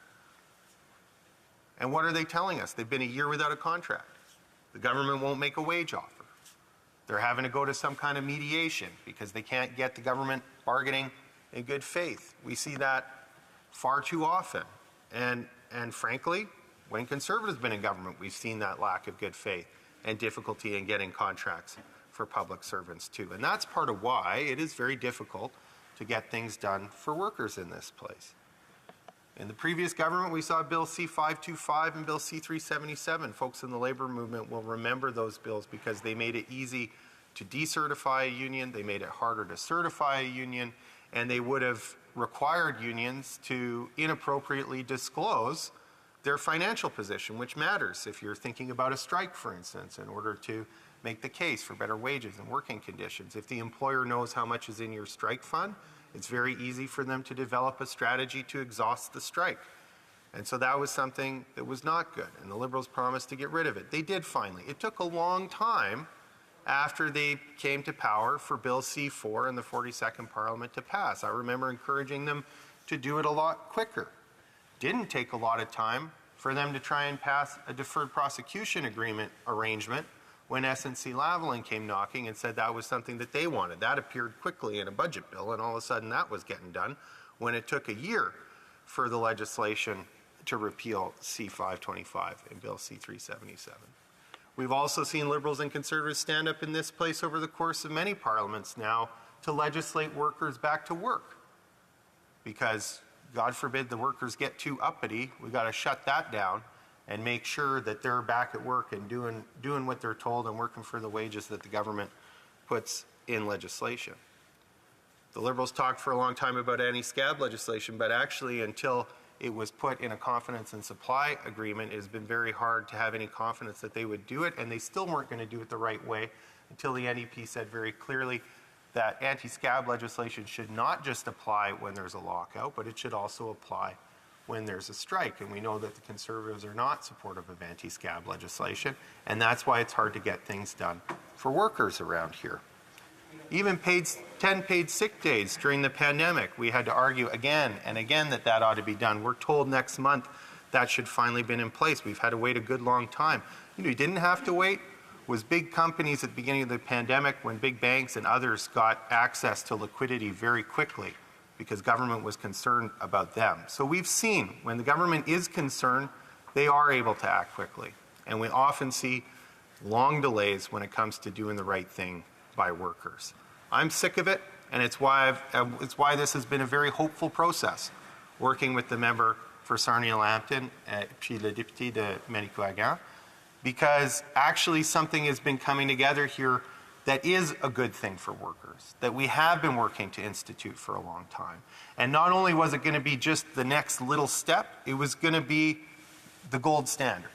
And we see again that in this institution, there are so many ways to pick off victories for workers, sometimes when you least expect it, and sometimes for reasons that apparently have nothing to do with the substance, but actually have everything to do with the substance of the bill, because we saw the Parliamentary Secretary for Industry come to the Finance Committee and sing some kind of big, tale and sad song for the financial industry about how hard it was going to be on them and how nobody was ever going to have any access to credit or anything like this, right out of the mouth of industry. From industry through the mouth of the Parliamentary Secretary. These are arguments that have all been considered in the past. Parliament has studied this issue many times before. There was no new information in that. The fact remains that when we have a bankruptcy in this country, it's workers that are left holding the bag. It's wrong. It should change. And when you look at the percentage of businesses that go bankrupt, first of all, and then the percentage of those that actually have defined benefit pension plans, the fact of the matter is we're talking about a very small percentage of any one financial institution's portfolio. And they can surely bear that risk and carry that load. Most businesses that they invest in succeed. We know that, and that's why we can say with confidence that this is something we can do to protect the pensions, and I wish I were saying protect the severance and termination pay also of Canadian workers, because we know that the big banks and financial institutions are going to get along just fine, thank you very much. The people we should be concerned about in this place are the people who work for 20 or 30 years and don't get a second chance to have a retirement nest egg, who depend on that, who went to work on that understanding, and when something went wrong that was far beyond their decision-making or control, they need to know that that future that they worked for is in place for them. So I'm very glad that we will be doing that with their pension. I am angry that we are not doing that for termination and severance pay, because the Liberals decided to go for sneaky tricks instead of a straight-up vote on the issue in this Parliament. And I look forward to working with other members of this place to see if folks in the other place, the Senate, will have the good sense to do what we should have done here. Debate, the honourable member for Central Okanagan, Similkameen and Nicola. Thank you, Madam Speaker. It's a pleasure to be here, or at least to be with you virtually. And it's always an honor to rise on behalf of the good people of Central Okanagan, Similkameen, Nicola. I would like to first thank the member for Sarnia-Lambton for her leadership in this Parliament on this issue. God knows, Madam Speaker, that we need these issues brought up because in some cases, the issue around pension reform and the need to resolve these issues is longstanding and has happened over periods of not just of governments, but of decades. We have two issues in this particular space, Madam Speaker, when it relates to pensions. And one is legacy pensions, which broadly is what we're dealing with today, and the other one is new ones. meaning that fewer companies are deciding to use the standard defined benefit pension plan. And I'm just going to take a quick moment, Madam Speaker, to maybe share a few reasons why that is. Obviously, the business environment has changed. Technologies have come in. We've seen businesses, new models operating that challenge much the status quo and have created all sorts of issue for legacy businesses as technology continues to change things. And the government, I think, tried to deal with this by bringing in C-27 in their first mandate. But Madam Speaker, that particular bill went nowhere because the government probably didn't do its homework and got hung up over one particular area that people were contesting around conversion of a defined benefit to a target pension plan. But Madam Speaker, the reason why I raised this issue is because the government, has failed when it comes to addressing both legacy issues as well as trying to invoke new methods for bringing in benefits, whether they be a target-based benefit or a defined benefit. And if we want to see more people having secure retirements, then that is part of the solution. And I don't think the government has done a very good job, which brings me back to legacy issues. Look, defined benefit pensions, Madam Speaker, those are usually handled most of the time by the companies themselves.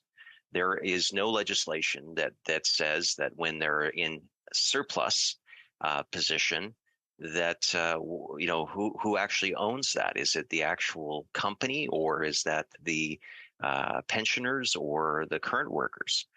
And so, that problem, Madam Speaker, unfortunately doesn't happen that often because it's very seldom that these particular private defined benefits are running at a surplus. In fact, it's the opposite. When we see cases like Sears, Madam Speaker, I represent a riding that has a large percentage of seniors, and they rely on that income. And it breaks one's heart when one finds out that they're no longer going to be receiving the benefit that they paid into. So the inaction by the Liberal government since coming into office on this, I won't give it to them all where it's on them, but if we just look, Madam Speaker, to those that are fortunate enough to have a pension program, and it's usually in the public sector, the answer has already been given by successive governments over the decades, that, if there's a shortfall, the taxpayer will fill that gap. But for these private pensions, that has not been answered. And unfortunately, Madam Speaker, we've seen recessions. We've seen where stock markets have been hit hard in the early 2000s. Obviously, the financial crisis in 2008, 2009, and the subsequent Great Recession. And now we're even looking, Madam Speaker, where there's a lot of talk about a possible recession. And that's the worst time to be bringing these things up, Madam Speaker, because when these issues happen, when scarcity is abound, this is where everyone tightens up and demands to have what they are owed. And the member for Sarnia-Lambton has been struggling through the process of a private member's bill, the work through committee, to put a new balance in place that would at least address this. Now, we do have the Office of the Superintendent of Financial Institutions, and C-27 that I referred to earlier did talk about having more rules and oversight in place that would force new target benefits to actually come up with plans to bring themselves back into a surplus position when there was a drop.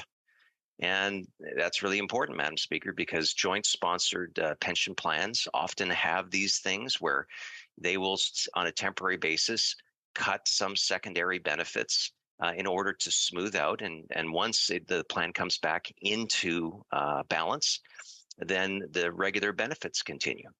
Those kinds of tools where a pension plan can smooth out those outflows to make sure that there are always a plan to get back into surplus work. They've been shown in joint sponsored plans, Madam Speaker, and they could work in defined benefit programs as well. But the government has a responsibility to start the discussion. Unfortunately, Madam Speaker, this government seems to have taken the opinion that if you touch it, you've basically bought it. And they have so far decided not to enter into this space since its retreat from C27. And again, this country deserves better. It deserves to have both certainty for the existing legacy pension plans that are out there in the federal space, and it also deserves, Madam Speaker, I believe, that provincial plans, there should be an overall discussion in this country. So far, when it comes to that kind of discussion, successive Minister of Finances, whether it be the former Minister Morneau, who is the Minister No More, as I like to joke once in a while, to the current Minister of Finance, have not made this a priority. Thus, this is where members of Parliament are having to fill the gap. And I will tell you, Madam Speaker, that the super priority, although it is an essential process that has been pointed out by the Canadian public, where they feel that if the government cannot put in place a framework which assures them of that, then by goodness, they should receive super priority in the Bankruptcy Insolvency Act at the very end. It is, Madam Speaker, an option that will have trade-offs in the corporate side, where it will make it, in some cases, harder for corporations to receive, to be able to receive financing for their bonds. But, Madam Speaker, in the absence of better leadership by this government, members of Parliament have been forced to do this. And I have to say, Madam Speaker, it is terrible that we have a government in office that votes down, or I should say, denies unanimous consent by something that members of Parliament wanted to see the super priority component of this bill included, and to have the Liberal government continually say no and use whatever tools it can. I think, Madam Speaker, just shows that the government is completely opposed to anything in this space. And that's lamentable, Madam Speaker, because ultimately it's Canadians that do not have a assured pension like a public servant, like most of us, if we're vested, Madam Speaker, do. And I would encourage the government to come clean on it. I would encourage Canadians to talk to their members of Parliament. And Madam Speaker, most of all, I would encourage the government to start taking this issue seriously, to put forward consultations with both the provincial governments and the Canadian public on how it intends to deal with legacy issues if it is not going to go forward with the C228 provisions by the good member from Sarnia-Lambton. Thank you, Madam Speaker. Appreciate the opportunity to speak today and wish all of my colleagues a good day. The time provided for the consideration of private members' business has now expired, and the order is dropped to the bottom of the order of precedence on the order paper. It being 2:31, the House is now adjourned until Monday, pursuant to Standing Order 24-1.